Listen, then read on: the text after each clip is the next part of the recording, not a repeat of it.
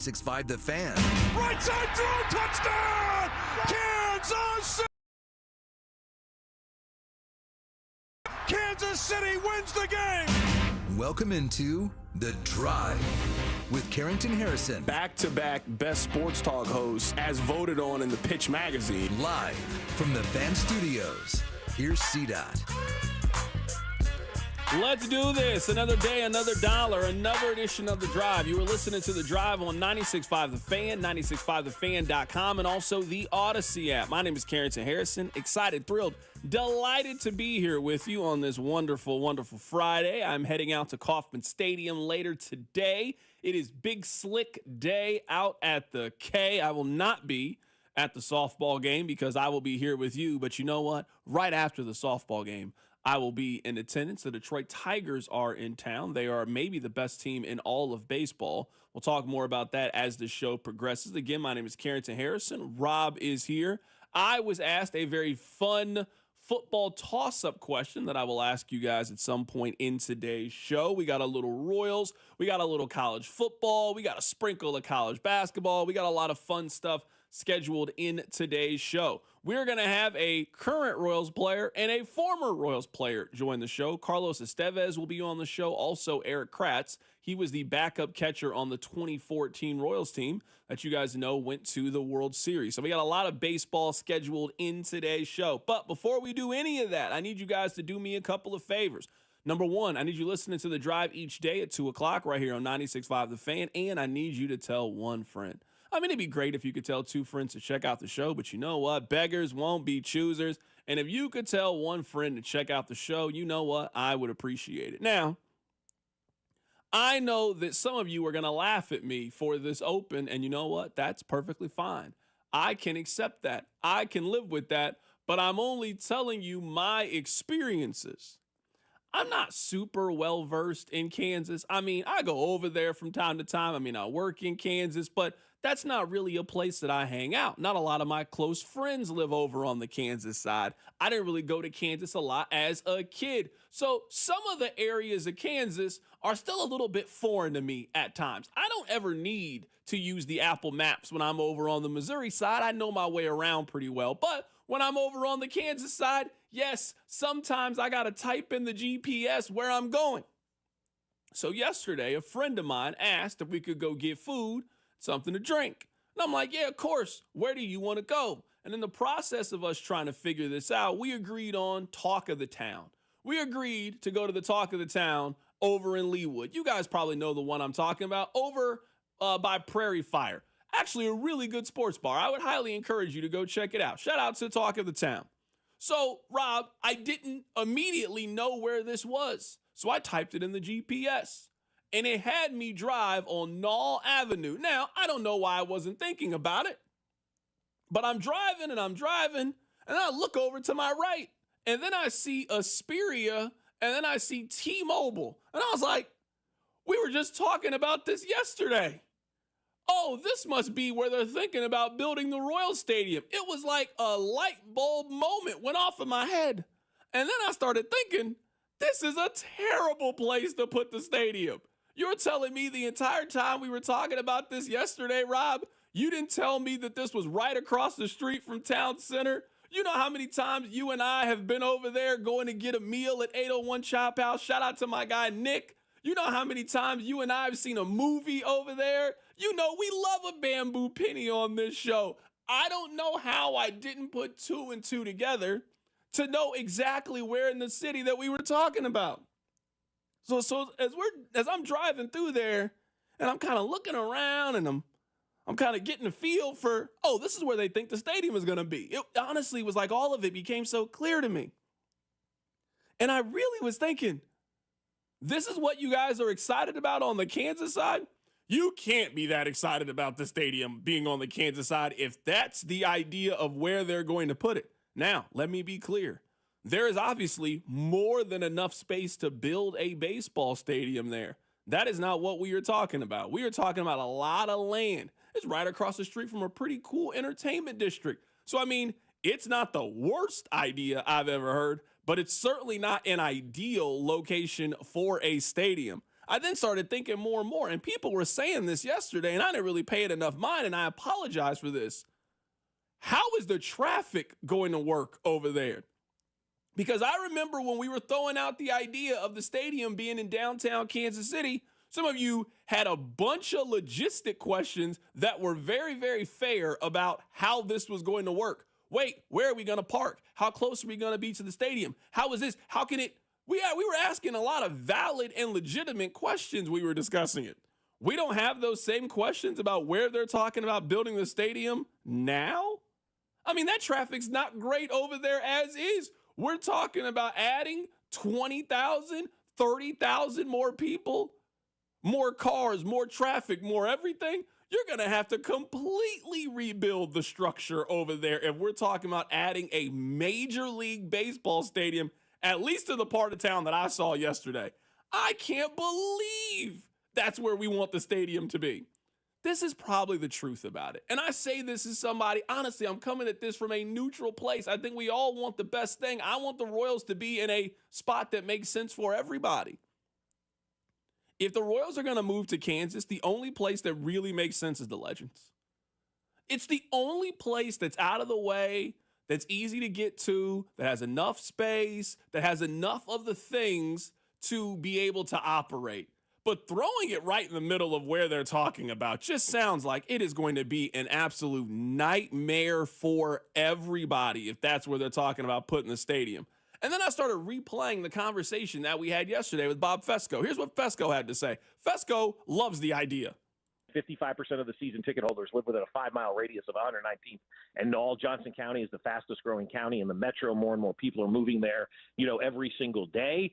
And I think that, it'll definitely help with walk-up traffic. Hey, you want to run up to the ballpark real fast? We can, take a bird scooter, or we can take an Uber real fast, get up there. We don't have to go all the way out to Independence, Raytown, 435 and 70. It's 25 minutes that way, 25 minutes this way. Maybe you don't even have to mess with parking because it's there, because you live so close. You can just take an Uber and get dropped off. Yeah, I think there may be some of those nights, Carrington, where you're sitting around on a Tuesday and you realize nobody's got anything. Hey, let's run out to the ballpark. It's right down the street. So that is what Fesco has to say about the proposed idea of what is happening. Again, you guys can make fun of me on the text line. It honestly just hit me. It was like a vision. You ever just been sitting there one day and just everything became so clear? That's how I felt when I was driving past this. I looked over to my right and I was like, oh, that's where they're talking about building the stadium. And then I looked to my right and then I looked to my left and then I saw the Dick's Sporting Goods and the movie theater over there. I was like, this is where they think the stadium should be? The only way you can be excited about that location is you're just happy that it's in Kansas. And you'll just live with the, hey, this is probably going to be an inconvenient spot.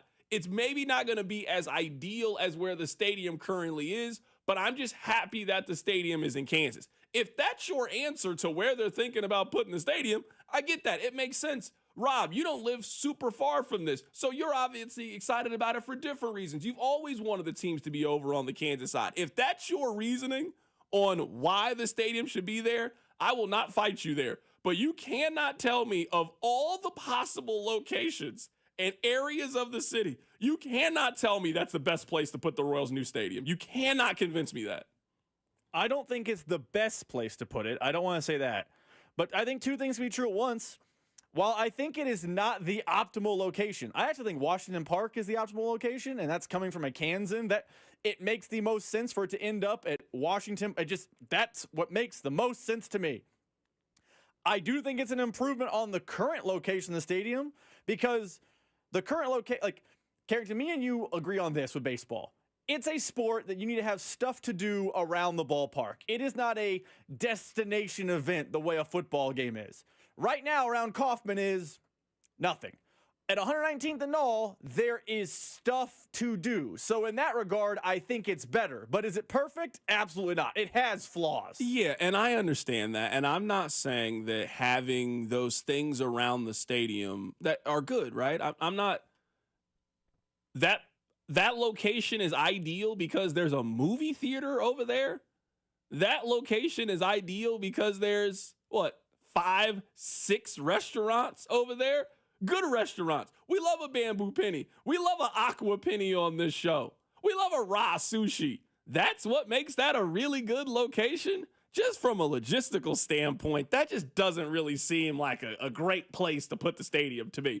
Maybe you guys think that I'm hating. 913-586-7965. I do think if you were like me and you live on the Missouri side, you do have to come to grips with the possibility of, hey, the teams might not be in Missouri anymore. You're going to have to make that trip across state line if you want to go watch the Big Slick game or you want to go watch the AFC Championship game. I have come to grips with that once the vote failed of, hey, maybe these teams aren't going to be on my side of state line and I'm going to have to go over there.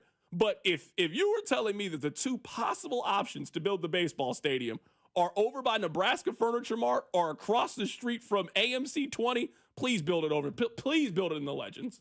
Essentially, build what you have with the Truman Sports Complex. Build that out in Wyandotte County, out near the new amusement park that they have, Margaritaville that's around the corner, and Nebraska Furniture Mart. Please build it over there if those are the two options. That is a spot that, to me, just makes so much more sense than the proposed idea that is being thrown out there right now by the Royals. You guys can chime in on this, 913-586-7965. Coming up on the other side, Rob, it is very, very rare that the biggest story in pop culture also coincides with maybe the biggest story in the National Football League. We'll talk about it next. Keep it right here. It's The Drive. Hey, it's Cole Reagans from the Kansas City Royals. You're listening to The Drive with CDOT on 96.5 The Fan. Brought to you by DM Injury Law. Have you or a loved one been in a car wreck? Contact DM Injury Law today and get the money you deserve. Car wreck? Remember, Mike's got this. It's time to build that dream deck over at All Weather Decks. Schedule a free estimate today at 913-206-1974 or online at allweatherdecks.net. All Weather Decks, the right deck at the right price. Psst. Hey, you. Wouldn't a Diet Coke at 7 a.m. totally hit? You know you can get that from Wendy's for just $1, right? Even you, girl drinking a Fanta on the way to 8 a.m. Pilates class. Any soda you want, any size, just $1. So go get that breakfast soda, you morning menace. But maybe hurry, because it's only during breakfast.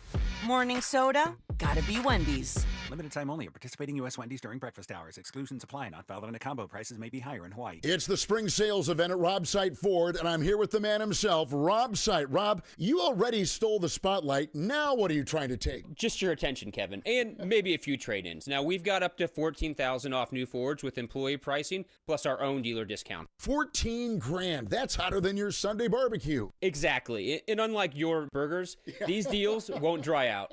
We've got hard-to-find inventory, huge trade-in values, and our non-commissioned sales team makes everything so easy. No pressure, just real help. Even I'll admit it, it's the best place in Kansas City to buy a car, and I don't hand out compliments lightly, or seconds. That's a fact. And don't forget, we're Kansas City's top-rated Ford dealer on Google. 4.8 stars, nearly 3,000 reviews, and 0 grill marks. All right, Rob, I'll give it to you, man. You're cooking up some real value over there. Come see us at 135th and State Line or visit robsight.com. But hurry, these deals are sizzling and inventory is moving fast. And tell him Rob sent you. No guarantees, but he might throw in a hot dog. Febreze. As a rideshare driver, I love keeping my car smelling fresh and clean. So when I'm driving, I only trust Febreze car vent clips, featuring 3 distinct intensity settings, because it's that little touch that sets me apart. I can turn the intensity down for subtle freshness, or I can turn it up for when I want lots of scent. So whether it's set to low, medium, or high, with Febreze car, I know my car's going to smell amazing. Which keeps my driver rating right where it belongs. Picking up, Oscar! It's your captain speaking. To the passenger with the Mirror Fast soft chews, smart move. No way am I letting travel constipation ruin this trip. Can't blame you. Mirror Fast works fast, but without the harsh side effects. Since I'm such a smart traveler, can I move to first class? No. Close the curtain, Carol. From the makers of Miralax, new Mirafast soft chews work naturally with your body in as little as 30 minutes to give you a comfortable go on the go. Look for Mirafast at Walmart today. Use as directed for occasional constipation. Contains magnesium hydroxide. Prescriptions require an online consultation with a healthcare provider who will determine if appropriate. Restrictions apply. See website for details and important safety information. Price varies based on product and subscription plan. Hey guys, let's talk ED because millions of men experience it, but not everyone can access or afford treatments like Viagra. Well, Hims can help. Through Hims.com, you can get a full range of treatment options for ED, including daily or as-needed meds through a 100% online process. It all starts with an online intake form. Get started at hims.com/joy, and from there, a medical provider licensed in your state will determine if ED treatment is right for you. If prescribed, your medication is shipped to you for free. Find the ED treatment that fits your needs with options up to 95% less than the brand names. Millions of men experience ED, but Hims can help. To start your free online visit and save up to 95%, go to hims.com/joy. That's hims.com/joy for your free online visit. HIMS.com/JOY. You know how you always want to know about everyone else's money? On the podcast, What We Spend, guests will, for 1 week, tell us everything they spend their money on. My son slammed $6 worth of blueberries in 5 minutes. And everything that makes them feel. I want to own a house. I want to have a child. But this morning, I really wanted a coffee. Because at the end of the day, money is always about more than your balance. Listen to and follow What We Spend, an Odyssey original podcast. Available now wherever you get your podcasts. You're listening to 96.5 The Fan from the Mission Plumbing, Heating, and Cooling Studios. You're listening to The Drive with Carrington Harrison on 96.5 The Fan and the Odyssey app.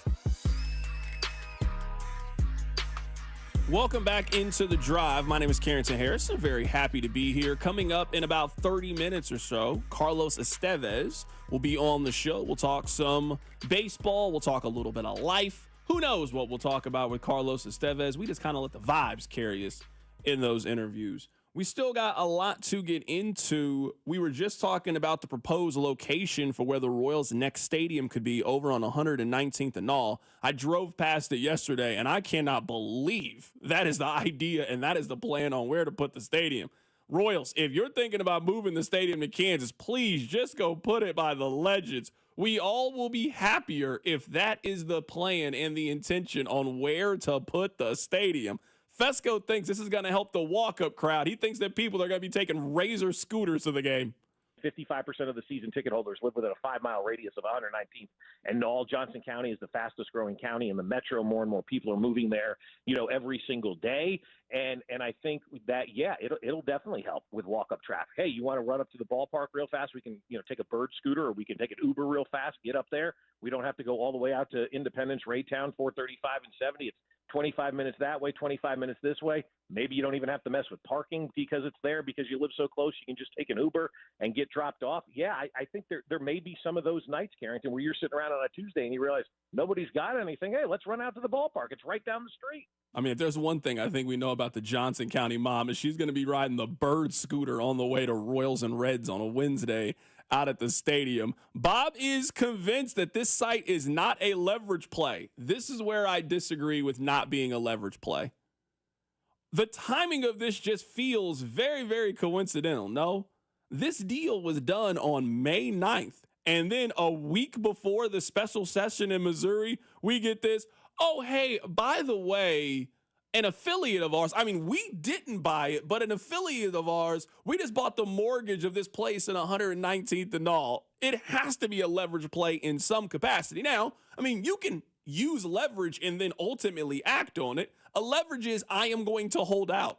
And then your company says, no, you're not going to hold out. And you're like, all right, watch me. And then you actually hold out. So, I mean, it can be a leverage play, or your company tells you, all right, hey, you know what? Calm down a little bit. Why don't we go ahead and figure this out? And why don't we get you a contract so you don't have to miss any time? But I don't know how you can see the timing of this news, especially in relation to when the special session in Missouri is going to be, and not see that this site in some capacity is being used as leverage against Missouri. They're not using to flip that. That land right there has been sitting there for 20-some years, and nobody has done anything with it. There are no houses around that area of land to get in the way of a ballpark or anything of that nature. It is the perfect spot, and it is exactly what John Sherman has talked about since he bought the club and doing a battery in Atlanta. That spot of land there at 119th and Knoll is 10 acres smaller than the sports complex, which houses 2 stadiums and 22,000 parking spaces, mind you, flat surface parking spaces. And that spot is actually bigger than the spot that they have the battery in Atlanta, which houses, I think, 22 bars and restaurants, 4 Fortune 500 companies alone in that area. And it's built in exactly the same area of Atlanta. that we would be building this stadium out in Johnson County. I do not believe, from the people that I've talked to, and I've talked to a lot of people on this, there is nobody thinking that they can take that thing and flip it. Otherwise, it would have been flipped a long time ago, because that Sprint campus has been obsolete, like I said, since the day it's opened, and nobody's done anything out there. So that was Bob Fesco. He was on the show yesterday. I would highly encourage you guys to check out our interview and conversation with Bob Fesco. He has been all over this topic. We are a month away. The Star Bonds expiration date is on June 30th. It is May 30th. So the hope is, the anticipation is that we are very, very close to having a resolution on this story. We'll get back to the stadium coming up in just a little bit. We're also going to talk to a current Royals player and also a former Royals player. They will be on the show in the next hour or so. We'll have both a current and former player join us on the show. Rob, the biggest story right now in pop culture is actually about Travis Kelce's girlfriend. Now, for those of you that keep up with this stuff, Taylor Swift didn't own her own masters. She tried to own her own masters, but somebody bought it from her. She was mad about that. So you know what she did? She decided to re-record her old songs. Have you heard the Taylor versions? Well, that's basically, she went back in the studio and re-recorded all of her old songs and then told all of her fans, don't listen to the old music. I don't own the old music. Listen to the new Taylor versions. And her fans listened to her and they bought it up like crazy. Well, today, she actually got the opportunity to buy all of her old music. Her first 6 albums, all the pictures, all the unreleased, all the documents, all the documentary work, all of it, she is now the owner of it. Billboard believes that she spent $360 million. She now owns every song that she has ever recorded. The only reason I am telling you this is because it's time for her to do the halftime show at the Super Bowl. If you think back to American pop culture and American music, for the most part, everybody that should do the Super Bowl halftime show has done the Super Bowl halftime show. Beyonce has done it multiple times. Prince has done it. Michael Jackson has done it. If you think of who was the most popular musician at a time, they all at one point have done the Super Bowl halftime show. She has not done it. Now, there was a time where she didn't do it because she had a Pepsi deal and Coca-Cola was the sponsor, or Coca-Cola then Pepsi. It was some soda war. That is not the case anymore. Apple Music is the sponsor now for it. It is now time for Taylor Swift to do the Super Bowl halftime show. I'm not saying this because I'm the biggest Taylor Swift fan. I mean, I like a couple of the songs. I like the Shake It Off song. I like the Bad Blood song. That Anti-Hero song. I mean, it's all right, but I'm not going to make it seem like I'm a Swiftie by any means. I don't have any issues with her. It's just not my kind of music. But I do appreciate pop culture enough to know the moment that it would be if Taylor Swift agreed to do the Super Bowl halftime show. She should do it. Everybody else has done it. It is now your time to do it. You now own all of your music. You're the biggest musician in the world. This is the biggest stage in the world. Sign up and do it. Can you imagine if the Chiefs are in the Super Bowl and Taylor Swift is going to do the Super Bowl halftime show? I mean, we're talking about the most watched sporting event in the history of the world. Taylor Swift, I don't know if you're listening. I don't know if your team is listening, but first off, congratulations. I know this is a big day for you, something you've been working for a very long period of time. And second, it's time for you to do the Super Bowl halftime show. It is now your moment to now do the Super Bowl halftime show. You know what the Swifties need after this story has been building and building with your relationship? The Swifties deserve to hear love story during halftime of a 17-10 Chiefs leading the Philadelphia Eagles in the next Super Bowl in San Francisco. That's what this entire story has been building towards. Listen, I actually agree with you. It's time. You're right. The Coca-Cola, Pepsi war held her out for a while, but now it is absolutely her time to do it. I will say this, though. I don't think she is doing it while Travis Kelce is an active player. I think as long as Travis Kelce is a member of the Chiefs, or if he leaves the Chiefs and goes and plays a retirement swan song year in Cleveland, or, you know, the Chiefs move on and he ends up being a Seahawk. I mean, that happens to players. As long as Travis Kelce is an active member of the NFL community, I don't think Taylor Swift is going to do it. I think Taylor Swift enjoys going to football games, hanging out in the suite with the most famous people on earth, and watching her boyfriend play football. I think the minute Travis Kelce is done playing football, I don't know, it's a week later we get a press release. boom, Taylor Swift's doing the halftime show. But I think as long as Travis Kelce is active, she will not be doing it because I don't think she wants to be in the following scenario. I'm watching my boyfriend play football. Into the first quarter, I got to leave to go get ready. I then come out and perform. My boyfriend can't see it. I then miss portions of his performance. I then go after the performance. I got to clean up, and then I go back to the suite. It's a lot of missed time. I think as long as Travis Kelce's a football player, Taylor Swift is never doing the halftime show. Everything you're saying makes perfect sense. Maybe this isn't her time to do it. Who would you suggest to do it this year? I do think in some ways we're kind of running out of deserving pop acts to do it that have not done it for the first time. Like, it'd be kind of cool if they let somebody do it for the first time. You know? It'd be cool if they got it. Now, I think the music has changed in such a way, like someone just sent in, I really want to see Metallica do the show. We're sick of pop music. I mean, I'm not really sick of it, but I also understand that every halftime Super Bowl show just doesn't need to be from you. That we all have different kind of music. Maybe you want to hear classic rock. Maybe you want to hear The Weeknd. I don't care who you want to hear, but they're talking that there's no way that they're going to make all of us happy when it comes to it. It seems to me, if I was in charge of the Super Bowl halftime show, the two people that make the most sense to me to do it would be Morgan Wallen or Taylor Swift.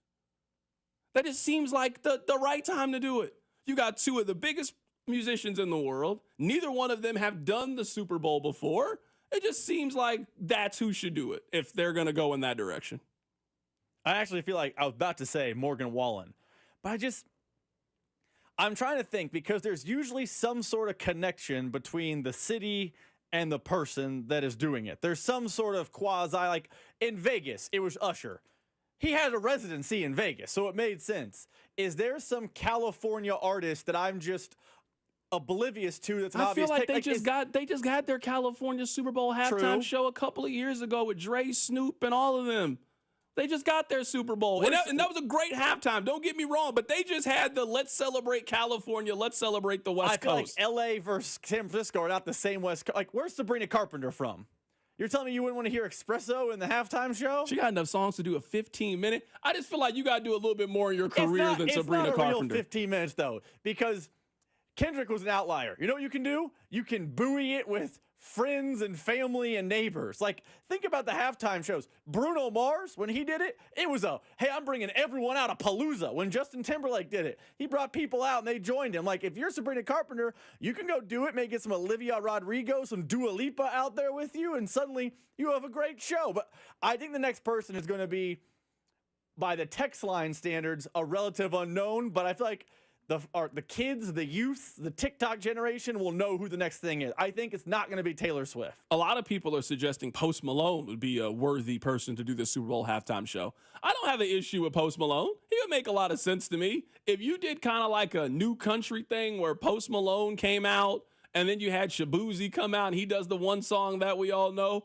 you could probably do like a modern country set and get 2 or 3 artists to do it together. You remember back when you and I were coming up, they didn't just have one person do it. One year they had like Aerosmith, Nelly, and Britney Spears all do the halftime show, which now thinking back makes absolutely no sense. But they had all 3 of these people do it. Why couldn't they do something cool like this for this year coming up? I mean, that was back when remember when MTV took over the booking for it? That's when all that stuff started happening. It's also when the, the Justin Timberlake snafu happened as well. Is Apple Music in the business of having a hodgepodge that don't connect, like a Aerosmith and a Jelly Roll and a Sabrina Carpenter? Because Apple Music seems like it feels like they are using it to highlight a singular artist. And if that artist wants to do something beyond that, cool. But that kind of feels like how Apple Music has wanted to operate. Let's switch gears just a bit. Coming up in about 15 minutes, Carlos Estevez is going to join the show, and we're going to catch up with him and talk a little bit about this weekend and what the Royals have planned out at Kauffman Stadium as it is a big slick weekend here in Kansas City.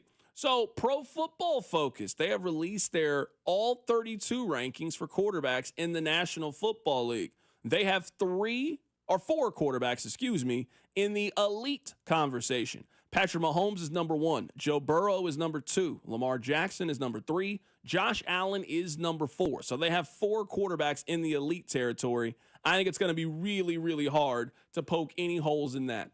Let's start with this question. Now, I don't want you to hear this question like I disagree with him being number one, but I'm simply asking the question because that's kind of what sports talk is. If you had to explain right now why Patrick Mahomes is the best quarterback in the league, what would your answer be? If somebody came up to you and said, I think Josh Allen's the best quarterback or Lamar Jackson, and you said, no, it's Patrick Mahomes, what would your reasoning be for why he's still the best quarterback in the league? He wins more. Like that would be like statistically, Allen was better last year. Lamar was better last year statistically. But if you were to ask me, hey, defend how Patrick Mahomes is number one. He is just does more winning. That is the big stat right now that is in Patrick Mahomes' category that the others don't have. So I don't like quarterback wins this stat, but if you were to ask me, hey, what's the stat where it's just undeniable Mahomes is 1-1? The answer is winning. He just does more winning. Yeah, I mean, my answer is very similar to yours, but looking at it through a different lens. I think Patrick Mahomes is still the best quarterback in the league because there is no player in the final 5 minutes of the game that I think better puts us in a place to win better than he does. I feel very, very confident when Mahomes takes the field and the Chiefs are down 3 with 4 minutes to go and they need to put a drive together, whether it is to tie or take the lead. I feel very, very confident. You have a certain feeling when your team needs to kick a field goal on if you think your kicker can make a 47-yard field goal or not. If it's the bottom of the ninth and there's a runner on first base and you bring out your closer, there is a measure of confidence that you have or uncertainty. There's no player in the league that I'd rather have in that moment take the field to help us get this win better than Patrick Mahomes. And I'm not really sure that it's that close between him and who else you think would best fit in that scenario. So for me, that's why I would have him as the best quarterback in the league. This is who they have as the tier 2 high-end starters after those big four. Number 5, they have Jalen Hurts. Number 6 is Jaden Daniels. Number 7 is Matthew Stafford. 8 is Justin Herbert. Those are the 4 quarterbacks that they have in the high-end starter category. It feels very, very early to me to put Jaden Daniels at number 6. He had a phenomenal season. Don't get me wrong. One of the best rookie seasons that we have ever seen a quarterback put together. We are talking about one season. One season from Jaden Daniels. A great season, a dominant season. We are talking about one season. And part of quarterback greatness is not just the flash. It is the longevity. It is your ability to replicate it and be a guy consistently year in and year out. The reason you feel that way about Mahomes is we have a tremendous body of work that you've put together. Josh Allen has put a tremendous body of work. When Lamar Jackson has been healthy, a tremendous body of work. We've seen that same thing from Joe Burrow. I think it's a little bit disrespectful for a guy who has put one season together to put him in the same conversation with those big 4 that I named. Also be ahead of Matthew Stafford, who has won his team a Super Bowl, and directly behind Jalen Hurts, who also been fairly consistent in the league and also taken his team to the Super Bowl. I think having Jaden Daniels at 6 is a very premature. I'm not 100% sure where I'd put him. Probably somewhere closer to that 11 or 12 range because the inexperience and just the follow-up hasn't been there. 6 just feels high to me, especially when, and we can keep going down the list, you got Jared Goff at 9. I will say this. I agree that Jaden Daniels is too high. I also say Jared Goff's probably too low at 9. And PFF does far more analytical breakdowns than I do. Do you know who feels like they're prime for regression in 2025? Jared Goff. So if PFF is telling you, hey, a lot of Jared Goff's greatness is Ben Johnson related, I don't mind him falling to 9. I think Jaden Daniels at 6 is a little bit of, it's not the exact same as the backup quarterback theorem, but he hasn't failed yet. We've never seen him go through tough times. So, he's perfect. But I do think at its core, we have a consensus top 5. It's Mahomes, Allen, Lamar, Burrow, Hurts. 1, 2, 3. I think the conversation now starts at 6. We talked about this earlier this summer. Does the conversation start at 5? I think it probably starts at 5, but with what Hurts has accomplished, the conversation and interest really begins around number 6. At this point, there's like a hierarchy. I like how PFF did it. There's an elite tier. Then there's a really good tier. It feels like that's how quarterback works in the NFL right now. I'm reading this paragraph for Justin Herbert, and I'm not really sure how a website like PFF can put this together. Justin Herbert might be the best regular season quarterback in non-clutch situations. His passing grade actually tops Patrick Mahomes. In standard game situations outside of late game or high pressure moments, Herbert owns the second highest passing grade in the league. Wait. But that's what defines you being a great quarterback, are clutch situations. You being really good in non-clutch situations ain't really doing much for me at quarterback. It's empty buckets. It's empty calories. Yes, you're really, really good in that January game against Toronto. In fact, you're phenomenal in the January game against Toronto. But what about in late April, early May, when you got to go up against Anthony Edwards and Shea Gilgeous-Alexander? You then turn into a pumpkin. Justin Herbert is the exact same way. Justin Herbert is really, really good in September against Jacksonville. Oh my goodness. Justin Herbert, he might win you your daily fantasy league that day. He's going to go out there, throw for 400 yards, throw for 3 touchdowns, no interceptions. He got that long hair flowing. It's going to be great. You play that game on a Monday night in Kansas City and Justin Herbert throws 3 interceptions and the Chargers lose because of one of his interceptions. I can't put Justin Herbert in my top 10. I'm sorry. There's no player I've given up on more in the last 6 months than Justin Herbert. He's fraudulent. I've seen it too many times, and I will not be fooled again. You can't be fooled again. I won't be fooled with Justin Herbert. You might be fooled. He's the best regular season quarterback in non-clutch situations. His passing grade actually tops Patrick Mahomes. Yeah, for a week 7 game against Houston. Where's that at in week 19 against Houston? He's a bum. I'm not doing it with Justin Herbert. I give up. I quit. I denounce him, whatever the word is. Number 10, they have Geno Smith. Do you think Geno Smith's a top 10 quarterback in the league? Whoa, Geno Smith? They have Geno Smith as the 10th best quarterback in the National Football League. No. And actually, I think the Raiders in a few years. Why'd you say it like that? Raiders in a few years might be okay because Chip Kelly seemed to have a pretty good offense at Ohio State. You said no with too much energy. No. Why'd you say it like that? What did Geno Smith do in the last couple of years that made you think, oh, that's a top 10 quarterback? I would take Sam Darnold right now over Geno Smith. I would take Bo Nix over Geno Smith. You want me to read to you his little blurb? It's 2012 and he's in Morgantown? No. Is that the blurb? Few would have had Smith pegged to grade as the 6th best passer in the NFL over the last 2 seasons, but here we are. Why do they keep using Patrick Mahomes as the guideline? In fact, his passing grade is just 0.2 points shy of Patrick Mahomes. After being traded for a 3rd-round pick this offseason, Geno should enjoy an improved offensive line but a downgrade in weapons. He protects the football and has a knack for generating big-time throws. Hey, man, I'm telling you this right now. If you're telling me that Geno Smith is a top 10 quarterback in the National Football League, quarterback play is cooked. I'm telling you, it's bad if that's the case. And you want to know why? Because he's top 10, and we shouldn't be complaining about these dudes getting paid anymore if Geno is a top 10 quarterback.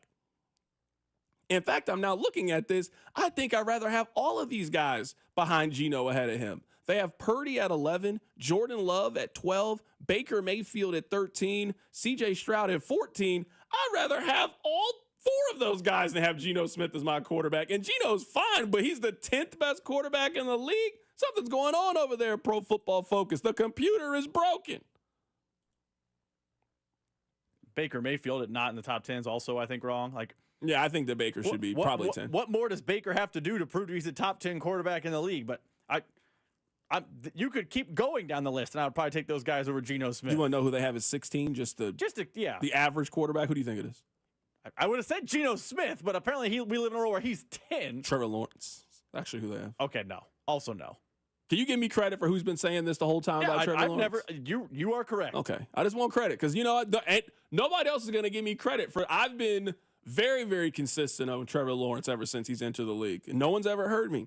Who do you think they have as the worst starting quarterback heading into this upcoming season on Pro Football Focus? Is it based on returning? Am I going to pick a rookie here?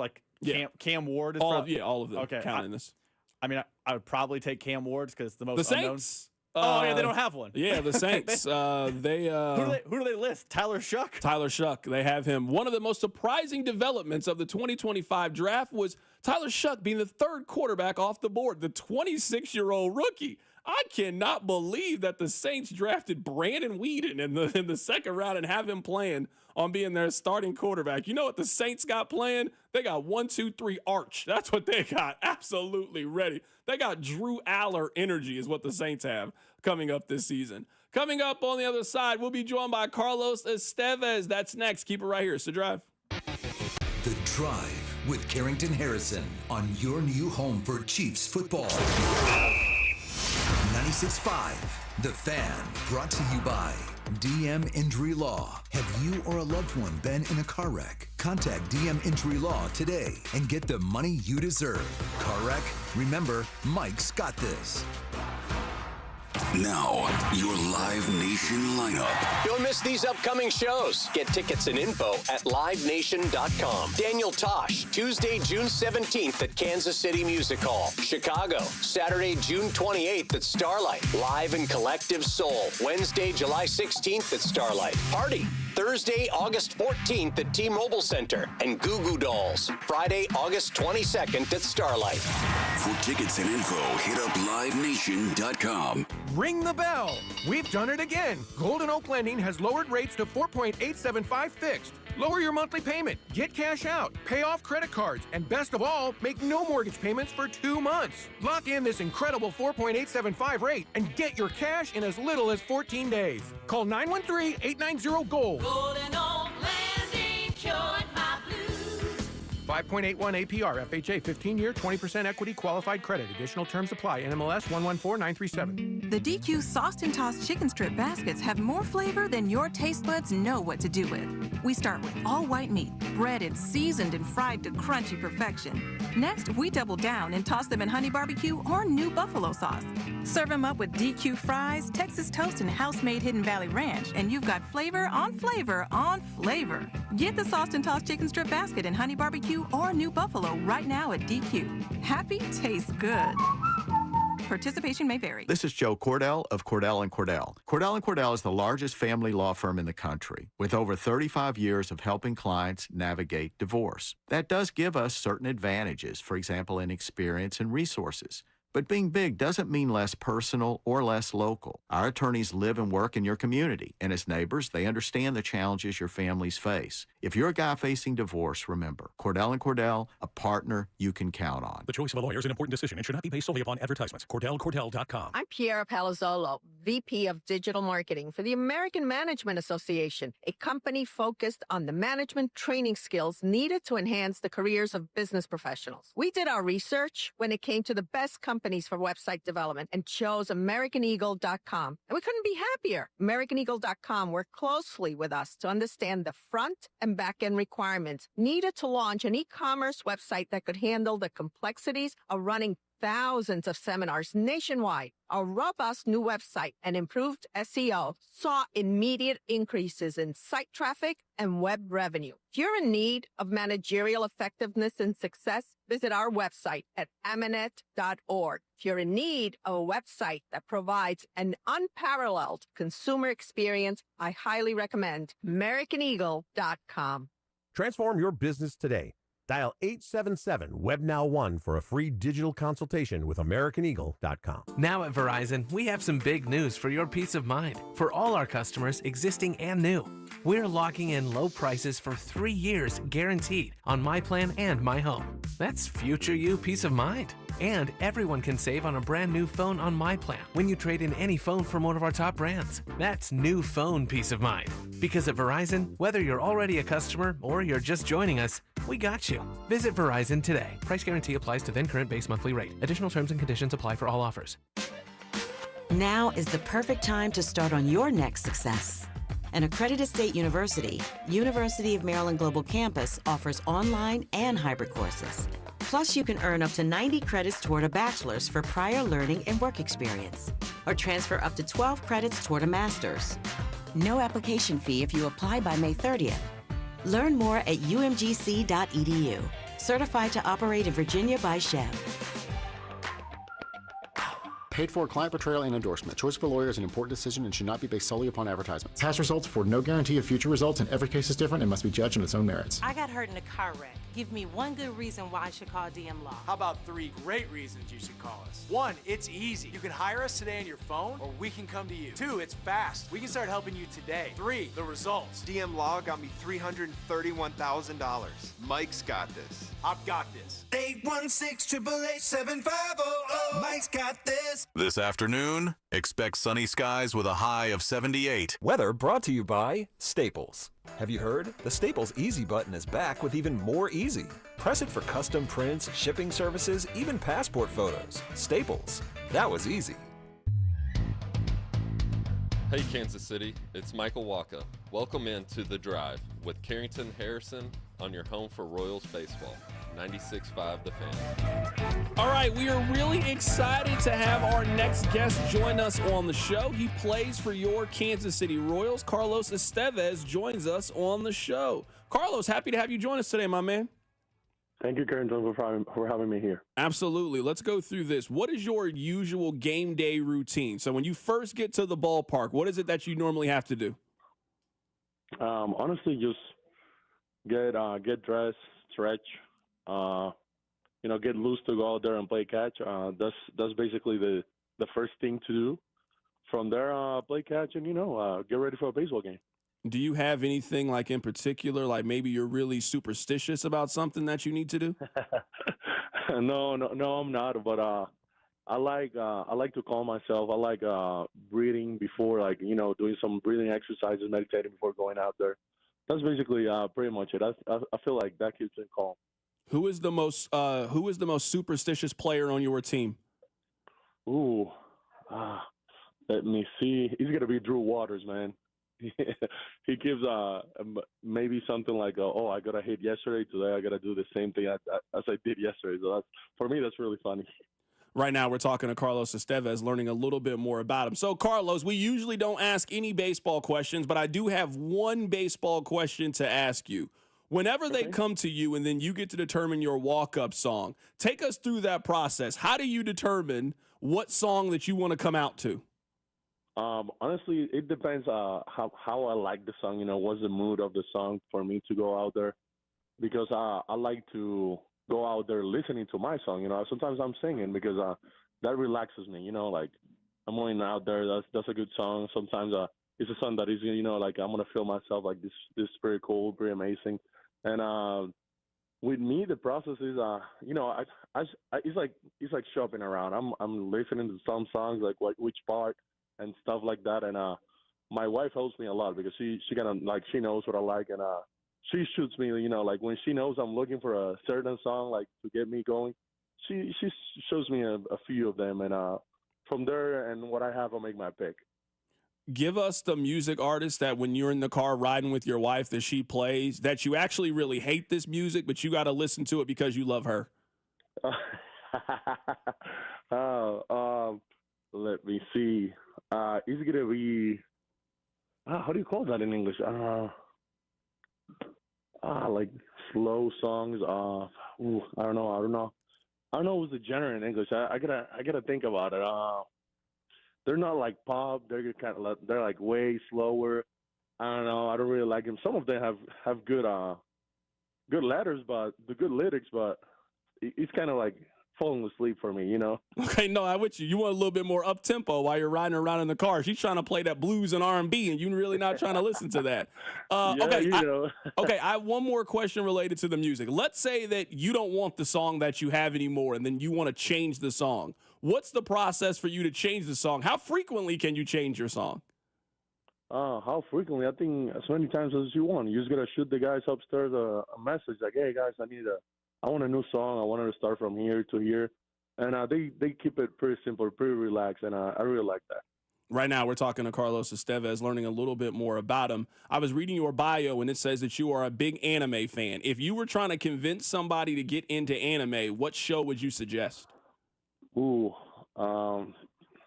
right now it's gonna be short but good. They gotta watch Solo Leveling. That's a pretty good one. Let me see what else. If you got some story in it, you can watch Naruto or Dragon Ball Z. Okay, I watched this show one time, Attack on the Titan or Attack of the Titan. My That's friend a had really me do good it. one, too. I watched like one episode and I realized, you know what, this maybe isn't the genre of content for me. This just isn't my thing. Yeah, you're gonna go with Solo Leveling. You're gonna like it more. Okay, what's your favorite anime that you watch? Like your number one? Like right now, if you had to this is the only show that you could watch on the plane, what's one anime that you started watching and then you just couldn't really get into? Ooh, show that I didn't get into and I gotta watch. Ooh, let me see. Let me think about it. Westworld. Okay. Westworld. Tell us a little bit more about this. What is this show about? I think the show is about post-apocalyptic world. It's like controlled by a lot of androids, AI, stuff like that. And I'm like, I don't know. I don't want to watch Terminator for 6 seasons again. No, and that, you know what, that actually makes a lot of sense. Right now we're talking to Carlos Estevez, learning a little bit more about him. So I'm sitting here and I'm going through your bio. It says that The Notebook is your favorite movie. This can't be true. The Notebook's your number one favorite movie. But it's up there, but it's not. It's close, it's a good movie, but not to be my favorite. I don't know. The thing is, when that happened, I didn't really pick a favorite movie, but that one was up there. I really like it. I really like it, but might not be number one. Are you a crier during a movie? Because The Notebook just seems like one of those movies that kind of tugs at the heartstrings a little bit. No, I'm not. I just enjoy a good story. And you know what? The Notebook, for all the jokes and laughs that we're having, it is a pretty amazing story. It is. It is really cool, and that's why I really like it. But I'm not on the other side. I'm not one of the criers. Which Pokemon is your favorite? Because if you're in the anime, you're in the Pokemon. My favorite is Gengar. You know what? Which one is that one? You know what I determined, Carlos? I determined that I only can keep up with the first 150. I tried to kind of keep up with it. They started adding these new ones, and I don't know anything about them. And then I don't know these characters. I can't do it anymore. That one is one of the first ones. No, I know. I'm just saying Pokemon was one of those things I eventually had to get out of because then we just started adding too many characters. I couldn't do it anymore. It's way too much. It's like 1,000 now. That's way too much. Yeah, I know. We got to just keep it with the regular 150. Keep it light. Yeah, we'll give you maybe 200, but that's it. Yeah, that's perfect. All right, are you a peanuts or a sunflower seeds person? Ooh, sunflower. Are you a certain flavor when it comes to sunflower seeds, or just the regular original? I like original, but I really like the what is it, barbecue roast? That's pretty good too. The barbecue roast is good. I've actually been getting into this cracked pepper because I'm one of the people, if I'm watching a baseball game, I need my sunflower seeds. I've been kind of switching it up, a little barbecue, a little cracked pepper. Yeah, it's pretty good. I really like it. So I recently was on a plane, and I don't know why, I just determined I was going to see what shows they had available. I had never really watched Friends, and I was like, oh, let me give it a try. Let me tell you, Carlos, I watched Friends for the first time, absolutely loved it. I feel so crazy because at this stage of my life, I feel like it's a show that I should have seen, but I actually understand why you like Friends so much. Yeah, man. I learned English watching Friends, and it's really relaxed, funny, cool. You get they crack the jokes and all this stuff, and that's one of the all-time favorites for me. I learned English with it, so I basically kind of know every episode. If there's an episode playing on TV and I start watching it, I'm like, into a few seconds in the episode, I know which episode it is. Which character is your favorite on Friends? Joey. I also see that you like Breaking Bad. That Breaking Bad's one of your favorite shows. Oh, yeah. Give me like a couple of those series that's in that Breaking Bad lane that you also really like. Breaking Bad, Ozark. Let me see, into that lane too. I don't know, because I watch a lot of TV shows. Let me see what else. I don't know, into that lane. Maybe those two, Ozark and Breaking Bad. I actually need to watch. I only watched the first. Sons of Anarchy too. Yeah, I actually have only seen the first episode of Ozark. So right now, I want you to try to sell me on why I should watch Ozark. I'm actually finishing up a show right now. I'll probably be done this weekend, and now I'm looking for a new show to watch. Why should I watch Ozark? Man, it keeps you on your toes. You gotta keep paying attention, and you never know what's gonna happen. You might get mad with some people, or maybe probably like the wife, or is it the daughter? I don't remember. I think it's the wife. But forget about them. They get into real good business, and they get in a lot of trouble. It's kind of thrilling, but it's not predictable. So that's why I like it. Right now, I'm reading the text line, and a lot of people want me to thank you for mentioning One Piece. A lot of people that listen to our show, they also love the anime show One Piece. Oh yeah.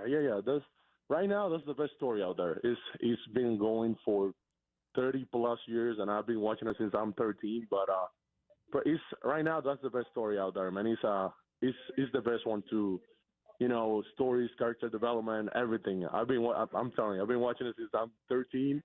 Or maybe younger, and there's no regrets into it. It's just amazing. It's a great story. Treats a lot of things, that happen in the world, and that's why a lot of people identifies with One Piece. That is Carlos Estevez joining us on the show today. He plays for your Kansas City Royals. Maybe you get a chance to see him tonight as they are playing the Tigers. Carlos, great stuff, man. We look forward to catching up with you down the road. All right, sounds good, man. Thank you for having me. Absolutely. That is Carlos Estevez joining us on the show today. Rob, are you an anime person? You're really into superheroes. I feel like if you really like superheroes, you also really like anime. They go hand in hand. Actually, anime is not my level of nerdom. I don't nerd out in that lane. I have friends who are big anime fans, but me particularly, I am actually not a huge anime person. Yeah, I just feel like, if you do those, like, what is it, a Venn diagram? It's WWE, video games, anime, superhero movies. There's a lot of overlapping in interest if you ended up making that Venn diagram. I feel like you only like Marvel, but you don't like any of the other things that people like that are really, really into superheroes. I mean, I'm excited for Superman. That's not Marvel. Superman's got me jazzed for this summer. Coming up on the other side, we'll get back to football. It's The Drive. The Drive with Carrington Harrison on your new home for Royals baseball. 96.5 The Fan. Brought to you by DM Injury Law. Have you or a loved one been in a car wreck? Contact DM Injury Law today and get the money you deserve. Car wreck? Remember, Mike's got this. It's First Inning Friday on FanDuel, where every week FanDuel is hooking up all customers with a special offer you can use on early game baseball action. Put your baseball knowledge to the test from the very first swing with no runs or yes runs in the first inning. Will anyone score in the game's first frame? Check each team's season stats right there on the FanDuel app, and you make the call. Every First Inning Friday, you can expect a special reward, like a profit boost token, no sweat bet, or more. So just make sure that you come back every week to take your swing. Just visit FanDuel.com/KFNZ, FanDuel.com, KFNZ, America's #1 sportsbook app, and make every moment more. FanDuel is an official partner of 96.5 The Fan. 21 and present in Kansas. First online real money wager only. $5 first deposit required. Bonus issued. Non-withdrawable bonus back. Retired 7 days and receipt returns supply. See terms at sportsbook.fanduel.com. FanDuel is offering online sports wagering in Kansas. Under agreement, Kansas Star Casino, LLC. Gambling problem. Get them at your best bet. Call 1-800-522-4700 or visit kansasgamblinghelp.com. This is Jeff for Heartland Men's Health, where our testosterone therapy can help you sleep better, improve your sex drive, give you better gains in the gym, and more. Please take a moment and listen to how we help this patient. Hi, my name is Matt. I've been a patient of Heartland Men's Health for over a year now, utilizing their low T treatment. I woke up one day and realized that I was twice the guy I used to be, and my energy was half of what it was. I made the decision to come into Heartland Men's Health just wanting to feel better and trying to find a solution to why I was tired all the time. And the results that I've gotten brought me back to being myself. It brought me back to being the best spouse I can be, to being the best father I can be. Any of my friends that ask me, they see me, they're like, you're a different person, or they're like, what are you doing? Guys, if anything I've said today resonates with you or makes you think that this might be a good place for you to come get checked out, meet with a specialist here and get your life back on track and feeling better. Thank you. It's true. Call 844-447-6600 or go to heartlandmenshealth.com.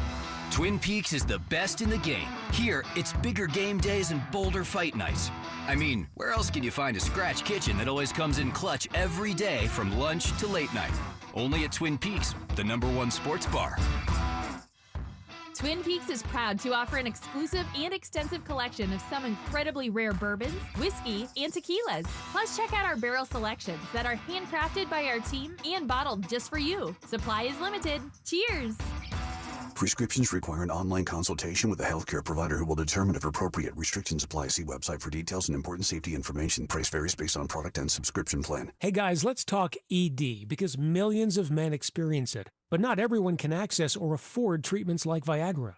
Well, Hims can help. Through Hims.com, you can get a full range of treatment options for ED, including daily or as-needed meds through a 100% online process. It all starts with an online intake form. Get started at hims.com/joy, and from there, a medical provider licensed in your state will determine if ED treatment is right for you. If prescribed, your medication is shipped to you for free. Find the ED treatment that fits your needs with options up to 95% less than the brand names. Millions of men experience ED, but Hims can help. To start your free online visit and save up to 95%, go to hims.com/joy. That's hims.com/joy for your free online visit. HIMS.com/JOY. Brought to you by Climate Control Heating, Cooling, and Plumbing. Visit ClimateControlKC.com. Climate Control has been serving KC homeowners for over 35 years and know how to get your cooling system ready to handle the scorching hot summer. Schedule your AC system tune-up for just $59. Don't wait. Visit ClimateControlKC.com today. Climate Control Heating, Cooling, and Plumbing. Have you watched Die Royal Decree? How about Chiefs Take Tuesday? Or would you rather Wednesday? Follow us on Instagram at TheFan965 for exclusive video content, giveaways, and behind-the-scenes action. 96.5 The Fan, KFNC FM and AM, HD1 and HD2, Kansas City, in Odyssey Sports Station.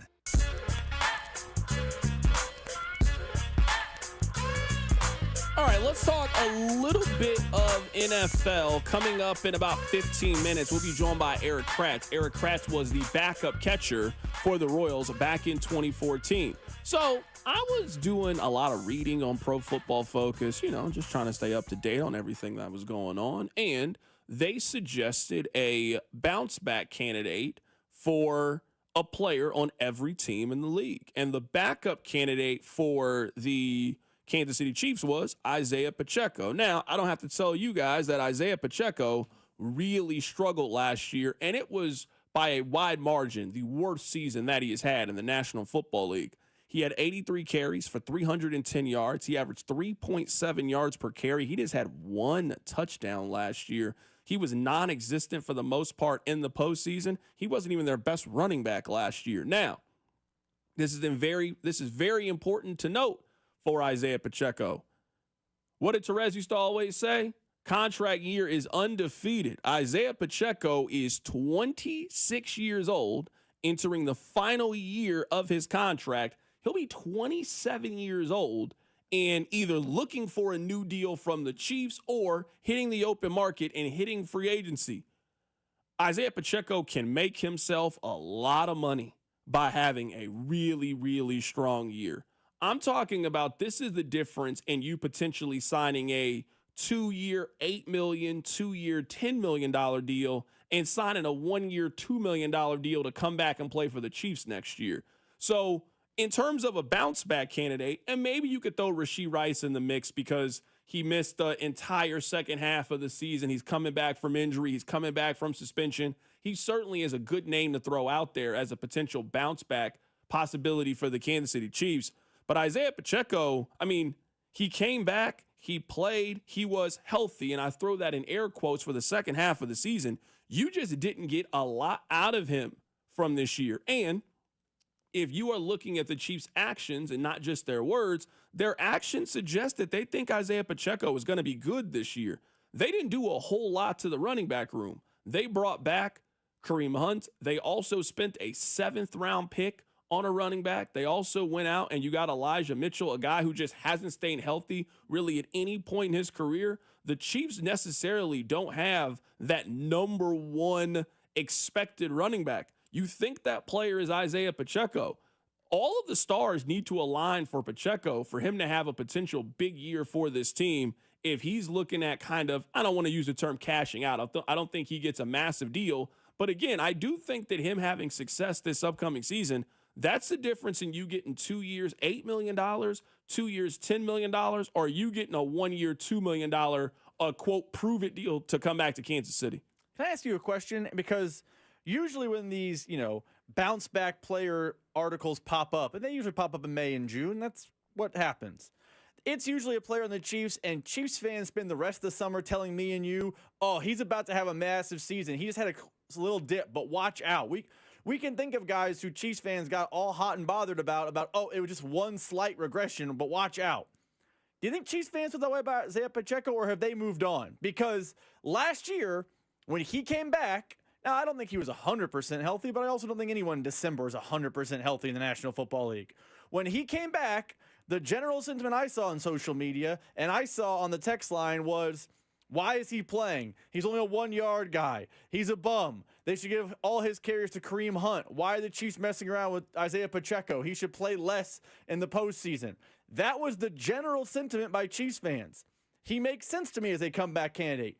Do you think Chiefs fans are still hot and bothered or like Isaiah Pacheco, or have they moved on? Has he entered that Clyde Edwards-Helaire zone where it's like, we're done with you, we're throwing you away, we're on to the next thing? I don't think that people are ready to throw Isaiah Pacheco away for a couple of different reasons. Number one, I think Pacheco is just a very, very likable person. So I think for the most part, people want to see Isaiah Pacheco succeed. I also don't think the Chiefs didn't go get the new version. Now, if the Chiefs had spent a second-round pick on a running back, the hype would be there and the conversation would be, hey, Isaiah Pacheco, you move aside. But regardless of how you feel about Kareem Hunt or Brashard Smith or Isaiah Pacheco, this team needs Pacheco for this upcoming season.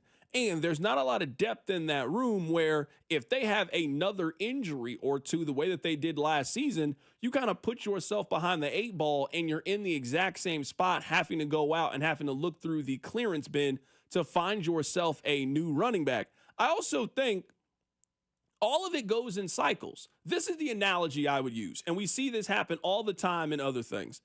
Rob, how many times has there been an artist that came out and you really liked their first couple of albums, or you really liked their first couple of songs, and then they make another song and you're like, it's okay. And then you think that that artist isn't going to come back, but then they come back with a big song, a big single, a big album, and now they're selling out concerts again. I would say that's what happened to Isaiah Pacheco. His first 2 songs people really liked. People didn't really like the third song. But if he comes back with a good season, he gets off to a good start, I think people are right back on the train. You and I both know how fickle people can be, how fickle fans can be, especially when, and I think this is just always the perception that you're going to face when you're a late round pick. I think people are looking for reasons to say, see, I told you so, when they eventually fail. I mean, that's basically the same thing that happens to Brock Purdy. Oh, you weren't supposed to be this good. You were Mr. Irrelevant. You were the last pick in the draft.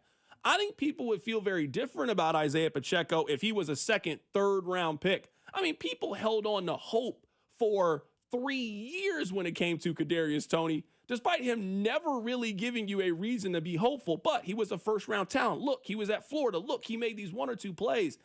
I don't think we give it enough credit. Where you get drafted and the perception of the kind of prospect you are, that just stays with you long into your career. So when you're a Brock Purdy that kind of levels out a little bit the way that you did, people can't wait to point and say, see, I told you that guy wasn't going to do it. I feel like people did that exact same thing last year with Isaiah Pacheco, where at least in my mind, there is no arguing. If you were telling me for week 1, Isaiah Pacheco is going to be healthy and week 1, Kareem Hunt is going to be healthy, it is not close to me on who the better running back is. It's Isaiah Pacheco.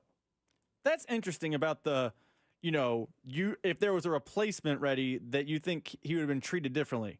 Because I think Chiefs fans, despite the fact he is older, less explosive, and statistically basically the same, I think Chiefs fans have shifted a lot of their Pacheco love to Kareem Hunt. And maybe I'm just clouded by what happened last year, and I'm not seeing the vision of 2025. But it felt like even when Pacheco came back, the large majority of people, at least on our text line, were talking about it's a waste of time when you have Kareem Hunt. Hey, can you imagine if Kareem Hunt had a full season? Ooh, they brought back Kareem Hunt. Kareem Hunt this, Kareem Hunt that. I think they're treating Kareem Hunt a little bit like the prodigal son. Nostalgia. You know how that works. Yeah, Nostalgia. He's not a replacement, but I feel like he's getting that, ooh, he's new and replaced energy. He's not the second round pick, but I think Chiefs fans have made a decision. They want Kareem Hunt, not Isaiah Pacheco out there. Yeah, I also just think, at least when it comes to this, again, I just think Isaiah Pacheco just needs another hit single. That's what he needs. He needs another hit single. You're a little cold right now.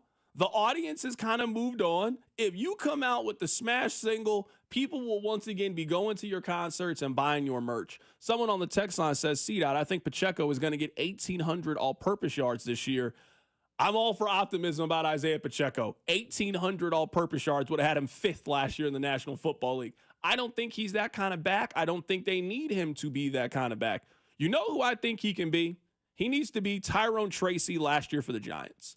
If they can get him to be Tyrone Tracy or pretty close to that from last year, I think you are very happy about what you get as a running back. Last year, Tyrone Tracy had 192 carries for 839 yards. He averaged 4.5 yards per carry and had 5 touchdowns and can catch the ball out of the backfield just a little bit.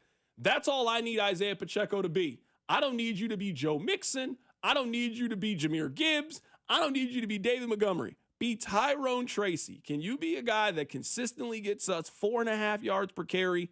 And if you're telling me that the Chiefs' run game is, you got Isaiah Pacheco, who gets you somewhere between 800 to 900 yards. You got Kareem Hunt as a short yardage back. You sprinkle in a little bit Elijah Mitchell. You spring in a little bit of Brashard Smith. You also use a lot of your creativity and gadget plays to get Rashee Rice a couple of carries. You get Xavier Worthy a couple of carries, Hollywood Brown, and you can use them in the run game. You have enough next season. Now, it's predicated on Pacheco bouncing back from the injury. It's predicated on you staying healthy this year at some of your skill positions, and you didn't last year. But the Chiefs have the framework of having a capable offense this upcoming season. It's just, do guys stay healthy this year? Coming up on the other side, we're going to head to the phone lines to be joined by Eric Kratz. He was the backup catcher on the Royals in 2014. That's coming up. Keep it right here. It's The Drive. The Drive with Carrington Harrison on your new home for K-State Athletics, 96.5 The Fan.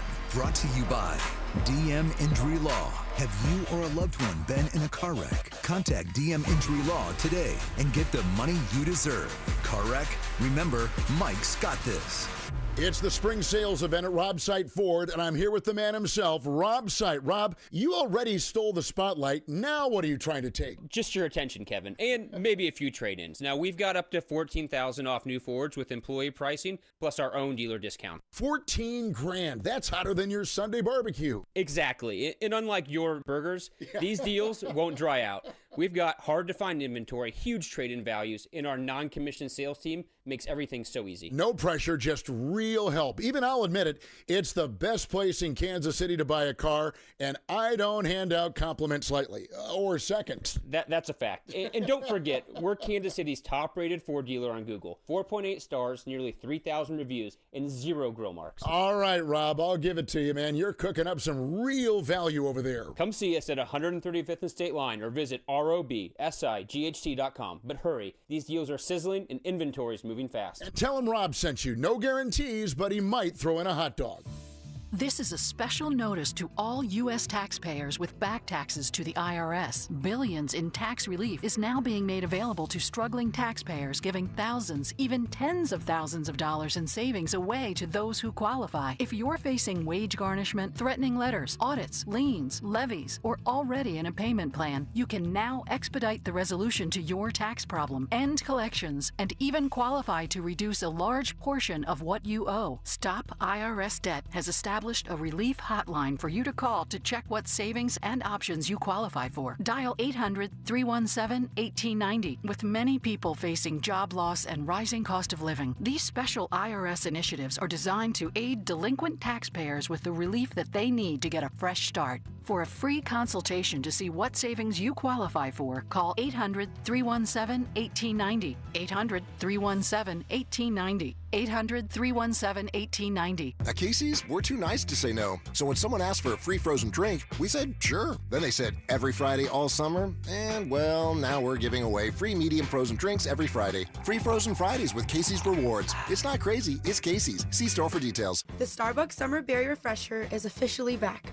Bold notes of raspberry, blueberry, and blackberry shaken with ice and poured over raspberry-flavored pearls. Try it with lemonade or coconut milk. Available for a limited time. Your Summer Berry Refresher is ready at Starbucks. Snakes, zombies, public speaking. The list of fears is endless. But the real danger is in your hand when you're behind the wheel. Distracted driving is what's really scary and even deadly.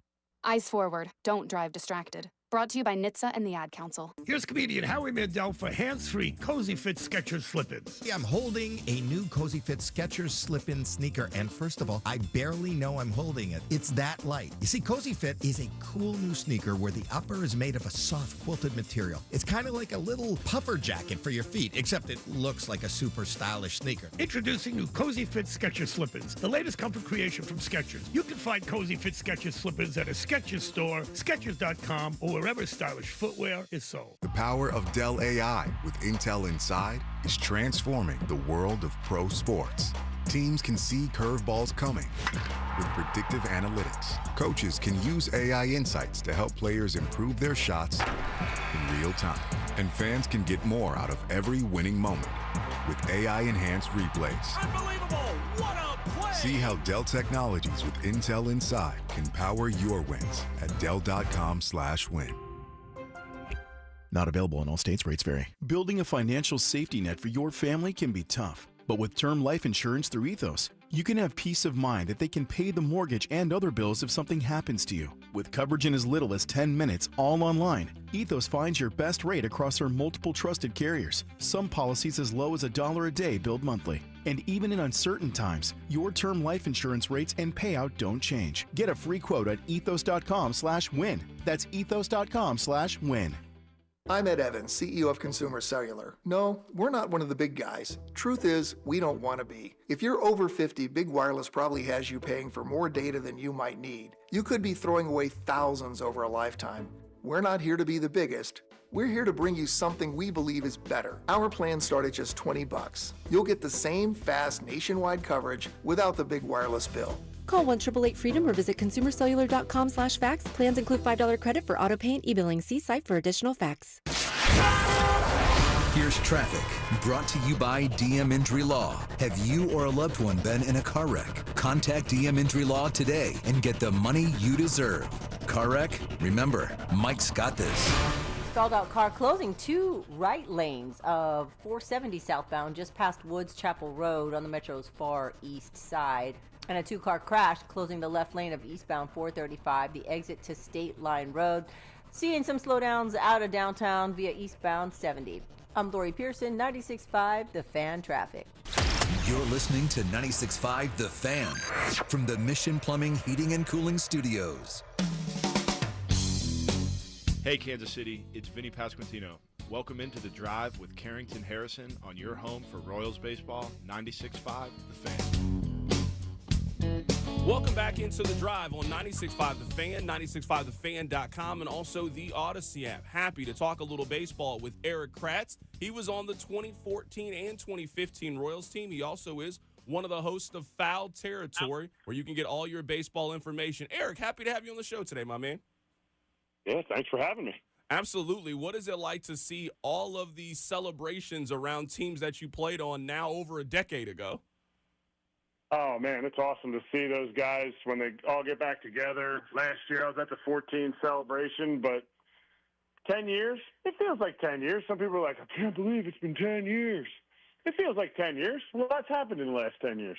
What is it like to now see that Salvador Perez is still playing baseball after this? Because most of you guys that played on that 14 and 15 team, you guys have moved on to media. You guys have moved on to do other stuff. Salvy's either catching or playing first base every day.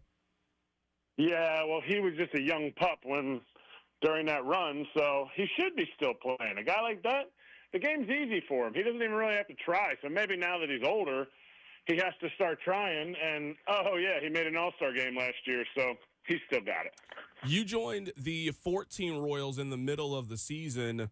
Did you notice that something special was about to happen when you joined that locker room?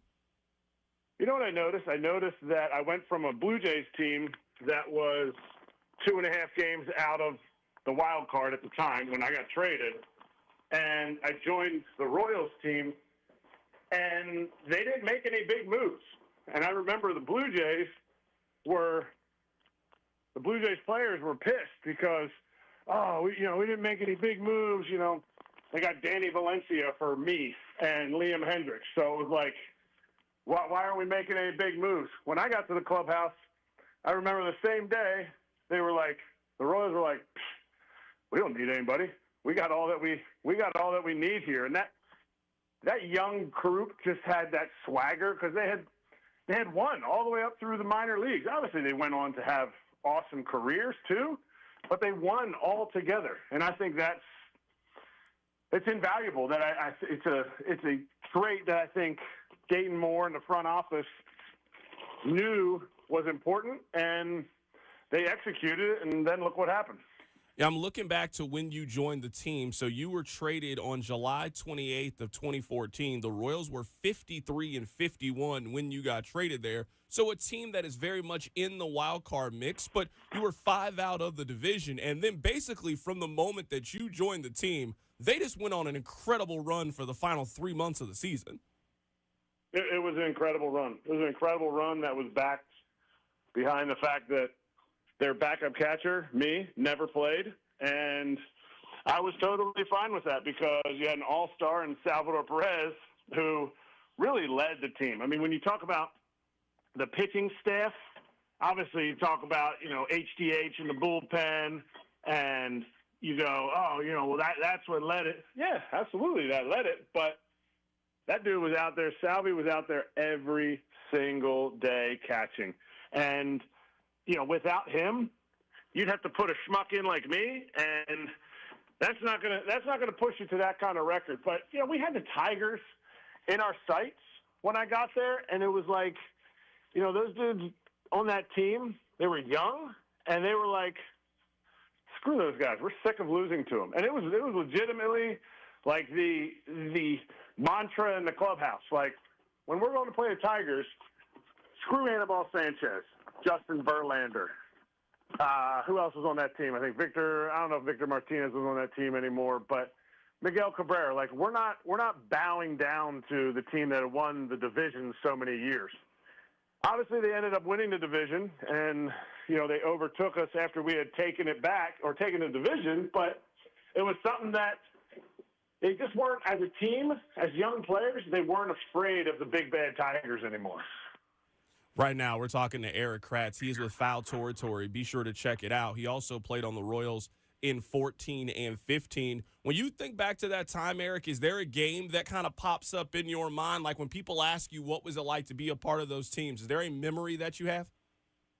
The wild card game, obviously, is for anybody that was in KC, anybody that was a Royals fan at the time, like it's still one of the greatest games that I've ever been a part of. Like the fact that we were down to the fact that we were even playing the A's at the time was crazy because they collapsed and they had John Lester going who just didn't give up leads, and all the things that culminated in that game with Brandon Finnegan coming in, with the fact that he was just out of the College World Series, and just the trust and like how the organization was like, look, these are the guys that we got.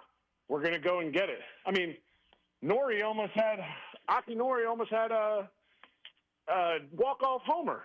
He took let's see, it was Doolittle to the fence where Josh Reddick backed up and caught it, and like it was just a sac fly. But who got on to start that inning?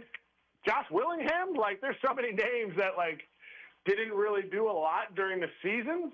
Not saying Nori didn't do a lot, but Nori was rarely in there in the ninth inning. They always brought in Gerard Dyson and moved Lo Cain, future Gold Glove winner, over to right field.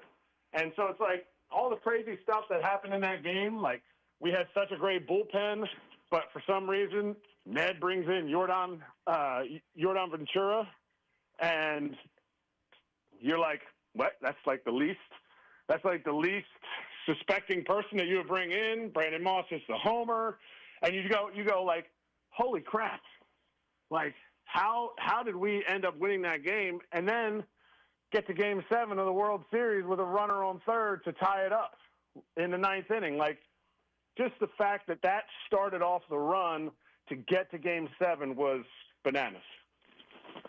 I've been to a lot of sporting events. I know that you have as well. I don't know if there is a sporting event that perfectly encaptures a roller coaster of what it's like to be a fan. Wasn't sure if I would ever see the Royals make the playoffs. Like, they were not a good team for most of my childhood. Then I wake up one day and you guys are in the postseason. It's like, oh my goodness, I got tickets to the wild card game. I go. Then you're right. You guys get out to a lead. Then you blow the lead with your Donald Ventura, and you're thinking, wait, this whole thing is about to fall apart. And what became a theme for the Royals for those 2 seasons was just chipping away, and never give up. You guys obviously win the game. You guys go on an incredible run in 2014. I just remember the entire wave of emotions as I sat there watching the wild card game.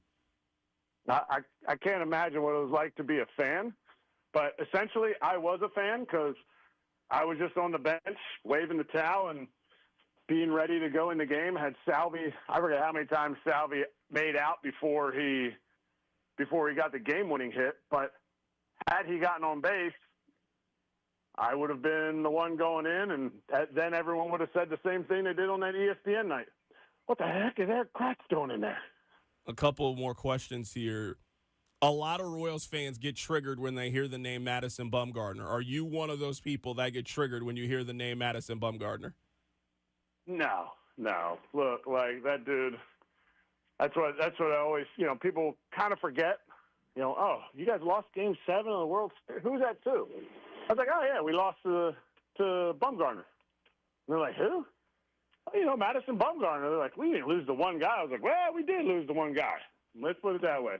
That dude pitched every game, and triggered. No, I went and played for the Giants for about a month and a half at the end of my career, and I had gotten to know all those guys. I gotten to know Buster and Brandon Crawford, and he was lights out. He was the proverbial hop on my shoulders, I got you boys kind of moment, and we don't see that much.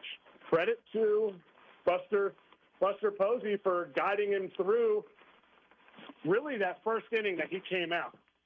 It felt like he was, he wasn't quite as sharp as he needed to be, and I think I see this hit into a ground ball double play, and it felt like that was maybe our shot, because then he came back out, velocity was up, his command was there, and he just started cruising. But more credit goes to Bruce Bochy.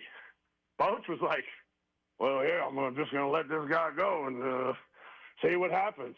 Like, he had already cashed most of his bullpen. I think Jeremy Affeldt was already in the game in the first or second inning, something like that. I forget. I think Peavy started the game, and you knew Bumgarner was looming.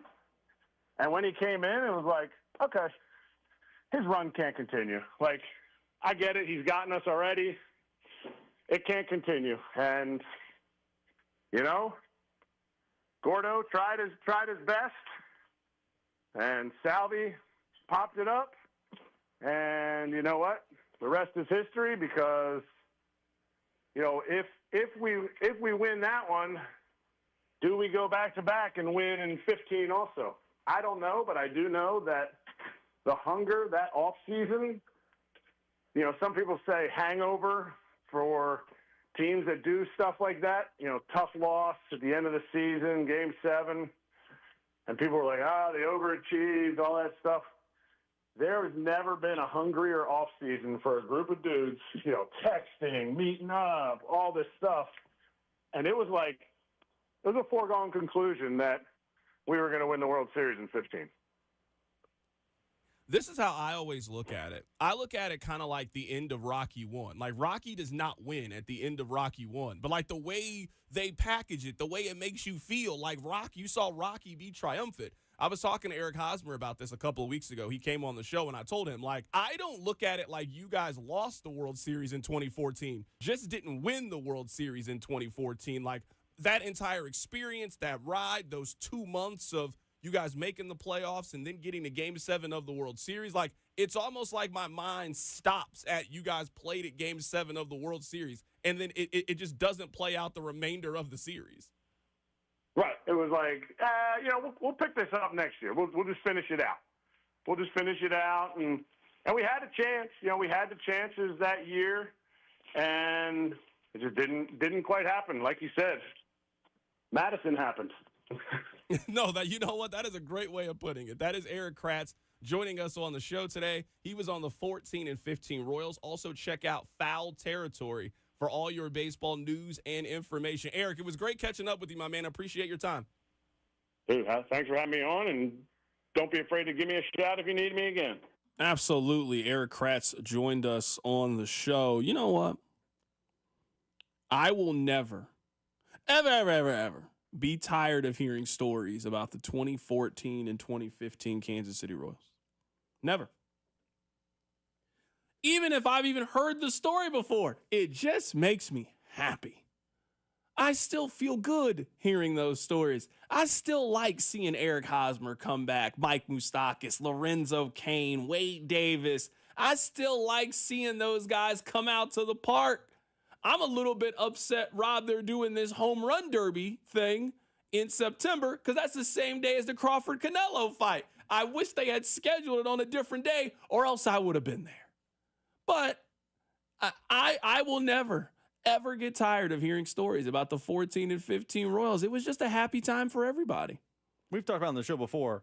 It was honestly the most magical ride, and you could argue it was more fun than any of the Chiefs' success. Because the Chiefs' success has been great, don't get me wrong. But it feels like, oh, you have the best player and the best coach. It's kind of expected. That Royals run, you say it perfectly. One day it feels like, oh, they're in the wild card, and then you look up and you're at a parade in 2015. It felt like a 14-month fever dream, but it was real, and it just felt like they could do no wrong from the minute the 8th inning of the A's game started until the final out of the Mets World Series. It felt like everything in between was just near perfection from the ball club. And I don't think the city has ever had anything like that before. Can I be the old guy that stands on the soapbox and screams at the cloud? And I feel like I'm starting to have these moments more and more, but I promise you that these opinions and these thoughts come from a very, very good place. They are going to expand the NCAA tournament.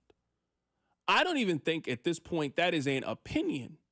I think it is becoming a fact. They are going to expand the NCAA tournament. There is enough support from coaches. Bill Self recently came out and said that he is in favor of tournament expansion. Dennis Gates is in favor of tournament expansion. ADs, presidents, the only people right now that are stopping a possible expansion of the NCAA basketball tournament are the television companies. And if they think it is financially feasible to spend more money on the NCAA tournament, they already spend a lot. I know that we have been conditioned as a consumer to justify every move that these companies make by, well, they make more money.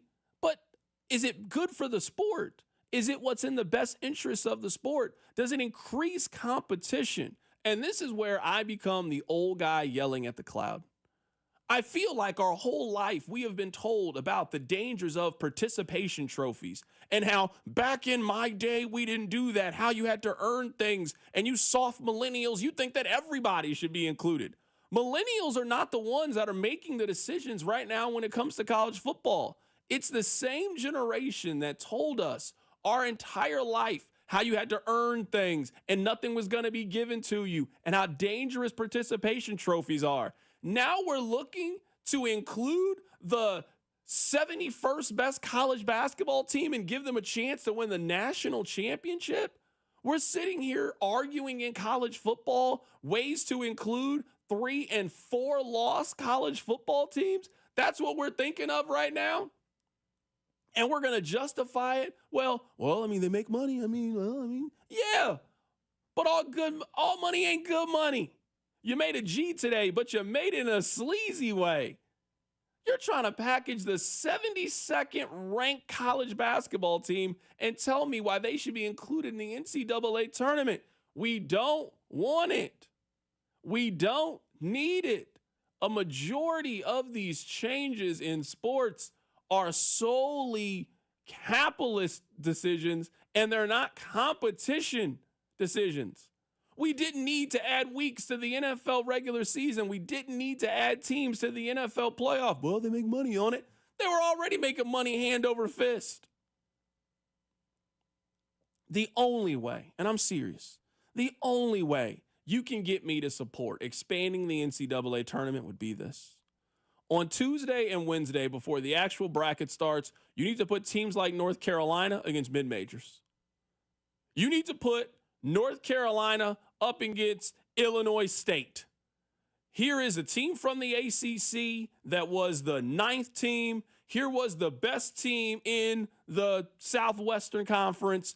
They missed the NCAA tournament because they lost on a buzzer beater in their regular season. We're going to give you the opportunity to compete against them. The winner moves on to the NCAA tournament. But you and I all know that's not how they're going to do it. They're trying to create more spaces for Virginia Tech. They're trying to create more spaces for Arizona State. You weren't good enough. When did we lose the ability to tell people that you weren't good enough at something and to go do something else? Isn't that what sports is supposed to be? Everybody can't play on varsity. Somebody has to go play JV. Somebody needs to go to the band club. Somebody needs to go to chess club or do something else. Only 12 of you can make the varsity team. We had the tournament package just right. 64 teams. We had the bowl games, and now we got to expand the bowl games where you can be 6-6, and one of your wins was against a D2 school or a 1AA. So you really went below 500. But no, you bought a win at the very beginning of the season. Now you get to go to Hawaii for a bowl game. No, get better. I don't know why we're afraid to tell people that in college athletics. So maybe I'm the old guy. Maybe you guys want the tournament to be expanded. Maybe I'm off. Maybe I'm wrong. And you know what? I can live with this if I'm standing on this side for myself. If you don't make the college basketball tournament, it's your fault. It is not the committee's fault. It's not the CBI or however we're evaluating teams. Bro, you played 30 basketball games this year. You had all non-con to figure it out. You had all the conference schedule to figure it out. You had you had 3 separate portions of the season to try to get right. You missed it, but no, we got to think of more ways to give you a 4th chance to make the NCAA tournament. We're not doing this for the Kansas. We're not doing this for Duke. They've made the NCAA tournament. We got to do this for NC State. We got to make sure that Wake Forest makes the NCAA tournament. I hate it. I absolutely hate it. I hate what they're turning college athletics into. You got USC scared to play Notre Dame because it might hurt their chances of making the college football playoff. We're talking about now getting it to 76 teams in the NCAA tournament. We want a 16-team regular season, and it's too much. I mean, I know I'm not going to do anything. I'm going to watch it. I'm going to complain the same, but I mean, I at least have the ability to say, this isn't what I want. No, I don't want this. I don't want it. I don't want it. This applies to all sports, but it really applies to college sports. What happened to the value of the regular season? We've just lost that. The NFL just expanded their playoffs. I promise they're not done expanding the playoffs. The NFL loves its playoff ratings. They're going to keep adding more games. The NBA has like 22 of the 30 teams make the playoff or the play-in game. What are we doing? The NCAA tournament's going to move to 72 or 76? Why? Why is the college football tournament expanding to 16? Like, what are we doing? Baseball expanded. Now there's 3 wild cards. Like, when did we as a sports watching society decide we only care about the games versus the postseason? And now the owners of these teams, these television networks, the powers that be have noticed that, and they've decided, let's just make the postseason bigger because that's the only time these people will watch. And now, you know, the 4th game between Kansas and Wagner is who cares on television, but don't worry, when we get to 32 college football teams in the playoff, we can have that same game and people will love it. What has happened? Because what's happened is you have watered it down and you've taken away the sense of accomplishment. Everybody's college team isn't going to win the national championship. It's not built that way. Everybody's college football team wasn't good enough to make a BCS game. So making a BCS game was special because of how hard it was. I just looked it up because I was curious. Kansas played college basketball from November 4th of last year to March 13th when they got eliminated in the Big 12 tournament. From early November to mid-March, if you didn't put in enough work and create a resume enough to make the NCAA tournament in 33 games, that's a you problem. You didn't win enough games. At some point, there has to be a cutoff. We don't need half of the teams in the NFL to make the postseason. You weren't good enough to make the postseason. We don't need to make it where 80% of Power 5 schools are in the NCAA tournament. Half of y'all ain't good enough. You're right. I don't know why we have decided to completely water down the 3-4 months of the regular season, all to try to enhance the 3 weeks of the postseason when we're not really debating how to win the championship. We're debating how do we create more games that we can sell to ESPN. I told you guys when this first happened, the college football playoffs purpose is not to find a national champion. It was to repackage the bowl games that kids told you I didn't want to play in anymore. Kids stopped wanting to go to the Orange Bowl and the Fiesta Bowl. So the best way to get them to play was to rope it into the playoffs. They have a proposal out there right now where there would be a weekend where we would get the 13th ranked team and the 16th ranked team to play for entry into the postseason. We've lost the plot of what we're doing here when it comes to this stuff. Be better. That's what sports is about. You're not good enough. Go in the offseason, hire a new coach, get a new strength coach, and come back the next season and be better. And then repeat the process until you actually get it right. Why are we trying to widen the door of what these accomplishments should be instead of trying to make it harder and more special when you actually can walk through it? Keep it right here. It's The Drive.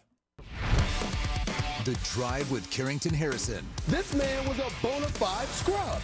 On 96.5 The Fan, brought to you by DM Injury Law. Have you or a loved one been in a car wreck? Contact DM Injury Law today and get the money you deserve. Car wreck? Remember, Mike's got this.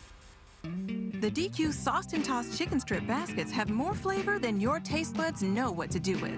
We start with all white meat, breaded, seasoned, and fried to crunchy perfection.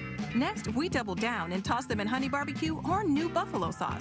Serve them up with DQ fries, Texas toast, and house-made Hidden Valley Ranch, and you've got flavor on flavor on flavor. Get the Sauced and Tossed Chicken Strip Basket in honey barbecue or new buffalo right now at DQ. Happy tastes good. Participation may vary. Call Aspen Lawn and Pest Control. Our iconic blue trucks and expert team get it right the first time. Award-winning full-service lawn care and pest control since 1985. Call today for a free estimate. Visit aspenlawn.com. It's First Inning Friday on FanDuel, where every week FanDuel is hooking up all customers with a special offer you can use on early game baseball action. Put your baseball knowledge to the test from the very first swing with no runs or yes runs in the first inning. Will anyone score in the game's first frame? Check each team's season stats right there on the FanDuel app, and you make the call.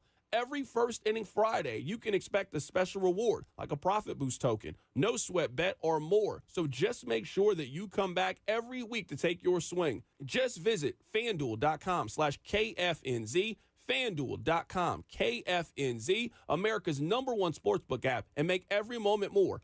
FanDuel is an official partner of 96.5 The Fan. 21 and present in Kansas. First online real money wager only. $5 first deposit required. Bonus issued. Non-withdrawable bonus bet. Retire 7 days in receipt. Returns supply.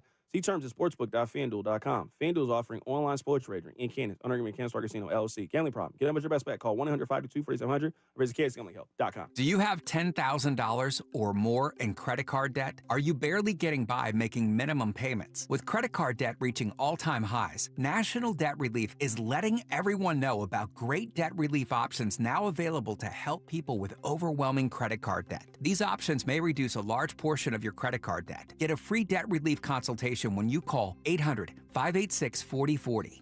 800-586-4040. 800-586-4040. Looking for the perfect engagement ring? At Shane Company, we know this is an exciting time. It can also be overwhelming. Customers say this a lot. Where do I start? How do I choose? At Shane Company, this is where the magic happens. Since 1929, we've been experts at helping customers find the perfect engagement ring. We invite you into the design process, help you pick out the perfect diamond or colorful gemstone, and choose a style that speaks to you. Come see us in store and at shaneco.com. Shane Company, your friend and jeweler. I'm Bob Burke, founder and chairman of Burke America Parts Group, a family of brands that includes RepairClinic.com, an appliance and HVAC parts solution company that's grown into an international brand. Before AmericanEagle.com, we partially launched a new technology platform developed by another firm. American Eagle helped take our technology to a whole new level with digital marketing, software development, and business insights into our key markets, appliances, HVAC, and outdoor power equipment, and did so both on time and on budget. AmericanEagle.com has the resources, experience, and talent needed to produce solutions. Our new technology platform, developed by AmericanEagle.com, has produced tremendous results with higher traffic, conversion, engagement, and online revenue. If you have any home repairs you need to take care of, check us out at RepairClinic.com. If you need a world-class website or technology project, then I would highly recommend AmericanEagle.com. Call AmericanEagle.com at 773-NETWORK. That's AmericanEagle.com, 773-NETWORK. This May and June, the other place will be raising money for Folds of Honor. Every Budweiser, Bud Light, and Bud Zero that gets sold, $1 will be donated back to Folds of Honor up to $5,000. Kansas City, together we can get this done, giving back to the families of military and also first responders. Stop by any of the area other place locations, Shawnee, Olathe, downtown Overland Park, Mission, and Belton, or check out theotherplace.com. Here's traffic, brought to you by DM Injury Law. Have you or a loved one been in a car wreck? Contact DM Injury Law today and get the money you deserve. Car wreck? Remember, Mike's got this. Traffic heavy in both directions of 435 on the Metro's northeast side. From Front Street, pretty much heavy all the way to 48th Street. It's a little sluggish from 48th Street back up to 35. And a two-car crash now reported northbound 635 just past Shawnee Drive, closing 2 left lanes. I'm Lori Pearson, 96.5 The Fan Traffic. This is your home for Kansas City sports. 96.5 The Fan.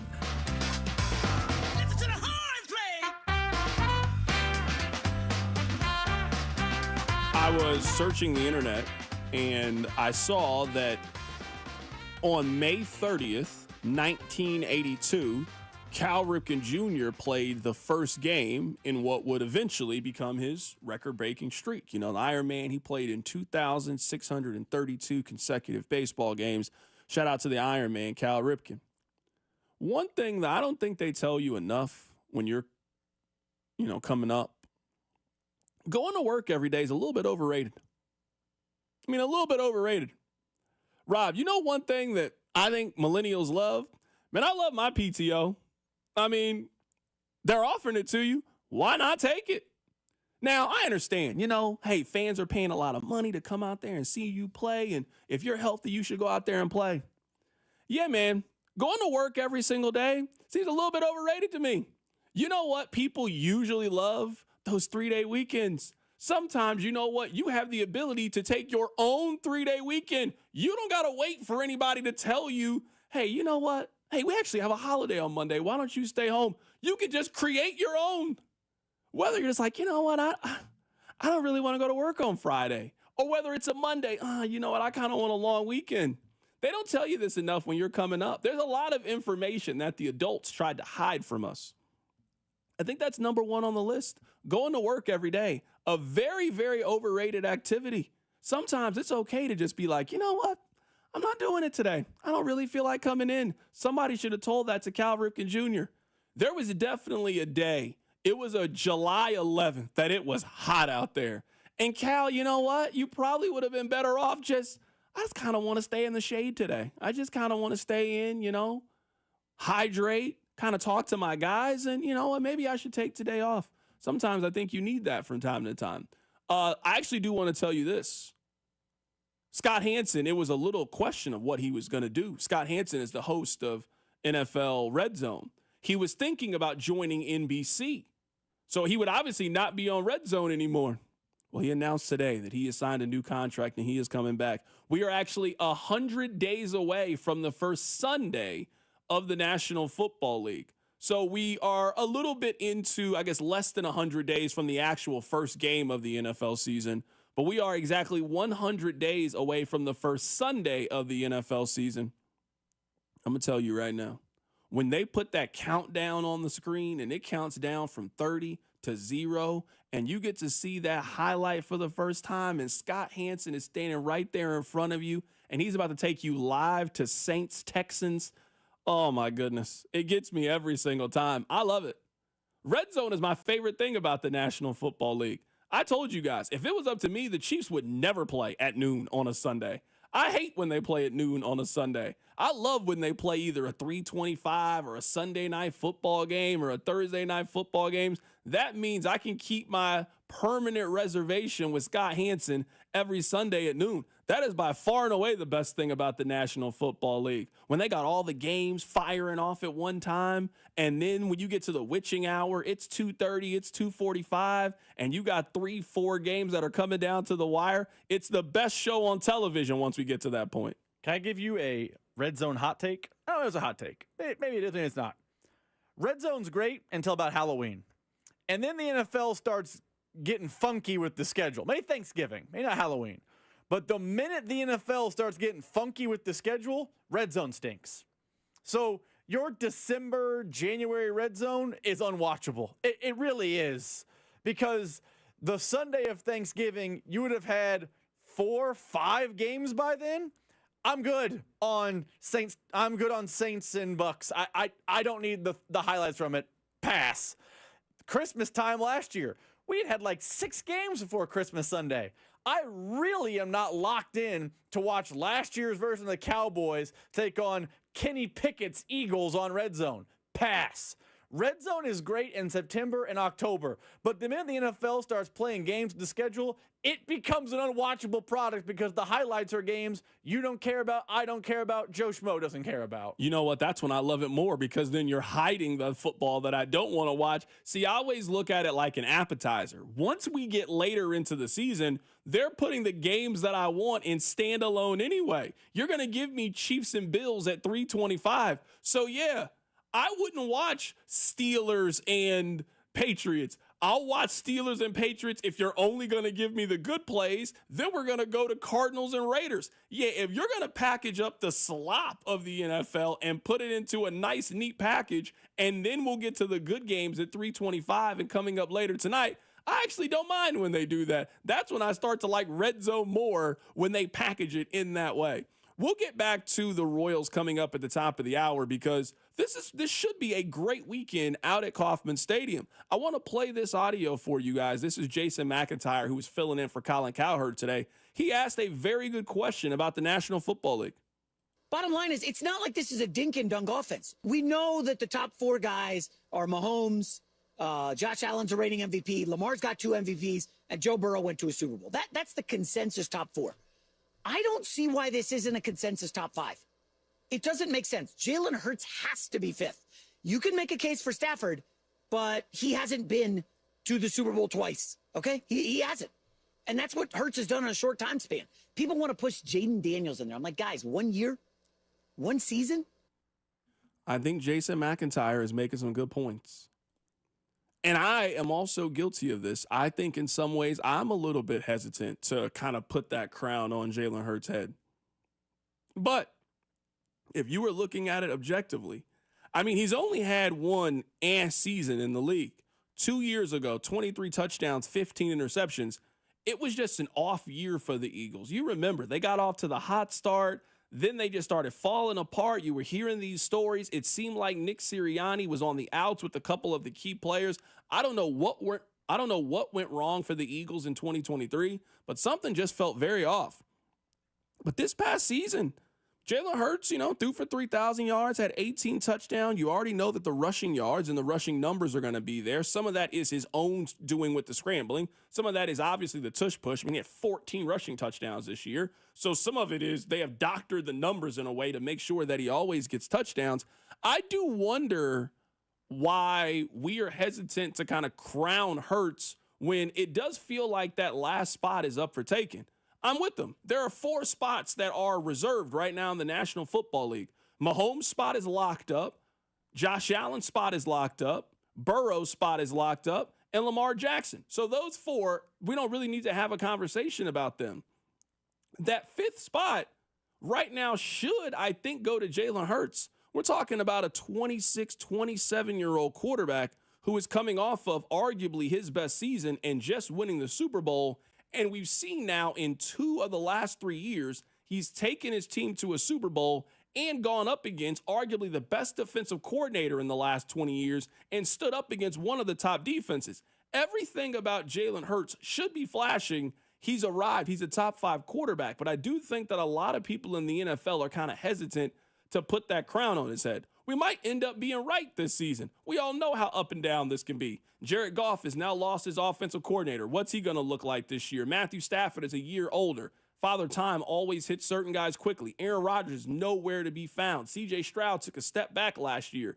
It does feel like there are 8 to 10 quarterbacks that you can make that argument for number 5. And it feels like in some ways there are more reasons to poke holes in some of those quarterbacks than build them up. But I think in some ways it's kind of hard to deny Jalen Hurts. Super Bowl MVP, won a Super Bowl, been to another one, played well in both Super Bowls. Jalen Hurts might be the answer for the 5th best quarterback in the National Football League. Coming up at the top of the hour, we'll be joined by Josh Vernier, our Royals insider. Let's get back to baseball. Keep it right here. It's The Drive. Hey, it's Lucas Ursig from the Kansas City Royals. You're listening to The Drive with CDOT on 96.5 The Fan. Brought to you by DM Injury Law. Have you or a loved one been in a car wreck? Contact DM Injury Law today and get the money you deserve. Car wreck? Remember, Mike's got this.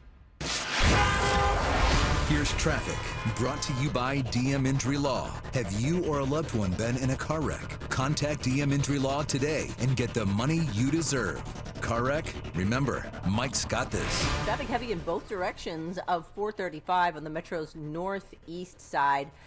From Front Street, pretty much heavy all the way to 48th Street. It's a little sluggish from 48th Street back up to 35. And a 2-car crash now reported northbound 635 just past Shawnee Drive, closing 2 left lanes. I'm Lori Pearson, 96.5 The Fan Traffic.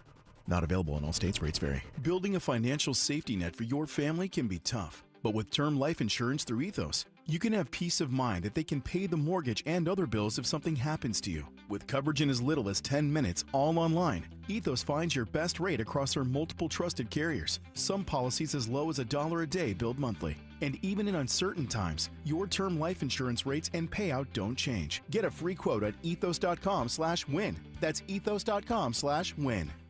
I'm Ed Evans, CEO of Consumer Cellular. No, we're not one of the big guys. Truth is, we don't want to be. If you're over 50, Big Wireless probably has you paying for more data than you might need. You could be throwing away thousands over a lifetime. We're not here to be the biggest. We're here to bring you something we believe is better. Our plans start at just $20. You'll get the same fast nationwide coverage without the big wireless bill. Call 1-888-FREEDOM or visit consumercellular.com/facts. Plans include $5 credit for auto pay and e-billing. See site for additional facts. This is Blake Fanning with Shawnee Mission Ford, here with a huge announcement. This month, it's employee pricing for all at Shawnee Mission Ford. Let me tell you one more time. It's employee pricing for all at Shawnee Mission Ford. You pay what we pay, not 1 cent more. You heard right. We got the employee pricing for everyone on new Fords. But that's not all. When you buy from Shawnee Mission Ford, you not only get employee pricing, but you also get our lifetime powertrain warranty, along with our 1-year Select Plus protection with your new vehicle purchase. This is what makes Shawnee Mission Ford different. You get all of it. Employee pricing on a great selection of new Fords, plus lifetime powertrain warranty, along with the 1-year Select Plus protection. And Shawnee Mission Ford is still going to offer you the highest trade values in Kansas City. Do not miss employee pricing for everyone. From America, for America. Shawnee Mission Ford, where we're on a mission to save you more.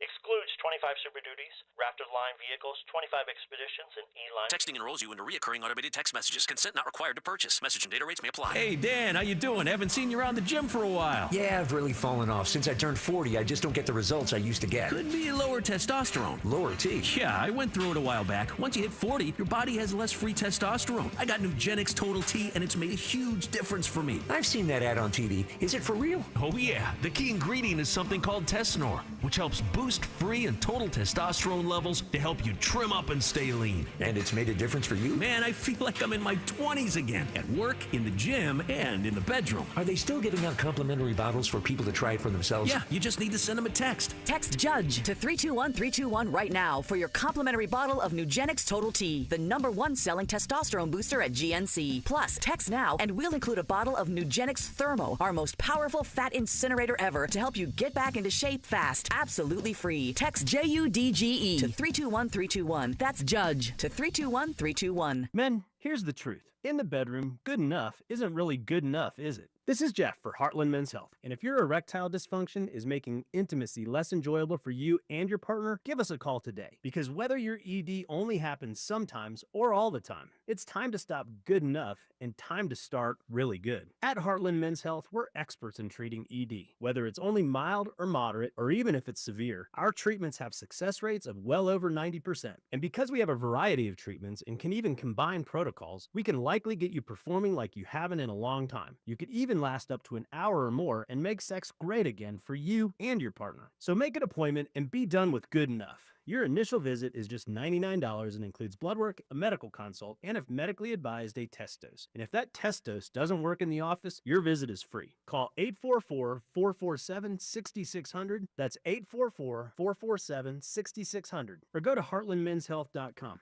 We have 3 offices to serve you. Hey there, Royals fans. We've got more ways to watch your boys in blue this season than ever before with FanDuel Sports Network. Subscribe directly to FanDuel Sports Network to stream all the action, or, new this season, Royals Baseball is now available on Amazon Prime Video as an add-on subscription. You can also access FanDuel Sports Network through TV providers like DirecTV, Spectrum, Xfinity, Fubo, and more. Visit Royals.com/TV to learn more.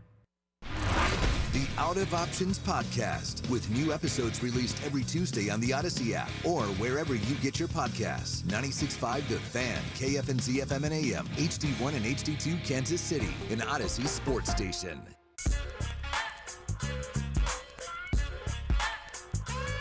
It is truly an honor and a privilege. With all of the celebrity and star power down at Kauffman Stadium for Big Slick, to get maybe the most famous person down there. I mean, I think Mahomes is playing in the game today. Travis Kelce is there. Keenan Thompson. You know, he's royalty to somebody like me. He was on All That Good Burger. I love Keenan Thompson. Who doesn't? I don't want to talk to any of them. It's 4 o'clock on a Friday. That means it's time to talk to Josh Vern. You're our Royals insider. Vern, how you doing? Stop. If Keenan rolls up right now and says, "Give me the headset," I'm handing the headset over. You know what? And you will sign off on that too. I wouldn't do that. I only want to talk to him if he can tell me about Lucas Erceg going to the IL. If he can't answer that question, why would I talk to Keenan? No, I don't think Keenan's too in touch with what's going on with the low back strain of the hard throwing right-hander, one of the 10 best relievers in all of Major League Baseball. Will miss this series against Detroit. He'll miss the Cardinals series. He'll miss the White Sox series. Hopefully he's back when the Yankees come to town, but you know, there's just like there's no replacing Cole Reagans, no replacing Seth Lugo. I don't believe there's any replacing Hunter Harvey. There's no replacing Lucas Erceg. Others can try and step up and hold it down in his absence, but someone else of stature needs to pick up the slack now left by Lucas Erceg, and it begins tonight with Seth Lugo returning from the injured list. We'll see how deep he can get, but man, with Lugo, Waka, and Bubic going this weekend, you sure are hoping that this rotation, which has been the best in the American League all season, you're hoping that they can do what they've done all season, and that is drag this team to victories, because that bullpen is sure, still quality, and you can dive into the numbers and say it's still one of the best, but that bullpen is no longer a strength. With no Harvey, no Erceg, man, this weekend you would think comes down to your starting pitching, and I'd love to say the stars in the lineup, the Vinny, the Bobby, the Salvi, the guys that we've been talking about since spring training, but, we continue to wait. I show up to the ballpark tonight expecting Lugo and then Waka and then Bubic to lead the way. Do you think there's enough there to kind of manage through this patch? Because you're right, the injuries are starting to pile up with the Royals. They got a couple of injuries in the rotation. Although they're getting Seth Lugo back, they got a couple of injuries in the bullpen. We're already talking about a team right now that is hovering around 500. Do you think there's enough there to kind of get them through this rough patch when it comes to the injuries? Well, there is, but we've been sitting around and waiting for Vinny to be clutch and Salvi to be clutch and Michael Massey to be a big league bat and Bobby to be an MVP. We've been waiting for 57 games now, so, well, we have no other choice but to continue and wait for those guys. To answer your question, yes, and that's largely because Chris Bubic has been one of the 5 best starters in the game. Carlos Estevez, right? I mentioned Urseg has been one of the 10 best relievers in the sport. So is Carlos Estevez. You dive into the StatCast numbers, 2 of the 10 best relievers in the game are in that Royals bullpen. 2 of the 20 best starters in the game are in this Royals rotation, and it's not Lugo, it's not Reagans, and not yet is it Noah Cameron. It's Chris Bubic and Michael Wacha. You have, again, the best rotation in the sport, even without Cole Reagans right now. That's how historically good the St. Joseph kid, Noah Cameron, has been. So with that rotation, with the aforementioned Carlos Estevez, and I think a quality bullpen, not a great bullpen, but there are plenty of options that I think this coaching staff and this team trust enough that, yeah, they have enough to piecemeal this together so long as the offense shows up. I mean, you can't go into a series against Detroit saying, hey, offense, give us 3 runs and that's enough. No, I mean, Detroit's pitching staff is outstanding, right? To me, they're the only pitching staff in the American League that can confidently say to Royals fans, we're better than you. We have a better rotation than you and a better bullpen than you. Other teams can say it. I think only Detroit can say it and confidently mean it. So it's going to be tough to scratch runs across this weekend against that great bullpen and that great rotation. But to ask this pitching staff to once again drag you to a series victory, it's unfair. Bobby, Salvi, Vinny, Jonathan India, pick it up, earn your money, and go get 2 or 3.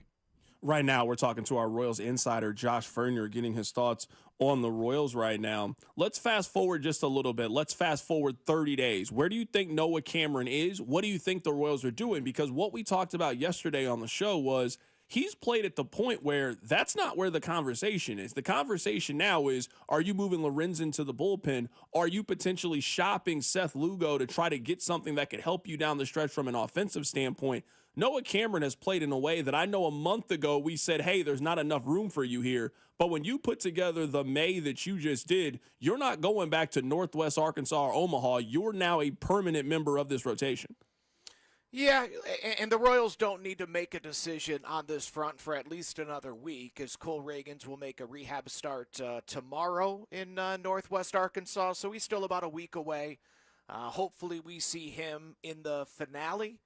Right, the finale maybe against the Cardinals next Thursday, and that's possibly when this team will need to make a decision. But again, let's see Seth Lugo get through tonight unscathed. Let's see if a blister or something pops up on that index finger, or excuse me, on that middle finger, once again for the Cy Young Award runner-up from a season ago.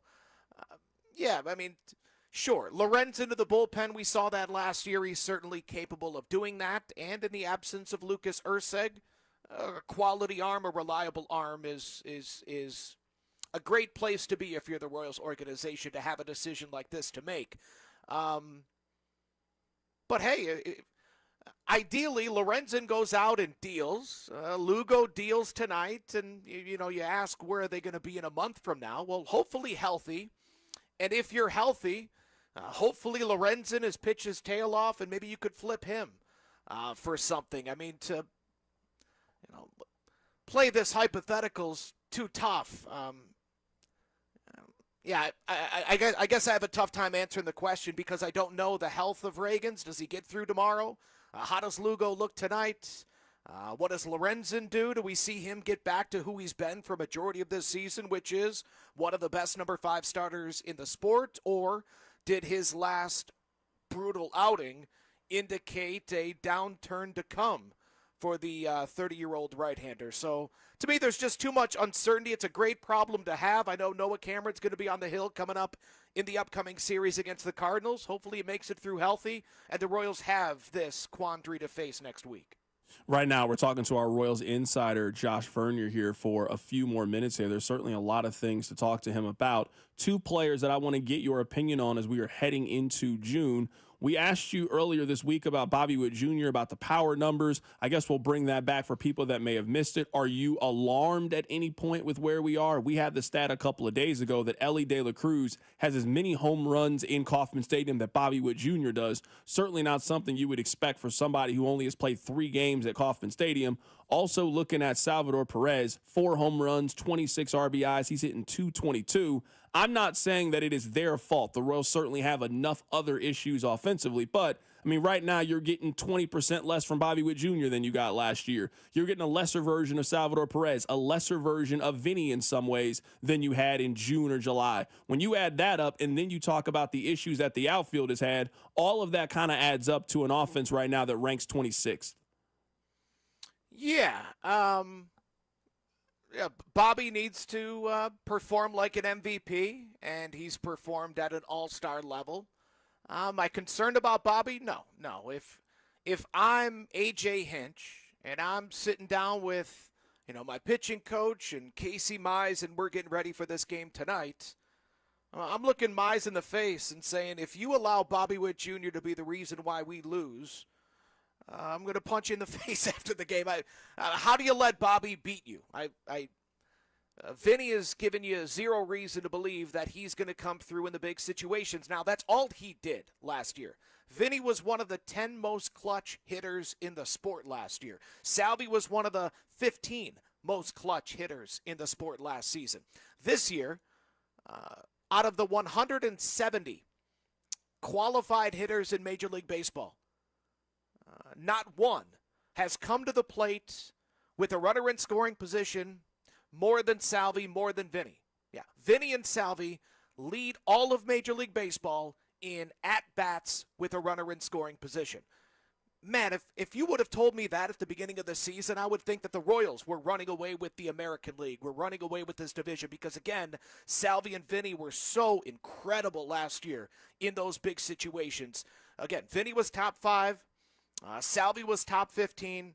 This year, they're getting the opportunities, right? They come to the dish quite often with men on base. But you look at the numbers that they're putting up. Vinny's hitting a .191 with an OPS, almost 200 points below league average. Salvi's hitting .221 with an OPS more than 100 points below league average. Right, I mentioned there are 166 qualified hitters in Major League Baseball, and none of them have come to the dish more often than Salvi and Vinny in those big situations. Out of 166 qualified hitters, Vinny, his OPS in those big spots ranks 151st. Salvi comes into tonight ranked 142nd. If that continues, this will always be one of the worst offenses in Major League Baseball, and Bobby will get even less opportunities to do damage, because why would you throw anything that freak could do something with?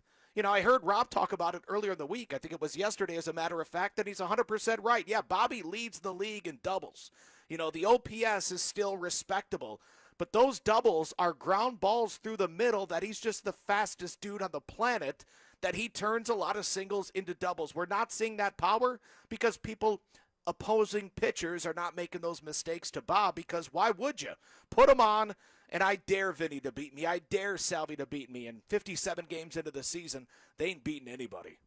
Right now, we're talking to our Royals insider, Josh Vernier, getting his thoughts on some of the top stories with the Royals. We have Big Slick in town. Seth Lugo is back tonight going up against the Detroit Tigers. Vern, tell us a little bit more about this Tigers team. They might be the best team in all of baseball, not just the American League. Like I mentioned, they're the only American League team, in my opinion, that can confidently say we have a better pitching staff than you. And when it's all said and done, I think that's what will decide this American League Central. It's what's decided this division each of the past 4 seasons. The team with the lowest ERA wins the American League Central. I think this will be the 5th straight season in which that happens. Right now, the Royals have the best team ERA, but the Tigers are right on their heels. But the Tigers are so much more than just a great pitching staff. They have a great bench, in my opinion, a World Series championship manager in A.J. Hinch. They're one of the 10 best defensive teams in the sport. They're one of the 5 best base running teams in the sport, and their offense can beat you up and down the lineup. Now, they're not going to do it with, superstar names. They're going to do it by running the bases aggressively. I mean, these guys play the game. They play the game like the 2015 Royals. When I watch Detroit, they are attacking the 90 feet. I mean, they are aggressive on the base paths. They are aggressive in the zone when you're talking about these bullpen arms. C-Dot, you want my fear for this weekend is that the Royals get punked. Now, we've seen Jonathan India plunked a few times, and the team doesn't really respond in the way that most Royals fans want, that I want to see them respond. Detroit's going to attack you from the first pitch a lot like those 2015, 2014 Kansas City Royals did. If the Royals are tentative, hesitant, on their heels, they're going to get steamrolled by this team. They're going to get embarrassed, punked by this ball club. So they better set the tone early. First inning, whether that's Bobby, Vinny, or Salvi, you would like to see some aggression at the dish, on the mound, on the base paths, because this thing could get south quick. Vern, I can't remember the last time that I asked you a question that was in this format, so it actually feels kind of good, and it lets me know that all of us are keeping up with the Royals. Can you explain to me why they have their worst hitter as the designated hitter today? Can you make sense of that for me?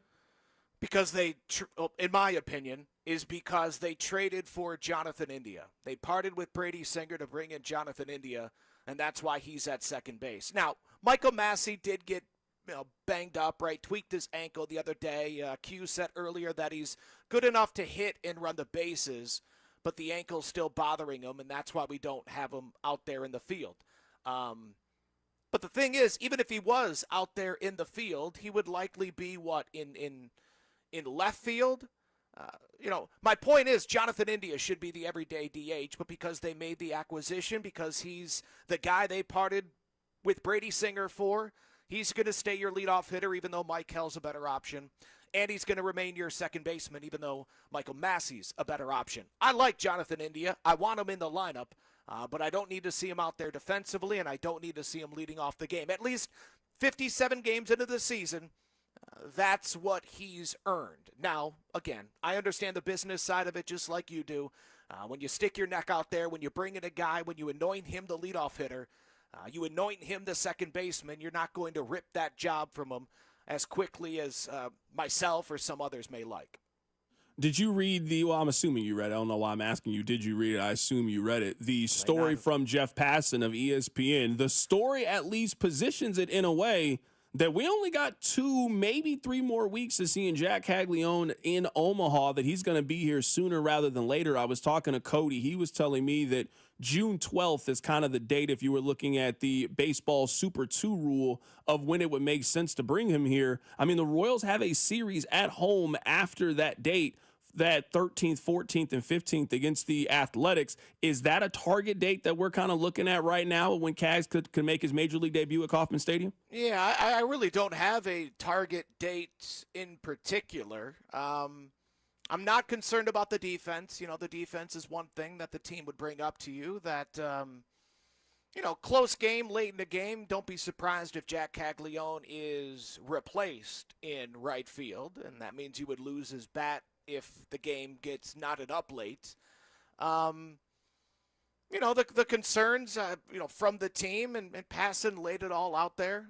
The concerns are, he chases too much, but the issue is he's so big and he's so strong. The lessons that need to be learned about honing in the strike zone, Cags might be too good to learn those lessons at AAA. Like, he might need to be promoted to the big leagues, learn that big league pitchers are going to exploit his inability to rein in that zone, his proclivity to expand his strike zone.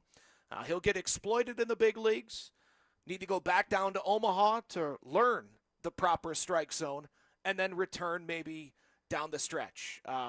So that's really the issue right now that I think is being laughed at and frustrated by when it comes to this Royals front office is The last thing that they believe Jack Caglione needs to learn outside of defense in the corner outfield, which, whatever, figure it out at the big league level for all I care right now.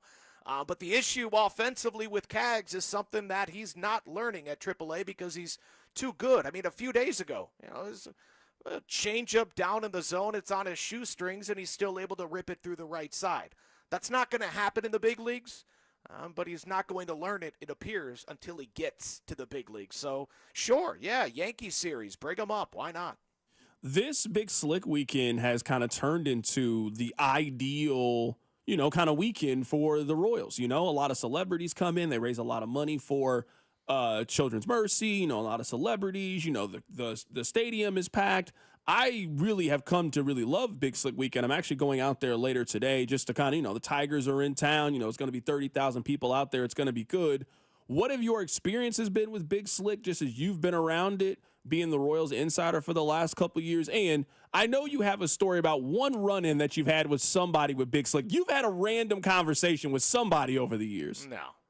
Not really. No, I tend to let them be.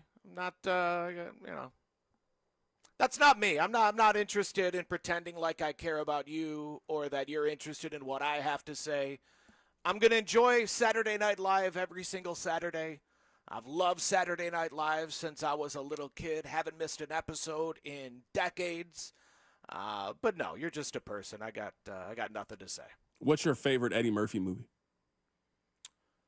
Oh, boy. Well, I mean, yeah, I have to go with the classic. Give me Beverly Hills Cop.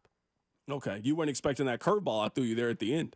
I mean, well, Delirious, I watched Delirious at a very young age. At an age I probably shouldn't have watched it, and then just fell in love with Eddie. I mean, I had the CD, his first comedy album. It was it's Eddie Murphy himself.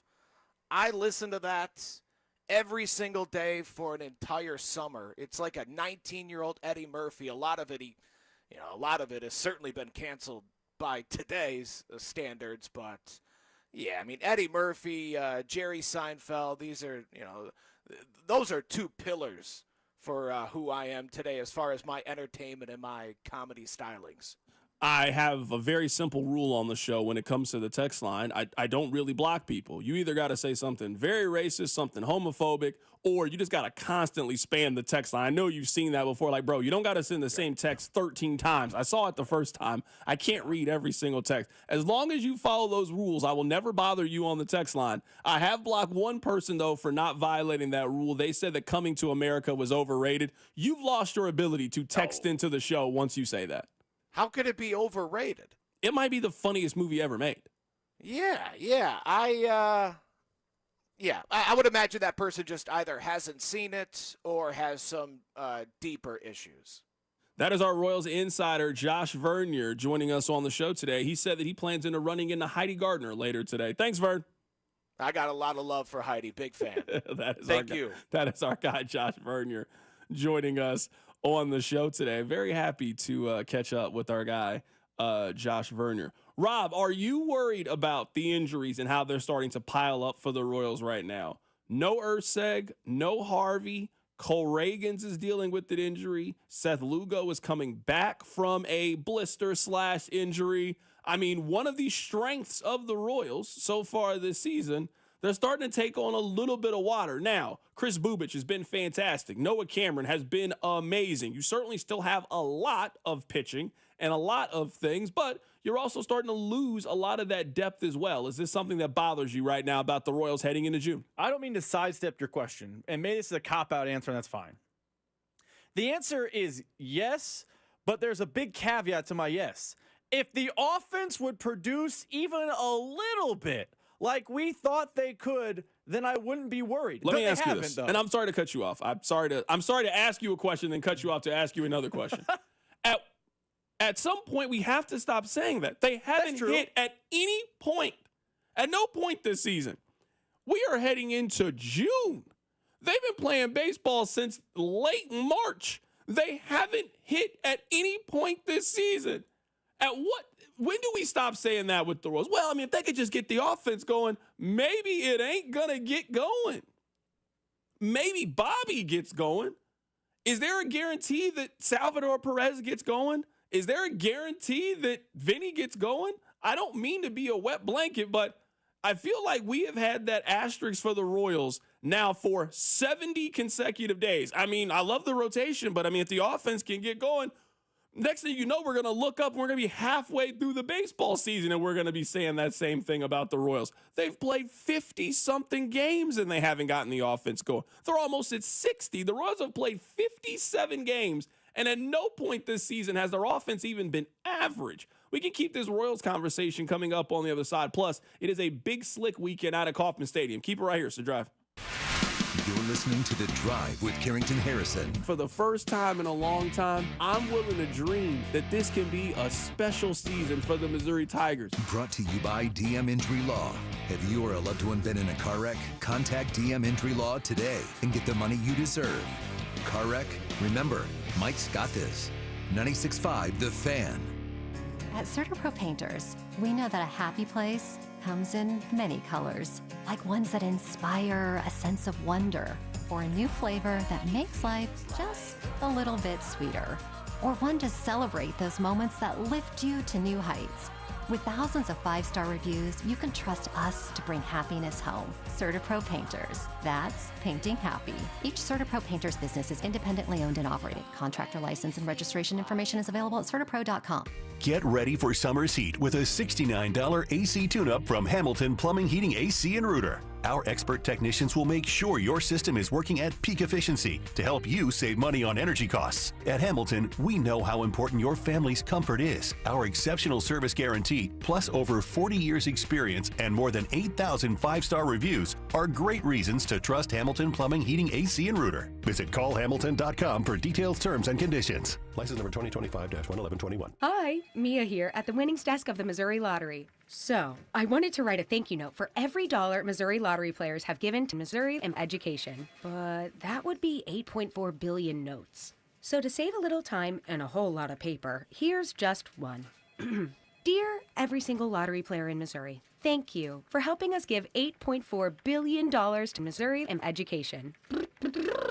Sorry, my trumpet's in the shop. The Missouri Lottery. Winners welcome and play responsibly. Baseball season is in full swing, and that means the summer heat is coming. The guys at Climate Control have been serving KC homeowners for over 35 years and know how to get your cooling system ready to handle our scorching hot summer weather. Stay cool and comfortable this summer. Call Climate Control today at 816-265-2830 and schedule your AC system tune-up for just $59. Don't wait. Visit ClimateControlKC.com today. Climate Control Heating, Cooling, and Plumbing. The DQ Sauced and Tossed Chicken Strip Baskets have more flavor than your taste buds know what to do with. We start with all white meat, breaded, seasoned, and fried to crunchy perfection. Next, we double down and toss them in honey barbecue or new buffalo sauce. Serve them up with DQ fries, Texas toast, and house-made Hidden Valley Ranch, and you've got flavor on flavor on flavor. Get the Sauced and Tossed Chicken Strip Basket in honey barbecue or new buffalo right now at DQ. Happy tastes good. Participation may vary. Febreze. As a rideshare driver, I love keeping my car smelling fresh and clean. So when I'm driving, I only trust Febreze car vent clips, featuring 3 distinct intensity settings, because it's that little touch that sets me apart. I can turn the intensity down for subtle freshness, or I can turn it up for when I want lots of scent. So whether it's set to low, medium, or high, with Febreze car, I know my car's going to smell amazing. Which keeps my driver rating right where it belongs. Picking up Oscar! The DQ Sauced and Tossed Chicken Strip Baskets have more flavor than your taste buds know what to do with. We start with all white meat, breaded, seasoned, and fried to crunchy perfection. Next, we double down and toss them in honey barbecue or new buffalo sauce. Serve them up with DQ fries, Texas toast, and house-made Hidden Valley Ranch, and you've got flavor on flavor on flavor. Get the Sauced and Tossed Chicken Strip Basket in honey barbecue or new buffalo right now at DQ. Happy tastes good. Participation may vary. Get in the zone, AutoZone. Welcome to Bundle Deal Days at AutoZone. Well, I do need a bundle of things. When you bundle, you save. Do I save if I bundle oil with an oil filter? Save up to $12 on that bundle. What about brake pads and rotors? Bundle those and the brake pads are free. Can't save more than free. You can save on hundreds of deals during Bundle Deal Days. Ends June 2nd at AutoZone. Get in the zone, AutoZone. Restrictions apply. Duralast brake pads only. Everyone has a fave Wendy's Frosty flavor. And when you're choosing from chocolate or vanilla, it's not that hard. But now, there's all new Frosty Swirls and Frosty Fusions. So try picking your fave from Oreo Brownie Fusion, Pop-Tarts Strawberry Fusion, Strawberry Swirl, Brownie Batter Swirl, Caramel Swirl, and Caramel Crunch Fusion. Not so easy now, huh? For a fresh way to Frosty, gotta be Wendy's. Open till midnight or later. At participating U.S. Wendy's, hours may vary by location. Oreo is a trademark of Mondelez International Group. Pop-Tarts is a trademark of Kellogg North America Co., LLC. Used with permission. Here's traffic, brought to you by DM Injury Law. Have you or a loved one been in a car wreck? Contact DM Injury Law today and get the money you deserve. Car wreck? Remember, Mike's got this. Got a multi-car crash southbound 435 just past Front Street and traffic backed up there. Also, K10 eastbound is closed just past Woodland Road for a collision, and obviously traffic very heavy on those eastbound lanes of K10. Slow into and out of downtown on 35, especially over the Bond Bridge. I'm Lori Pearson, 96.5 The Fan Traffic. You're listening to 96.5 The Fan from the Mission Plumbing, Heating, and Cooling Studios. Hey, it's Cole Reagans from the Kansas City Royals. You're listening to The Drive with CDOT on 96.5 The Fan. All right, we're talking about the Royals. Let's talk about the Royals from a on-the-field perspective, and then we'll talk about Big Slick Weekend. That has turned into kind of the marquee weekend, I think, of the Royals' regular season. Rob, you had this point before, and I'm sorry, we ran out of time, so I kind of took some of your time, so I apologize. I'll give you all the time you need now. You mentioned, hey, if the Royals can get the offense going, which I don't disagree with you. My only point is today is the Royals' 58th game. It is not early anymore. I mean, on Sunday, it is going to be June 1. That you remember we were having these conversations, and the text line was, oh, you guys are overreacting. How can you do this? We've only played 2% of the NFL season. You wouldn't do this after the first quarter of a Chiefs game. All right, summer is here now. The Royals are a bottom 5 offense. Right now, we are all looking to a 22-year-old who has never played Major League Baseball as the guy who can potentially give this offense a little bit of a jolt. The Royals have Michael Massey as their DH today. Their DH has 2 home runs, 14 RBIs, and is hitting .212 with the .228 on-base percentage. That's their DH for today's game against the best team in the American League. So, again, at the core, I agree with you. Man, if the Royals can get the offense going, you know what? They can get this thing going. I don't know what reason we have to believe, at least with the pieces that they currently have, I don't know what we have to believe that they're going to get the offense going. With who? How? I agree. I actually do agree with you. My point before the break was I think some of my concern about the injury would be relieved if there was a little, I heard Jake Eisenberg use this term, so I'll steal it from him. Progression to the mean. We know, based on a large sample size of Salvador Perez's MLB career, he is a better hitter than this. Okay, maybe he's a bad example because Father Time. Cool. Vinny Pasquantino, we have a pretty good sample size of his Major League career. He is a better hitter than this. Bobby Witt Jr. last year, at this time, people on MLB Network were arguing he's the best player in the sport. Better than Shohei, better than Judge. Now, maybe he can't keep up that level, but his numbers are down this year. We think he's a better player than what he is doing right now. I don't even have to name, we don't have to worry about John Rave, Drew Waters, that group.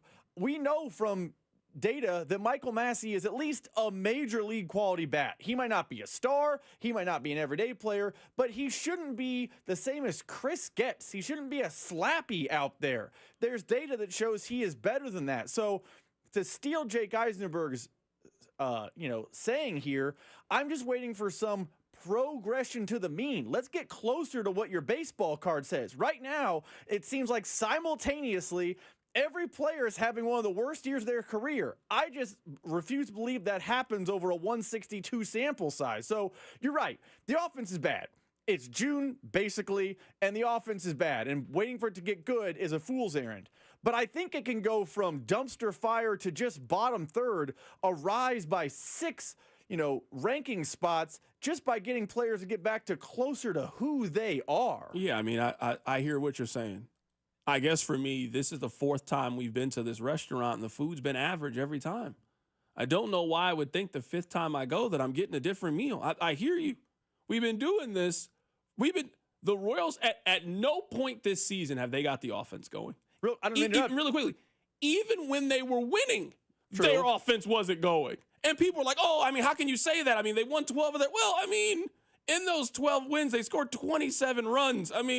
Their offense still wasn't. They just got incredible pitching.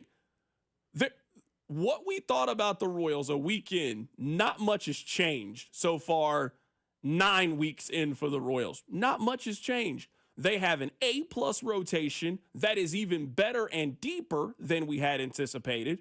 Their bullpen is really good. Their margin for error is just razor thin because they just don't score enough runs. And when you're going up against a team with the rotation that the Tigers have, and you got Michael Massey as your designated hitter, well, I don't really know what we're arguing. They aren't scoring a whole lot of runs this weekend against the Tigers. Not with this lineup. I like your restaurant analogy, but I think maybe this is just how I look at it, and it's wrong by me. For your restaurant analogy, we were going to this restaurant consistently in 2023. Food was pretty good.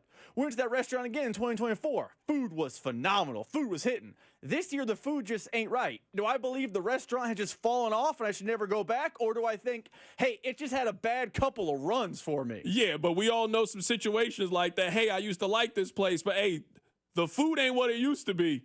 We're not talking about just in this season. They didn't hit in September. They didn't hit in October. They didn't hit in March. They didn't hit in April. They didn't hit in May. I just don't know why I think that June is going to be much different for the Royals, given the information that we have. All right. You're actually the right person to answer this question. Who do you think is the most famous person out of these 6 individuals? I think there's 6 leaders of Big Slick right now. David Koechner, Rob Riggle, Paul Rudd, Eric Stonestreet, Jason Sudeikis, and Heidi Gardner. I think at different times you've been able to say different people were the most famous. There was a time there you might have argued that Eric Stonestreet, he was on maybe the most popular show on television. There was a time where Paul Rudd was one of the biggest celebrities in Hollywood. He was Ant-Man. He was in the Avengers. That time has cooled off a little bit for Paul Rudd. Is the answer right now Jason Sudeikis because of the success of Ted Lasso? Has he moved to number 1 on this list right now? If you were doing a Q rating and not putting Mahomes and Kelsey in there, they're obviously in a different category. I mean like the celebrities, the actors, the famous Hollywood people. I think you might argue Jason Sudeikis is number 1 on that list right now. As you were asking that question, I was prepared to answer Jason Sudeikis. And I think Paul Rudd is right behind him. I think the Avengers hype has cooled, but he still has been in the most quality, big-name motion pictures, which I think carries the biggest stardom. But I think the answer is Jason Sudeikis. Jason Sudeikis was in a lot of cult classic comedy movies that we like. I know you don't like Horrible Bosses, but Horrible Bosses. I like Horrible Bosses. I don't have a Horrible Bosses problem. Horrible Bosses is one. I don't like Anchorman. That's the one you got me. I don't like Anchorman. Apologies. I knew there was one that you were like, nah, not for me. You telling me with what I saw from Jennifer Aniston, you think that's a movie I don't like? I love Horrible Bosses. You know what we didn't need? Horrible Bosses 2. No one needed that. No one wanted that. They gave it to us. It wasn't good. I digress. But Ted Lasso might be the most, or was the most popular television show for a while when it was on Apple TV. It's coming back. He's the face of it. He's the creator of it. It has spawned, little tentacles, and all the guys in that show are now doing their own thing. I think the answer right now is Jason Sudeikis, but I think Paul Rudd is hot on his tail because Sudeikis, now that Ted Lasso's run is over, isn't really doing a thing. But I think the answer right now is Sudeikis. Yeah, I'm looking at Paul Rudd kind of since Avengers Endgame. That kind of was such a marking point for Marvel. He's done a couple of those Ghostbuster. Are they sequels? Are they spinoffs? What are we calling those Ghostbuster movies? They're technically like part of the regular Ghostbusters universe. I think they're technically sequels, but I know what you're talking about. Afterlife's what it's called. He is also, at least the plan is, he's going to be in the new Anaconda remake. You remember the old Anaconda back in the day with J-Lo and Ice Cube. Paul Rudd's supposed to be in that movie. It does kind of feel like Paul Rudd cooled off for a little bit, and I get it. I mean, you were in the original Marvel Cinematic Universe. You're not really going to be hotter than that. We'll see kind of what happens with Paul Rudd. I think you might have to argue Sudeikis right now. And Heidi Gardner, her star power has really changed over the last three and a half years or so. I love Rob Riggle. great first name, KU guy, no problems, Rob Riggle. Heidi Gardner is more famous than Rob Riggle. Heidi Gardner right now is more famous than Eric Stonestreet. Heidi Gardner right now is more famous than everyone short of Sudeikis and Rudd on that. Again, putting Mahomes and Kelsey aside. Like, Heidi Gardner is a staple of SNL. Like, she's not just like, oh, she barely gets some screen time. She's a staple of the show. I think Heidi Gardner, by this time next year, if Doomsday hasn't come out for Avengers and Sudeikis is out another year, you could argue that Heidi Gardner rises to the most popular one on that list. What's Eric Stonestreet doing right now? I just did a quick little Google search. The last royalty movie, checks, cashing them. Yeah, the last movie that Eric Stonestreet was in was Secret Life of Pets 2. I mean, that's always a great life. You can get that little animated money. He's also not really in a TV show. He obviously was in one of the most popular television shows of the last 20 years, but just haven't really seen a lot of new work from Eric Stonestreet. Very curious to see what the next move is for him. You are right. He's got a little hand in the Royals, got a little hand in the Chiefs. I'm sure he's collecting a lot of money for being on Modern Family. I'm imagining life is very good to be Eric Stonestreet and Emaw. He is a K-State guy. All right, coming up at the top of the hour, we'll get back to the Kansas City Royals. We'll also continue to talk some football here. Keep it right here. It's The Drive. The Drive with Carrington Harrison, your home for the best food takes in KC. Regular old American nachos. I don't need jalapenos with mine, just chips, cheese. Brought to you by DM Injury Law. Have you or a loved one been in a car wreck? Contact DM Injury Law today and get the money you deserve. Car wreck? Remember, Mike's got this. 96.5 The Fan. Hello, I'm Joe Cordell, founder of Cordell & Cordell. Divorce is complicated, especially when your small business or professional practice is involved. At Cordell & Cordell, we understand that these assets raise unique valuation and allocation issues. For 35 years, we've helped doctors, lawyers, and small business owners navigate divorce with confidence. Call us at Cordell & Cordell. Let me tell you, I understand on a personal level, your business is much more than a job. It's your legacy. The choice of a lawyer is an important decision and should not be based solely upon advertisements. CordellCordell.com. Thanks for calling Discover. This is Nia. Hi, Nia. It's Jennifer. Did you know that Discover automatically doubles all the cash back you've earned at the end of your first year? Yeah, I work here. Okay. I was just double checking. Get it?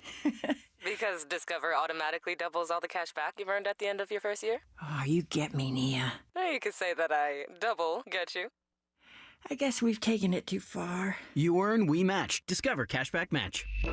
See terms at discover.com/creditcard. The success you've already had matters at University of Maryland Global Campus because we're a school for real life. An accredited state university, UMGC lets you earn up to 90 credits toward a bachelor's for prior learning, life, and work experience, or transfer up to 12 credits toward a master's. We offer affordable tuition and online and hybrid courses. No application fee if you apply by May 30th. Learn more at umgc.edu. Certified to operate in Virginia by Chev. Tiger, dragon, do you have what it takes to win? Be fierce like the tiger, strong like the dragon. Only the brave will survive. Yeah, that's not how these games work. With Tiger and Dragon from the Kansas Lottery, you can win up to $125,000 or $100K in a second chance drawing. You are weak. Ouch. It's not a video game. It's better. Play Tiger and Dragon instant games from the Kansas Lottery. Let's play. Yeah, that works. See kslottery.com for details. We all hear the radio ads about the IRS. They tell you to be afraid, to be scared, and they try to frighten you into calling. I'm not here to do that. Tax Relief Advocates is different. TRA is here to tell you that if you owe money to the IRS, whether it's $5,000, $50,000, or $500,000, we have a solution. It doesn't matter if you're sitting in your car, at work, or with your kids. No matter where you are, call now. 800-575-6986. Don't lose hope. TRA can eliminate or reduce what you owe to the IRS. Generous programs are now available that can give you a fresh start. Our passion is taxes and helping individuals fix their IRS problems. We have over 1,000 5-star reviews on Google and an A+ with the Better Business Bureau. You don't need to be afraid of the IRS any longer. End your tax nightmare today by visiting us online at TRA.com or call 800-575-6986. That's 800-575-6986. Tax Relief Advocates. Real solutions for real people. Hi there, I'm Charlie. And I'm Carter.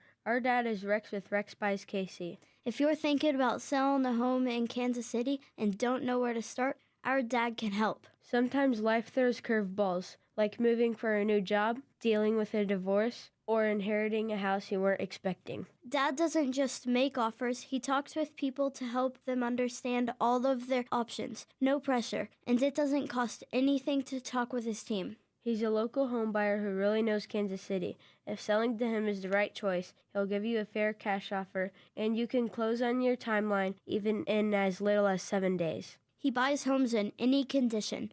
No need for repairs, no fees, no surprises. Just an honest, easy process so you feel good about your decision. Want to talk to him? Call 816-330-6000 or go to rexbuyskc.com. Rex Buys KC, helping people make smart choices one home at a time. Get in the zone, AutoZone.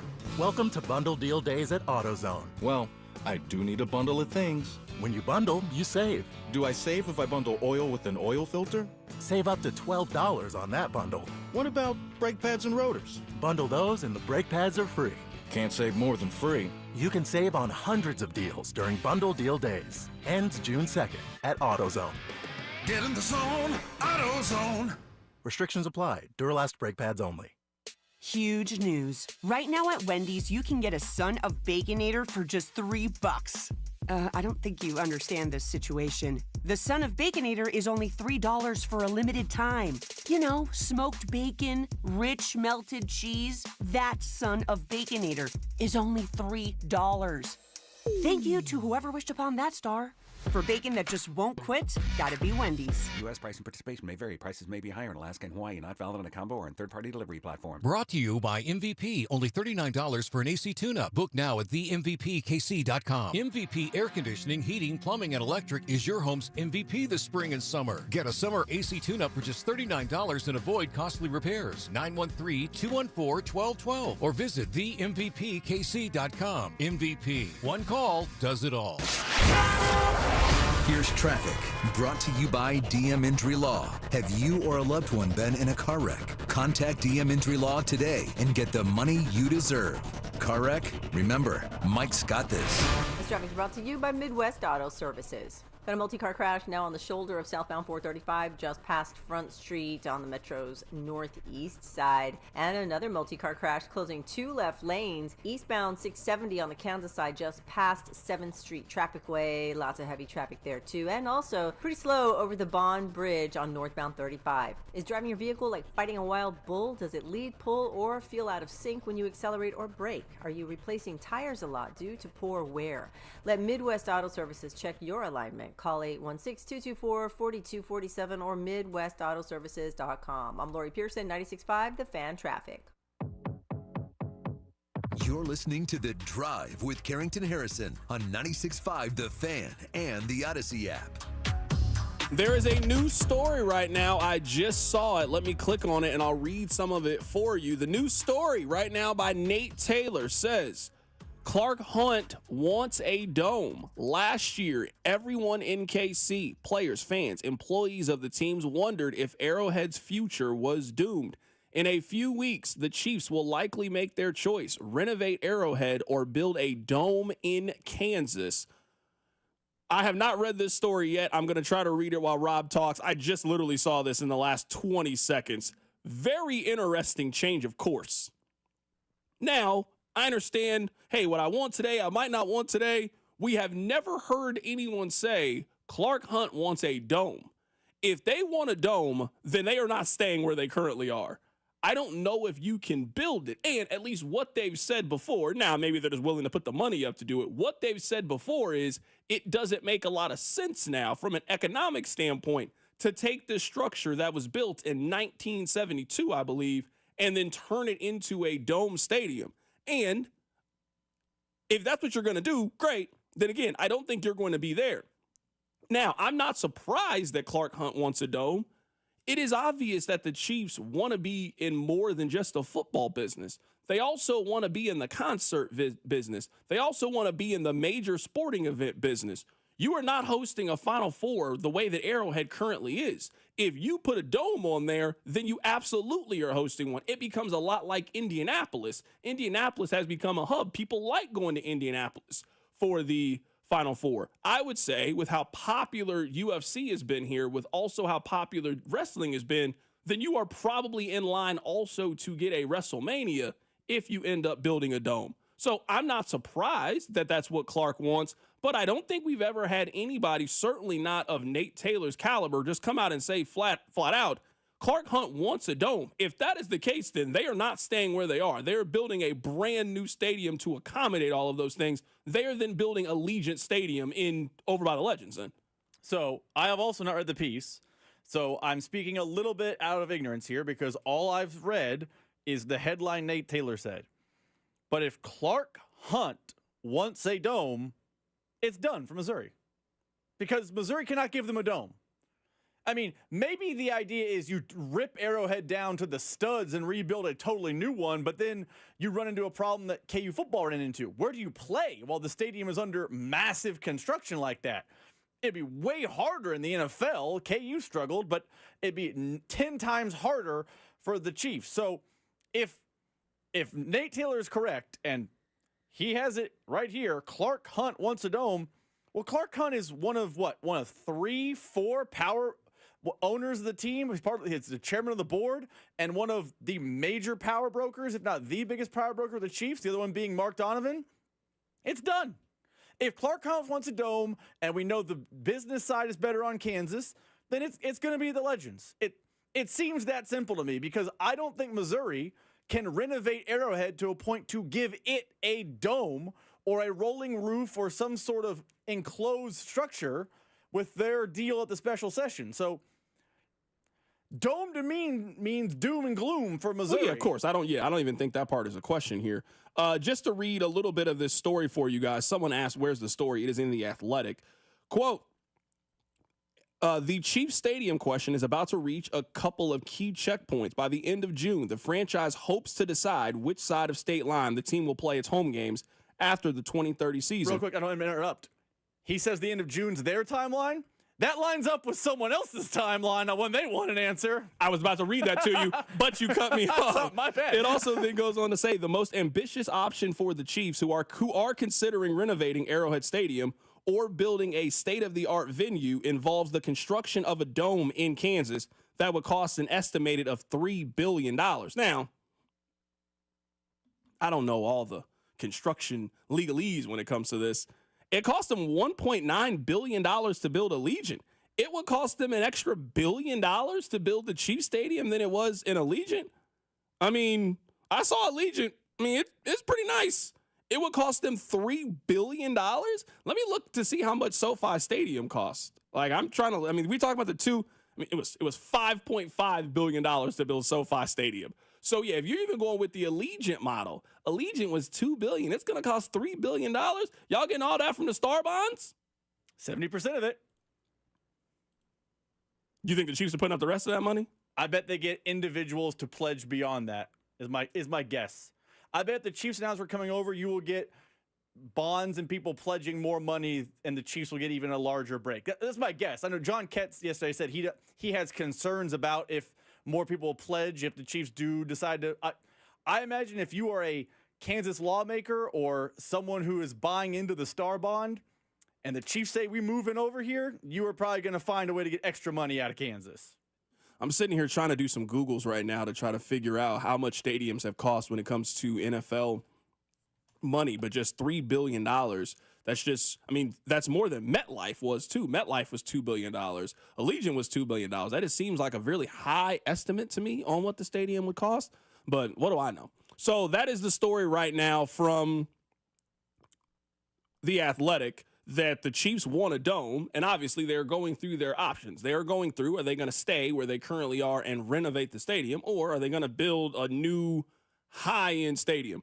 I do agree with this. If they build a stadium in Kansas, it will have some sort of rolling roof. Now, I don't know if it will be a dome. I do think the Chiefs like the outdoor component, and I do think they see outdoors as giving you an advantage. If you're playing a team like Miami, having the weather, having the elements, having those things ended up being a positive for you. So I think if the Chiefs end up building a stadium, it will be kind of like what Houston has, kind of a rolling roof where the Chiefs will have the ability to open it if they want to, or if they're having a concert. What was that concert we went to? Kenny Chesney, where it rained the entire time. We would simply close the roof. Let's have the show as normal. Everybody can enjoy it.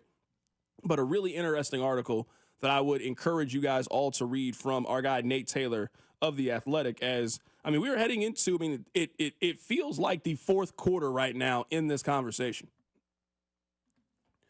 We are exactly 1 month away from the deadline in Kansas. If you believe Kansas, and Dan Hawkins came on here and said, we do not plan on moving the deadline, the Chiefs and the Royals need to make a decision in the next month about what they want to do in relation to their future when it comes to the stadium. And obviously, we will see what happens.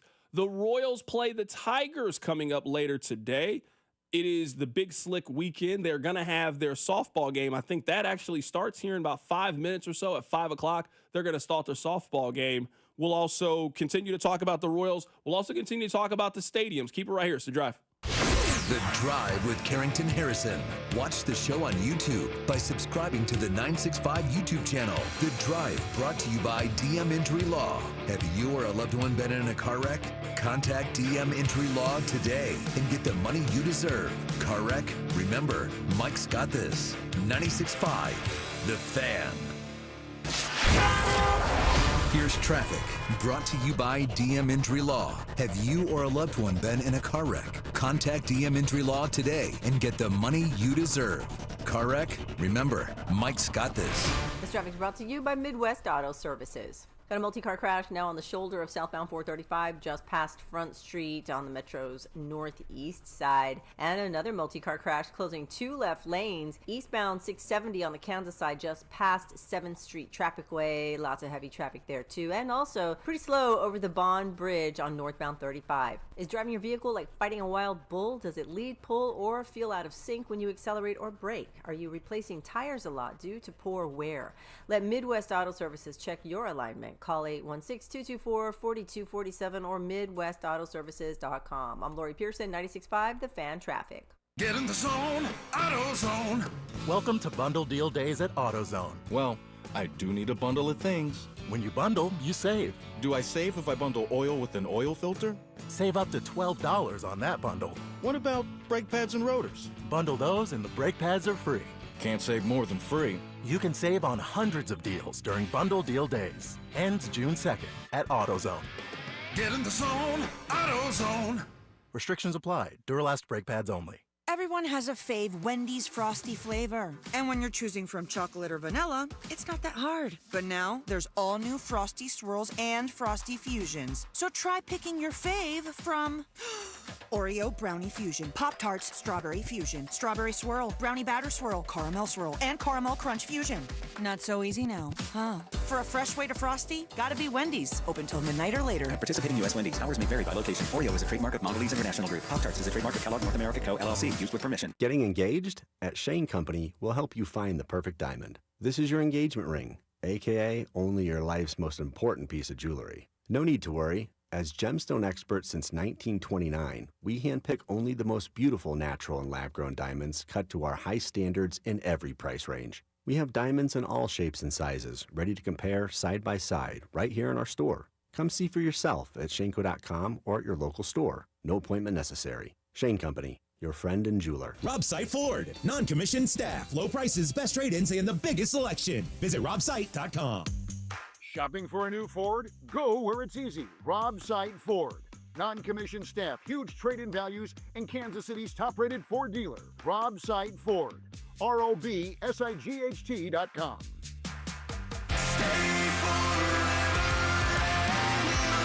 Breaking Benjamin and Stained. Awaken the Fallen Tour. This Sunday night at T-Mobile Center with special guests Wage War and Lakeview. Tickets on sale now at LiveNation.com. Breaking Benjamin and Stained together live. Shinedown. Dance Kid Dance Tour. Live in Kansas City. T-Mobile Center, July 29th. With special guests, Bush and Morgan Wade. Get tickets now at LiveNation.com. Shinedown, live in concert. For more, visit Shinedown.com.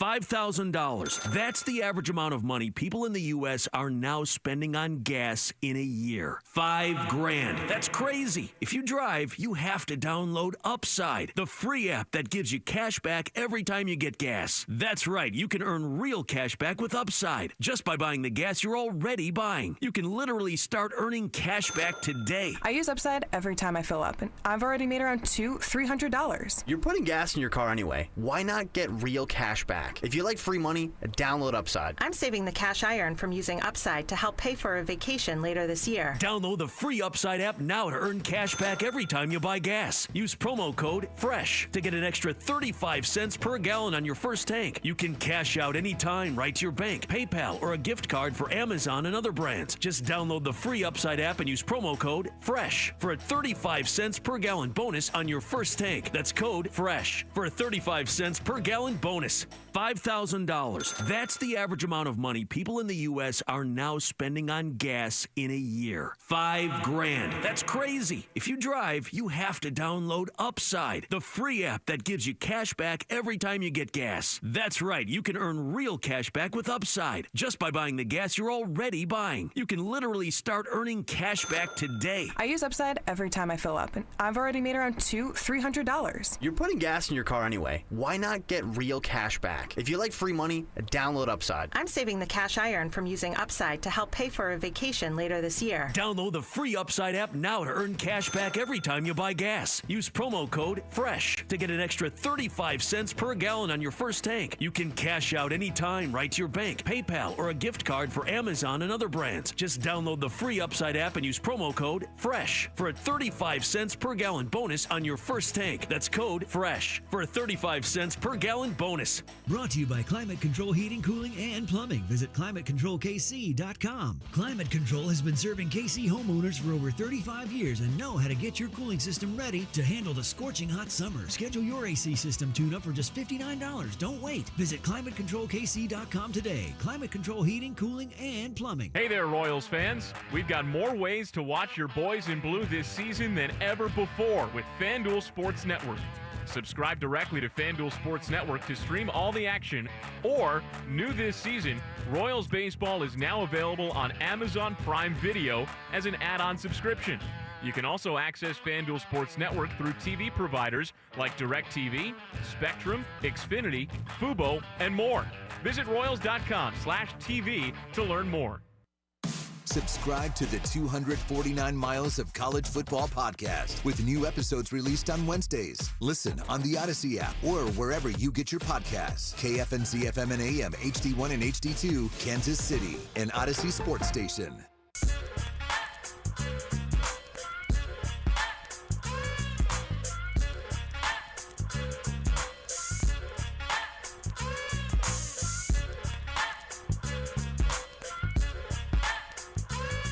Congratulations on getting through your 9 to 5. Thank you so much for listening. It is The Drive. You were listening to The Drive on 96.5 The Fan, 96.5thefan.com, and also the Odyssey app. We are off a little bit early today because we are not off early today.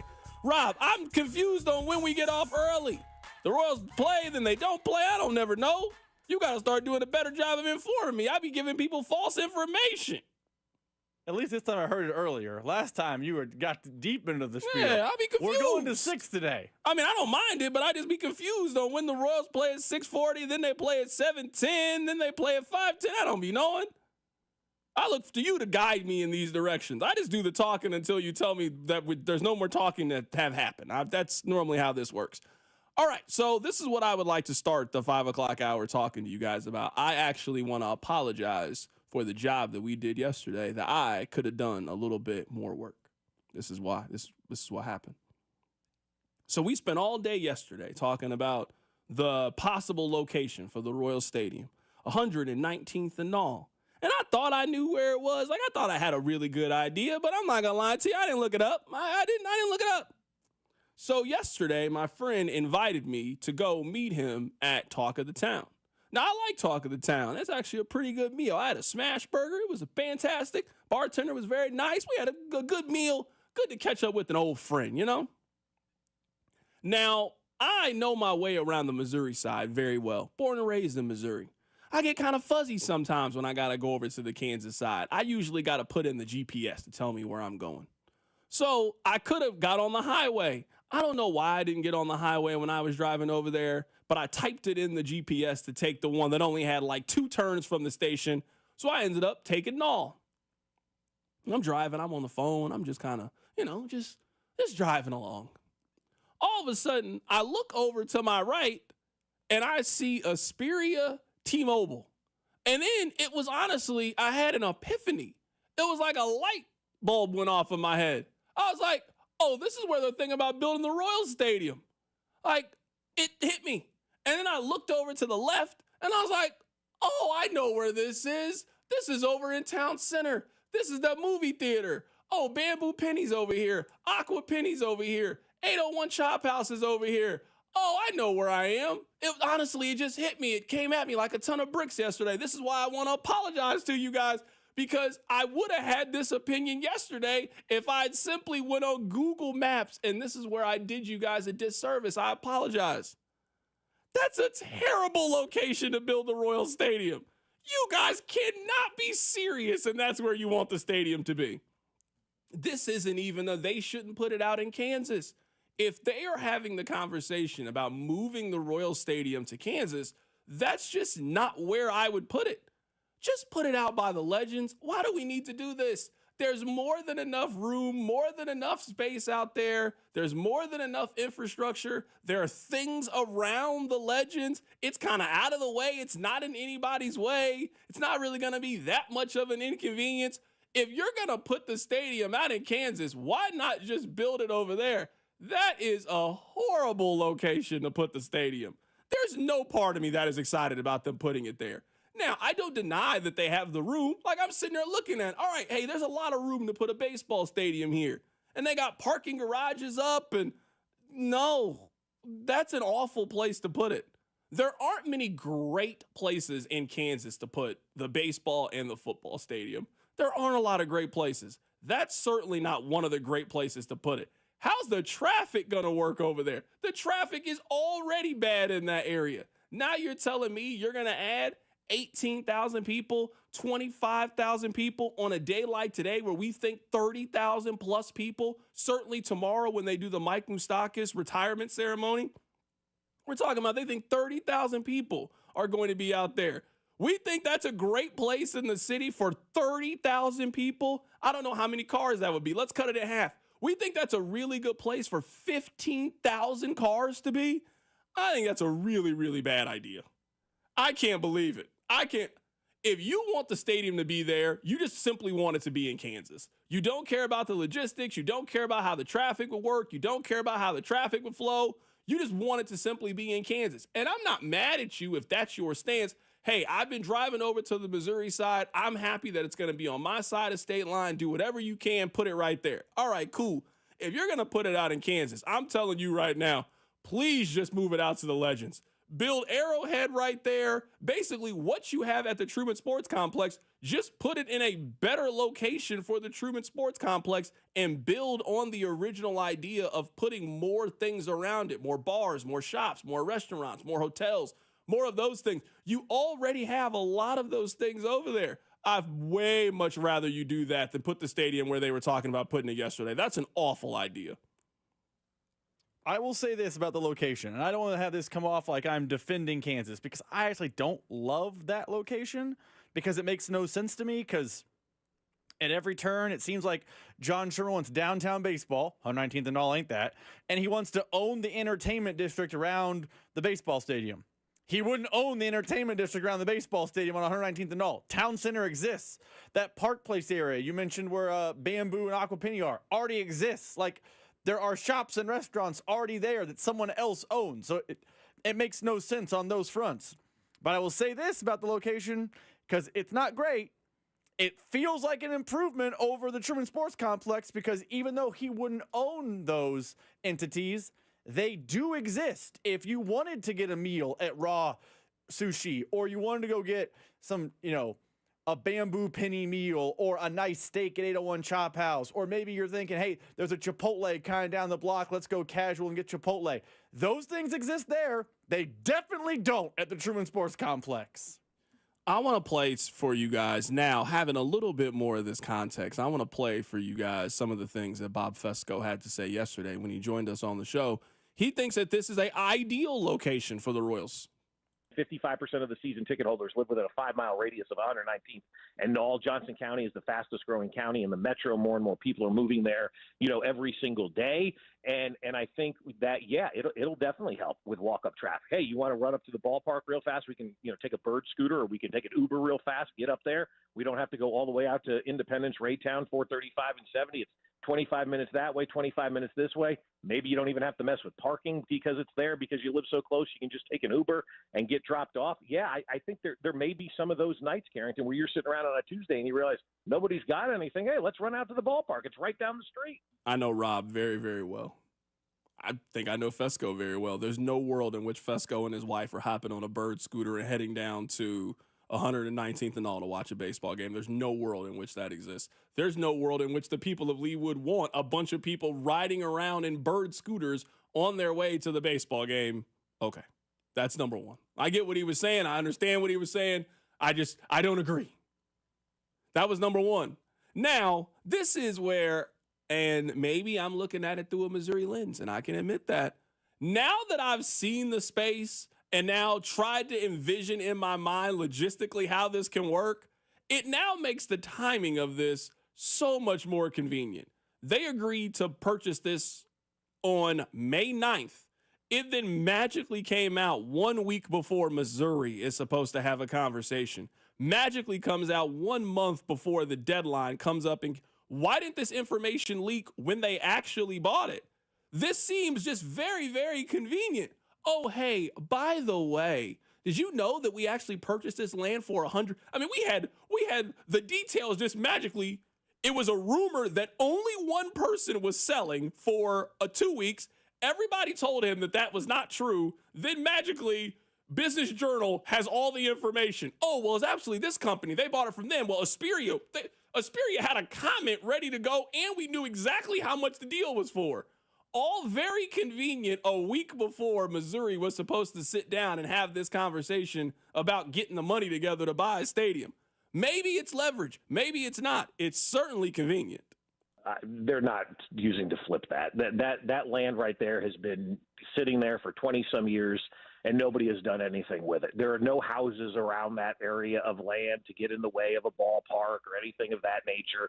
It is the perfect spot, and it is exactly what John Sherman has talked about since he bought the club and doing a battery in Atlanta. That spot of land there at 119th and Knoll is 10 acres smaller than the sports complex, which houses 2 stadiums and 22,000 parking spaces, mind you, flat surface parking spaces. And that spot is actually bigger than the spot that they have the battery in Atlanta, which houses, I think, 22 bars and restaurants, 4 Fortune 500 companies alone in that area. And it's built in exactly the same area of Atlanta that we would be building this stadium out in Johnson County.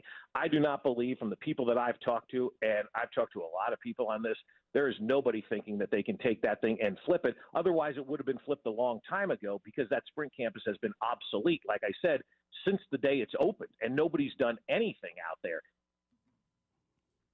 That's not the perfect spot for the stadium to be. The perfect spot, honestly, if we could go back in time, would have been to build it near the Sprint Center before they started building 1 light, 2 light, red light, blue light. That would have been the best place to build the stadium. That time is obviously past. So now we're trying to figure out how to configure this thing. Where is it going to go? Where are you going to put it? Where does it make the most sense? I just don't think 119th and Knoll is the best place to put the stadium. If you're going to build the stadium, either build it downtown somewhere and we'll figure it out, or simply just move to the Legends where you got all the space. When I think of moving a team to the suburbs, I kind of think about where the stadium currently is, kind of out of everybody's way. You know, that's what the Legends is. It's kind of out of everybody's way. NASCAR is just out there. They're not bothering anybody. The Monarchs out there, they're not really bothering anybody. There's all this room, all this space. Put your baseball stadium out there. Put your football stadium out there. It's kind of out of everybody's way. You drive out there, you get a hot dog, you go to the game, you drive home, everybody is happy. I don't think the 119th and all idea is a great idea. Now, we'll see what happens. Next week, we'll obviously have more information. They have a special session that starts next week. So we'll get more information, more of what the plan can potentially be. And we'll see if Missouri can get the money together, because if they can't get the money together, then there's no reason in talking about this. The Royals will be in Kansas. The Chiefs will be in Kansas. And we can stop having these conversations because the conversations will be over.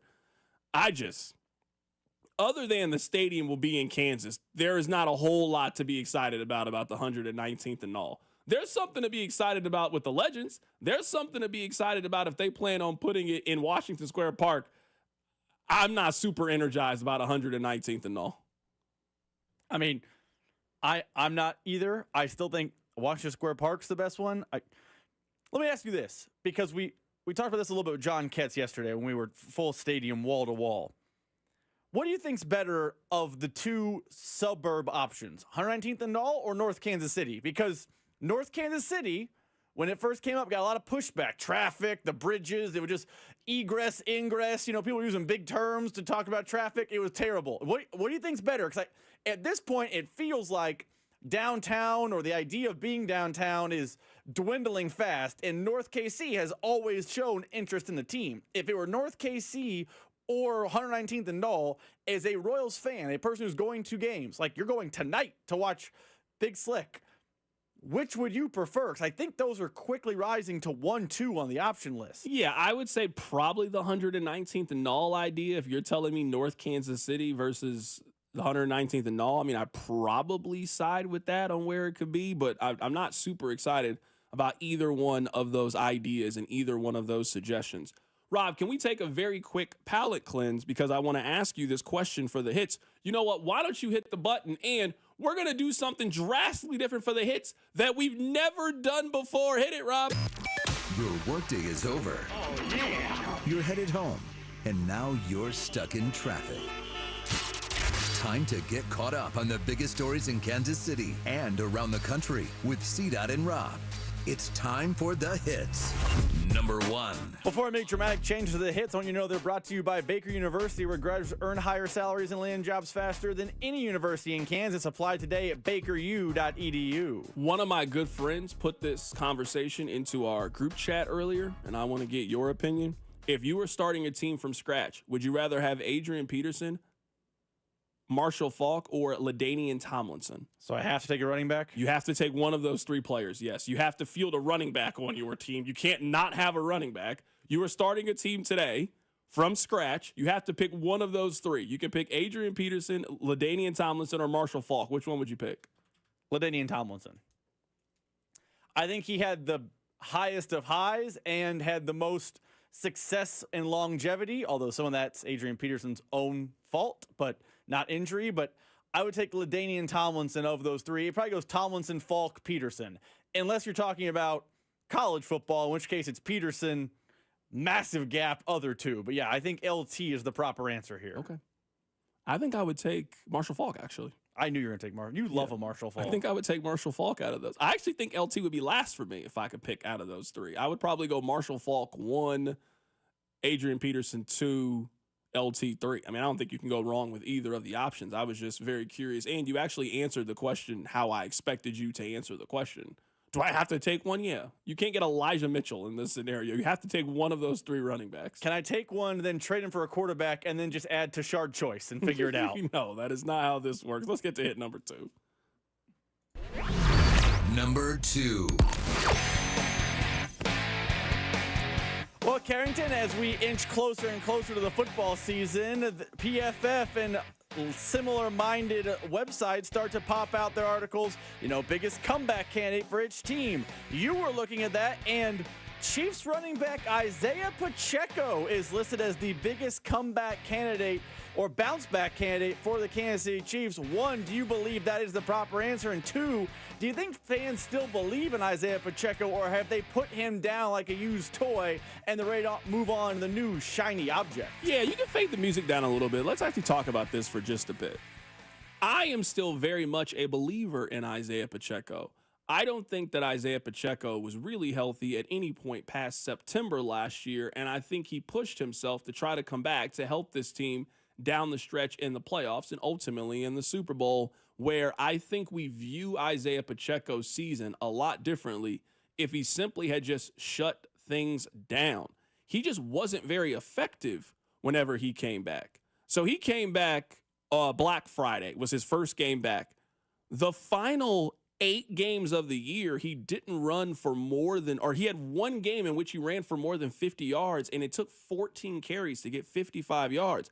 We're talking about a player who didn't score a touchdown the final 8 games of the season. So we're talking about a player that just was not very productive down the stretch. In the postseason, he had 13 carries for 37 yards. He averaged 2.8 yards per carry. Now, I'm not blaming that on the offensive line. I feel like now we blame everything that happened on the offensive line. No, I just think Isaiah Pacheco just wasn't really healthy last year. Now, this is where I think Isaiah Pacheco is in a really, really good spot. Word to Terez Paylor. Contract year is undefeated. This is a really, really important season for Isaiah Pacheco. Isaiah Pacheco is 26 years old. He'll be 27 next year when he hits free agency, whether he comes back to Kansas City or not. He's never really shown you an ability to stay healthy. In his rookie season, he played in 11 games. His second season, he played in 13 games. Last year, played in 6. So he's been a player who's been banged up. He's a 7th-round pick, and there are enough general managers, Rob, that think how you think. That position is expendable. A good season for Isaiah Pacheco is the difference in him getting 2 years, $8 million somewhere next season, or coming back to the Chiefs on a 1-year, $2 million deal. We're talking about a guy who was a 7th-round pick in the National Football League. You just haven't made a lot of real money by NFL standards. Isaiah Pacheco signed a 4-year, $3 million deal. Now, yes, that is a lot of money for a normal person. But by the time you cut all that down and you got to pay this person and you play running back in the National Football League, that money isn't nearly as much as you think it is. And if you're Isaiah Pacheco, you really only got one more time to really get paid. Isaiah Pacheco is not going to be a player that signs a significant deal at age 31 years old. He's going to sign one decent contract at 27 years old, and we'll see what that means for him. So I think there's a lot of motivation for him to go out and put together a really, really good season. And if the Chiefs offense is going to hit the height in which you think they can, they're going to do so because Pacheco is healthy and running with that same burst and explosion. That was the thing that I think was most noticeable as the season progressed. He just didn't look like himself last year. You didn't get that same explosiveness where he has the big run for 8 yards and he gets up and starts kind of getting his team energized. He just looked like a shell of himself. This is the analogy I would use. To me, he's an artist that had a couple of really hot songs early on in his career. And then by the time that third one came around, it kind of flopped a little bit. It just wasn't a good album. It wasn't a really good song. And now people have kind of written that artist off and moved on to other artists. But I think there is enough there with Isaiah Pacheco that if he puts together a good season, I think he will get back basically all of the goodwill. I do think a lot of it was the nostalgia last year and just the entire story of redemption with Kareem Hunt. He got kicked off the team. He desperately wanted to get back on the team. He got another chance. He was having success early on. He helped this team get back to a Super Bowl. I think people were drawn and gravitate towards that story. But I think Isaiah Pacheco's story is a really, really good one too. We're talking about a guy who was the 251st pick in the NFL draft and has been at the center of multiple Super Bowl runs for the Kansas City Chiefs. I think it just takes one more good year from Isaiah Pacheco. You know who I want him to be this year? I want him to be Tyrone Tracy, who plays for the New York Giants. Last year, Tyrone Tracy had 192 yards for 192 attempts, 839 yards. He averaged 4.4 yards per carry with 5 touchdowns. If that's the version of Isaiah Pacheco you get, you will take it. That is in line with what he was the first 2 years, and that's just not a running game that they had last season. So that is an improvement over what they had in the run game. You then factor in you potentially getting healthier and deeper at the wide receiver. That's an offense that can be top 10, top 8 next year, but they're going to need a more viable running game than they had last season. I agree they're going to need a more viable running game, and I agree that the Chiefs are basically saying it's coming from Isaiah Pacheco. Kareem Hunt is going to be 30 at running back. Elijah Mitchell has never once been healthy at running back, and Brashard Smith is there's a chance he's good. I mean, I would have told you at this time, whatever year Pacheco was drafted, the 7th round pick is not going to be the difference maker. He was. So there's a chance, but the odds are the 7th round running back is not going to be that guy. So I agree with you on all those fronts. I feel like that room is going to be a committee this year. I feel like it's going to be you fit here, you fit there, you fit there. And at the end of the season, we're going to look at each individual player's stats and be underwhelmed. I don't know that you have a room of 4 players and you think Pacheco's going to get back to his 900-yard ways. I don't think you have a room of 4 guys and think that 200 carries are going to one individual ever again. It feels like, and maybe it's just semantics and we're agreeing, but it feels like the days of the Chiefs having a lead back, at least for 2025, are kind of the past because they just have too many bodies to throw at it. Maybe it's ride the hot hand, whatever term you prefer. Yeah, I think we're only saying that because it's May, and that's just part of the conversation. If that ends up happening, what you're describing, that means either Elijah Mitchell was healthy for the first time in his career and has just surprised everybody. Smith, their 7th round player, Brashard Smith, is one of those diamond in the roughs, and he is a 7th round pick that has just really wowed everybody, or another injury has happened. I believe if Isaiah Pacheco is healthy, he is the best running back that is on their team. And with that, his ability to catch the ball out of the backfield with how explosive he runs, I think you can get a lot of that back if you're him. I really do believe it would have been better for Isaiah Pacheco to simply sit out the rest of the year. That a lot of the hope and optimism, I mean, that's where it is with Rashee Rice.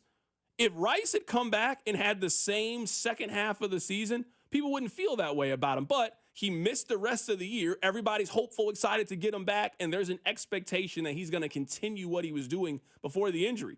Then why don't we feel that way about Isaiah Pacheco? That before the injury, he had proven he is a 900-yard running back.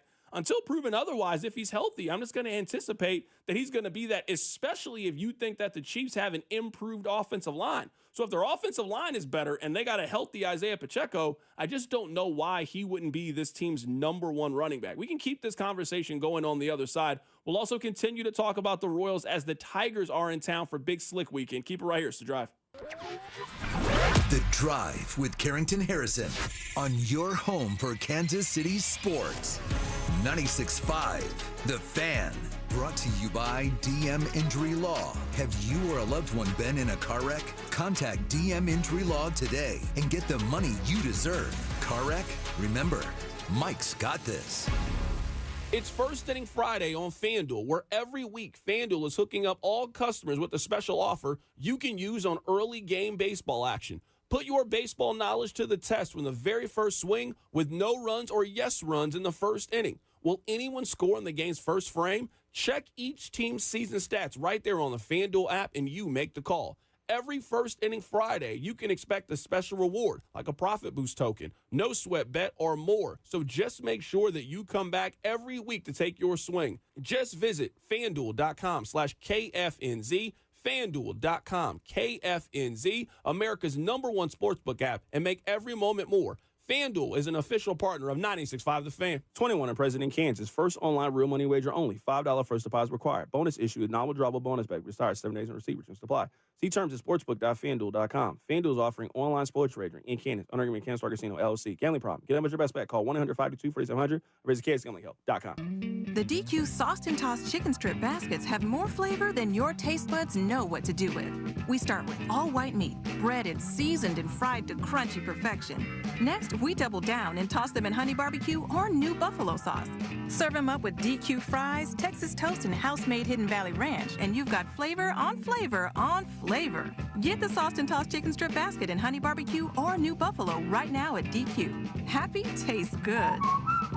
Participation may vary. Do you have $10,000 or more in credit card debt? Are you barely getting by making minimum payments? With credit card debt reaching all-time highs, National Debt Relief is letting everyone know about great debt relief options now available to help people with overwhelming credit card debt. These options may reduce a large portion of your credit card debt. Get a free debt relief consultation when you call 800-586-4040. 800-586-4040. 800 586-4040. Underdog just became one of the best places to make entries during playoff basketball. While they score buckets, you could score cash on Underdog. Underdog is a leading place to make all of your sports selections, and you can play now in your state. Millions of fans have already won billions making plays on Underdog. Will you be next? To play, all you have to do is download the app and choose whether a player will go higher or lower on one of their stats. You can choose from things like points, assists, and so much more. And once your entry feels good, you can play with as little as $1. And if you get everything right, you could win up to 1,000 times your money. I love playing on the Underdog app, and I love combining entries from multiple sports into one selection. So download the Underdog app now, sign up with promo code BOB to unlock a special offer of up to $1,000 in bonus cash when you make your first deposit with promo code BOB. Must be 18 and over and present in a state where Underdog Fantasy operates. Terms apply. Concerned with your play? Call 1-800-GAMBLER or visit www.ncpgambling.org. Hi, Zoe Saldana. Welcome to T-Mobile. Here's your new iPhone 16 Pro on us. Thanks. And here's my old phone to trade in. You don't need a trade-in. When you switch to T-Mobile, we'll give you a new iPhone 16 Pro. Plus, we'll help you pay off your old phone up to $800, and you still get to keep it. There's always a trade-in. Not right now at T-Mobile. I feel like I have to give you something in return for karma. That's okay. I don't really have much in my purse. Oh, let's see. Hand sanitizer. It's lavender. I'm good. Seriously. Let me check this pocket. Oh, mints? Really, I'm fine. Oh, I have raisins. I'm a mom. Wait one sec. I've got cupcakes in the car. It's our best iPhone offer ever. Switch to T-Mobile. Get a new iPhone 16 Pro with Apple Intelligence on us. No trade-in needed. We'll even pay off your phone up to $800. With 24 monthly bill credits, new line $100 plus a month on experience beyond finance agreement $999.99 and qualifying ported. For well qualified plus tax and $10 connection charge. Pay off via virtual prepaid card. Allow 15 days. Credits end and balance due if you pay off early or cancel. See T-Mobile.com. Tonight, expect a mostly clear night with a low of 59. Weather brought to you by Staples. Have you heard? The Staples Easy button is back with even more easy. Press it for custom prints, shipping services, even passport photos. Staples. That was easy. Here's traffic, brought to you by DM Injury Law. Have you or a loved one been in a car wreck? Contact DM Injury Law today and get the money you deserve. Car wreck? Remember, Mike's got this. K10 eastbound is still closed just past Woodland Road. There is a collision there where the car hit the guardrail, so we are still getting that cleared out. Keep you up to date as to when to expect that to start moving through again. Also seeing some slowdowns on the southern lanes of the downtown loop, out of downtown via eastbound 70 and northbound 35. I'm Lori Pearson, 96.5, The Fan Traffic. Hey Kansas City, it's Bobby Witt Jr. Welcome into The Drive with Carrington Harrison on your home for Royals baseball, 96.5 The Fan.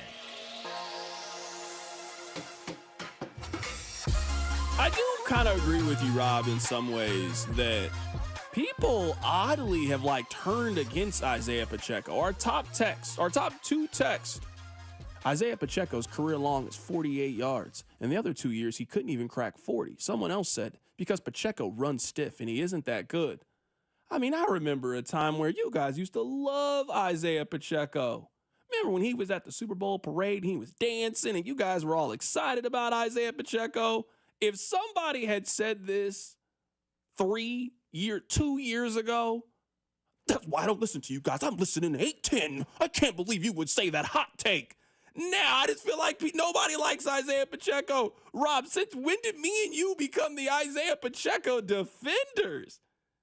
You guys been acting real funny ever since Kareem Hunt just showed up. And what's crazy to me about all this is that, Kareem Hunt was just fine last year. People are like, Pacheco stunk. But Pacheco wasn't bad. But he wasn't good, but it wasn't like Kareem Hunt was prime Adrian Peterson. It wasn't like Kareem Hunt last year was Christian McCaffrey. It wasn't like he was Saquon Barkley. He was a 3.9, maybe less, actually, 3.7 yard per carry volume runner. Like it was Jerome Bettis in 97. And be like, Pacheco stinks. More Hunt. What? Somebody said, C-Dot, you called Pacheco wash last year. No, I didn't. I said Isaiah Pacheco was done for that season. He's 26. I wasn't throwing Isaiah Pacheco away.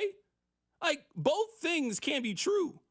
They didn't need to give Isaiah Pacheco any carries in the playoffs. They didn't work.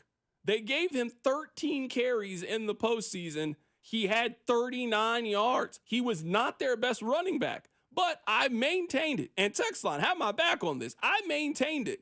Hey, Isaiah Pacheco gets healthy. You bring him back next year, he can have a good year. Now, I did want the Chiefs to draft a running back. I still think they should have spent a better resource on a running back. We don't got to rehash that argument, but I've never been in the camp of throw Isaiah Pacheco away. I think Isaiah Pacheco came back and he shouldn't have. And I think in terms of perception, it would have been better for Isaiah Pacheco to have a season-ending injury than get hurt the way that he did and then come back and try to play and then be bad for basically half of the season. And I think a lot of the perception around Isaiah Pacheco right now is based on the fact that he played after breaking his leg in the early part of the season. Like, that is the part about this that we cannot forget. Isaiah Pacheco broke his leg and then came back to play 8 NFL games in the same year. That's mind-blowing. So it's not a surprise to me that he didn't have the same burst, that he wasn't the same player. So my opinions on Isaiah Pacheco were limited to the 2024-2025 season. Now with an offseason, now with rest, now with recovery, now having the time that you should have had, I think it's obvious now that Isaiah Pacheco had a 6 to 8 month injury and tried to come back in 3 months. Some people can do that depending on what injury you have. He was not able to do that with the injury that he had last year. I also think part of the, problem for Isaiah Pacheco is he ran into a nostalgia play. Kareem Hunt, like I just said, was actually not that great last season. I know that just boggles people's mind, but he actually wasn't that great last season. But people remember Kareem Hunt in 2017, and it was Kareem Hunt back in a Chiefs jersey, and it was Kareem Hunt with Patrick Mahomes again, and all those what-if nostalgia feelings started to really bubble up inside of people, and when he came back, you're right. I don't think he was healthy. He wasn't ready. So now he didn't look like himself, that being Pacheco, and he was going up against the drug of nostalgia. He was in a losing battle with the fans. But if he had come back and been just okay, or he starts next season good, I think fans will come back around. But for now, they just love Kareem Hunt and that nostalgia so much they can't look past anything that Pacheco has done. And you're right. He came back too early.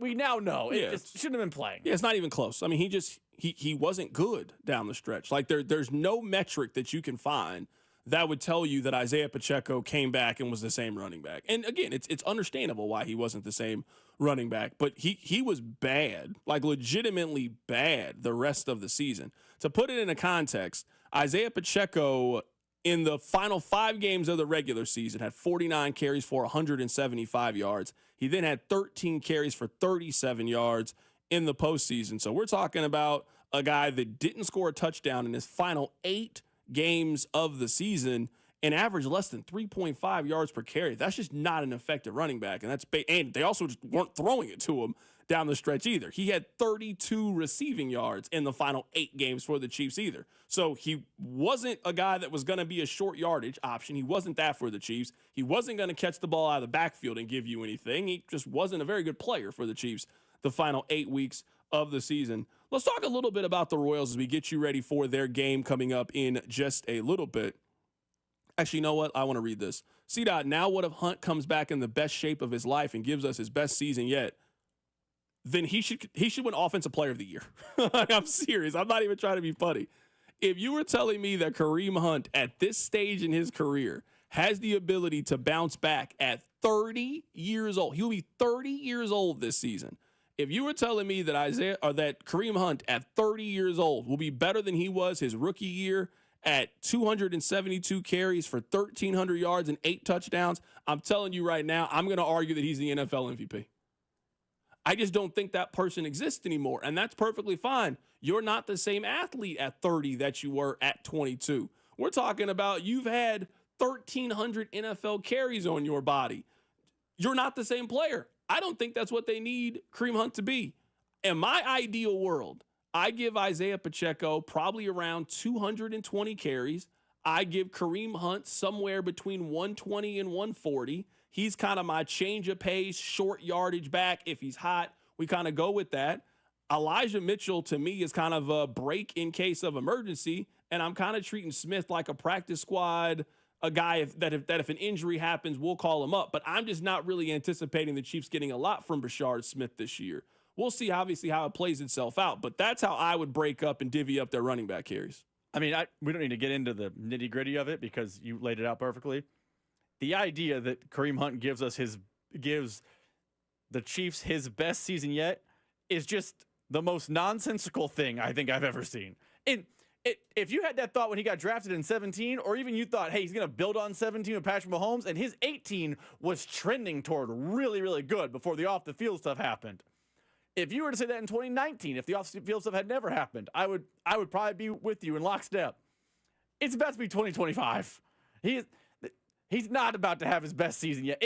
If he has his best season yet, it's because he's getting the ball handed off to him by Gardner Minshew. Because if Patrick Mahomes is going to be throwing 5,000 yards, which is what fans think, they ain't getting 1,300 on the ground from Kareem Hunt. It's not happening. Yeah, I just don't think that's his role on this team. And again, I don't really think that needs to be his role on the team.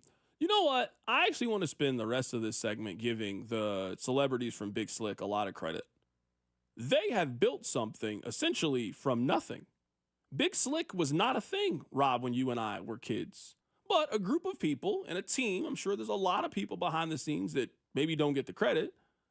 They built a weekend and an idea that was not there and have raised a whole lot of money and awareness for Children's Mercy. So whether it is the softball game that they have now every year at Kauffman Stadium, that is one of the Royals' biggest days that is out there, whether it's the kind of variety show that they end up doing on Saturday that also raises a lot of money, the auctions, all of those things that they do.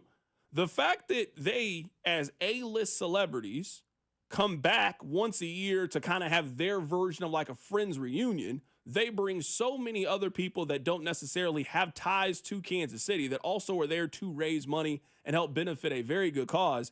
And the fact that they don't really seem to profit from all of this, hey, we just want to do something cool. We want to give back. We want to do something for the community. It's also cool to kind of hang out with our friends. I think the people that have helped run Big Slick and help put this together, they deserve a lot of credit for what they've been able to build in a very short period of time and how it has really become the biggest weekend that the Royals have. When you and I, Rob, were coming up, the Cardinals weekend was usually the biggest weekend. And then they might have another series, like interleague play. They might get the Giants to come in. People want to go see Barry Bonds. Like this weekend, it's kind of about both. It's about Big Slick today and seeing the celebrities. And then tomorrow, it's about Mike Moustakas and his retirement and him eventually going into the Royals Hall of Fame. So I wanted to at least give credit to the team that have put together Big Slick and all that they've done for Kansas City. Keep it right here. It's The Drive. Hey, it's Cole Reagans from the Kansas City Royals. You're listening to The Drive with C-Dot on 96.5 The Fan. Brought to you by DM Injury Law. Have you or a loved one been in a car wreck? Contact DM Injury Law today and get the money you deserve. Car wreck? Remember, Mike's got this. Hey, it's Carrington Harrison from The Drive here. Are you feeling tired, maybe a little foggy, or just not like yourself? Well, it could be low T. Symptoms like low energy, poor sleep, and a lack of motivation. They don't have to control your life. And at Heartland Men's Health, they specialize in treating low testosterone and helping men regain their vitality and confidence. With just a simple, quick quiz at heartlandmenshealth.com, you can find out if you're experiencing low T, and then you can book a $100 consultation. They'll run your labs, and within 30 minutes, you'll have your answers. And if you start treatment that day, then the visit is on the house. In just weeks, you'll feel more energy, get better sleep, improve workouts, and have a stronger sex drive. So don't let this hold you back. Pick up the phone. Don't wait. Call 844-447-6600 or visit heartlandmenshealth.com today. Heartland Men's Health has 3 locations to serve you: Overland Park, Independence, and North Kansas City. Reclaim your energy and confidence today. When something happens to your car, you might say,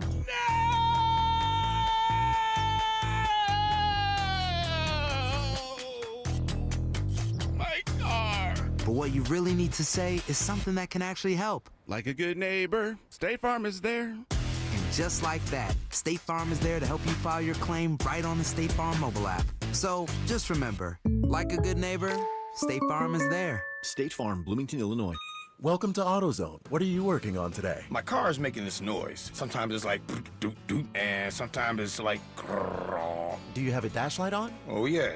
Then we don't have to listen for clues. With the free Fix Finder service, we can read a check engine, ABS, or maintenance light to find the likely fix and even recommend a local shop if you need one. So you don't need to hear the grrr. Not with Fix Finder. Everything you need, nothing you don't. Get in the zone, AutoZone. Restrictions apply. I'm Ed Evans, CEO of Consumer Cellular. No, we're not one of the big guys. Truth is, we don't want to be. If you're over 50, Big Wireless probably has you paying for more data than you might need. You could be throwing away thousands over a lifetime.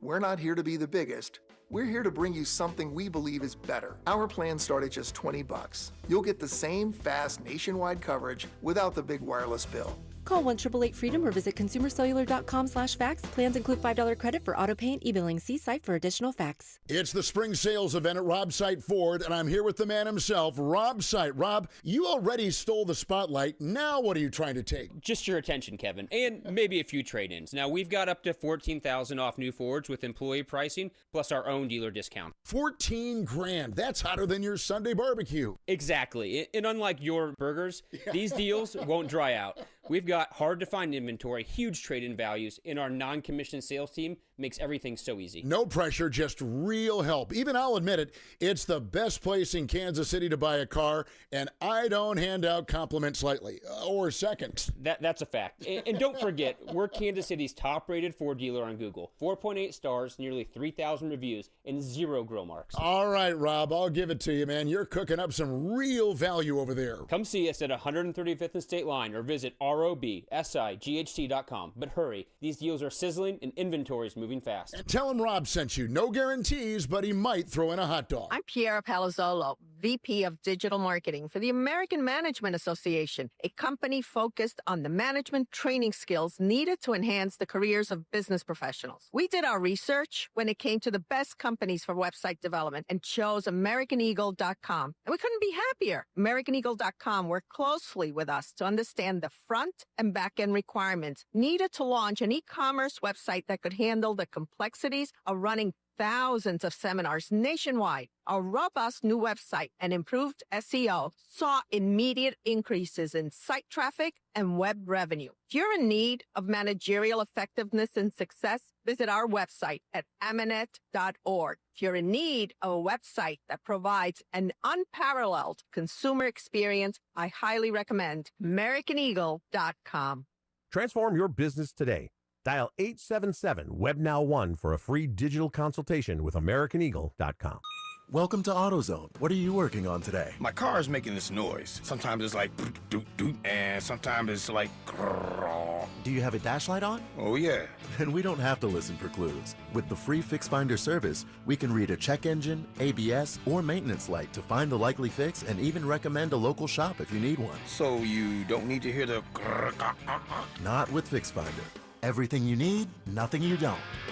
Get in the zone, AutoZone. Restrictions apply. I'm Ed Evans, CEO of Consumer Cellular. No, we're not one of the big guys. Truth is, we don't want to be. If you're over 50, Big Wireless probably has you paying for more data than you might need. You could be throwing away thousands over a lifetime. We're not here to be the biggest. We're here to bring you something we believe is better. Our plans start at just $20. You'll get the same fast nationwide coverage without the big wireless bill. Call 1-888-FREEDOM or visit consumercellular.com/facts. Plans include $5 credit for auto pay and e-billing. See site for additional facts. This report is brought to you by O'Reilly Auto Parts, your professional parts people. Get a $15 prepaid MasterCard after rebate when you buy 5 quarts of Mobil 1 full synthetic motor oil at O'Reilly Auto Parts. O'Reilly Auto Parts. You're listening to 96.5 The Fan from the Mission Plumbing, Heating, and Cooling Studios. Here's traffic, brought to you by DM Injury Law. Have you or a loved one been in a car wreck? Contact DM Injury Law today and get the money you deserve. Car wreck? Remember, Mike's got this. K10 eastbound and the 435 area where that collision had closed down K10 eastbound is now reopened, so traffic moving a lot more smoothly through there. We are seeing a vehicle fire now southbound 635 at Metropolitan, closing 2 right lanes, and a stalled car closing the left lane of southbound 435 just before 48th Street on the Metro's northeast side. I'm Lori Pearson, 96.5 The Fan Traffic. Follow the station on Instagram at TheFan965 for giveaways and behind-the-scenes content. Vacation season is quickly approaching for this show.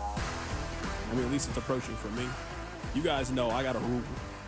I will give you guys my entire fall. If I'm not sick, I'm here.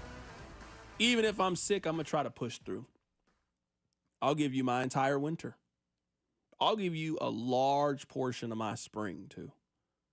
We're coming off football season. Baseball's about to start. March Madness is here. I'm here. In the summer, there ain't a whole lot popping off. You know, that's usually the time where it's like, you know what? I think Bink's got it today. I think Bink's got it. I think Logan's got it today. So I've been kind of debating what I want to do. And you know how it's like your phone kind of knows that you're thinking about something? Like, I never Googled this. I've never typed it into the search bar. None of this. I've been getting a lot of cruise information. Rob, have you ever been on a cruise before? Because I ain't gonna lie, the cruise, one part of it looks kind of fun. The other part makes me think, I'm trapped on this thing. I can't go anywhere. I can't leave. I don't want to do this. Have you ever been on a cruise before? I have not done one because I fall into that second category. I'm trapped on a boat. No thanks. Just feels like a recipe for disaster. I will say, me and my wife, when we were dating at the time, she went on a cruise and she thought it was fantastic. She had the best time ever. She loved the cruise. She was a big cruise fan. It is just, I fall into that category of I don't want to be stuck on a boat for 7 days. Feels like too much can go wrong. But she had the best time ever. That's how long the cruise is? She was on a 7-day cruise, yeah. I don't want to be going that long. It's too long. You also can't swim. So like the pool deck and like the ocean excursions aren't really for you. Yeah, I'm going to just watch you swim. Yeah, that's enough for me. That's probably I'm going to just look out in the water and see it. I don't know, man. My anxiety might get going. I can't imagine. I haven't been in this situation before. I've never been in this situation. Some of you have. I can't imagine looking ahead and all I see is water. And then I turn around and look back. All I see is water. I look to the left. All I see is water. I look to the right. I turn it all about and that's all I see? Oh, no. Please get me back to land.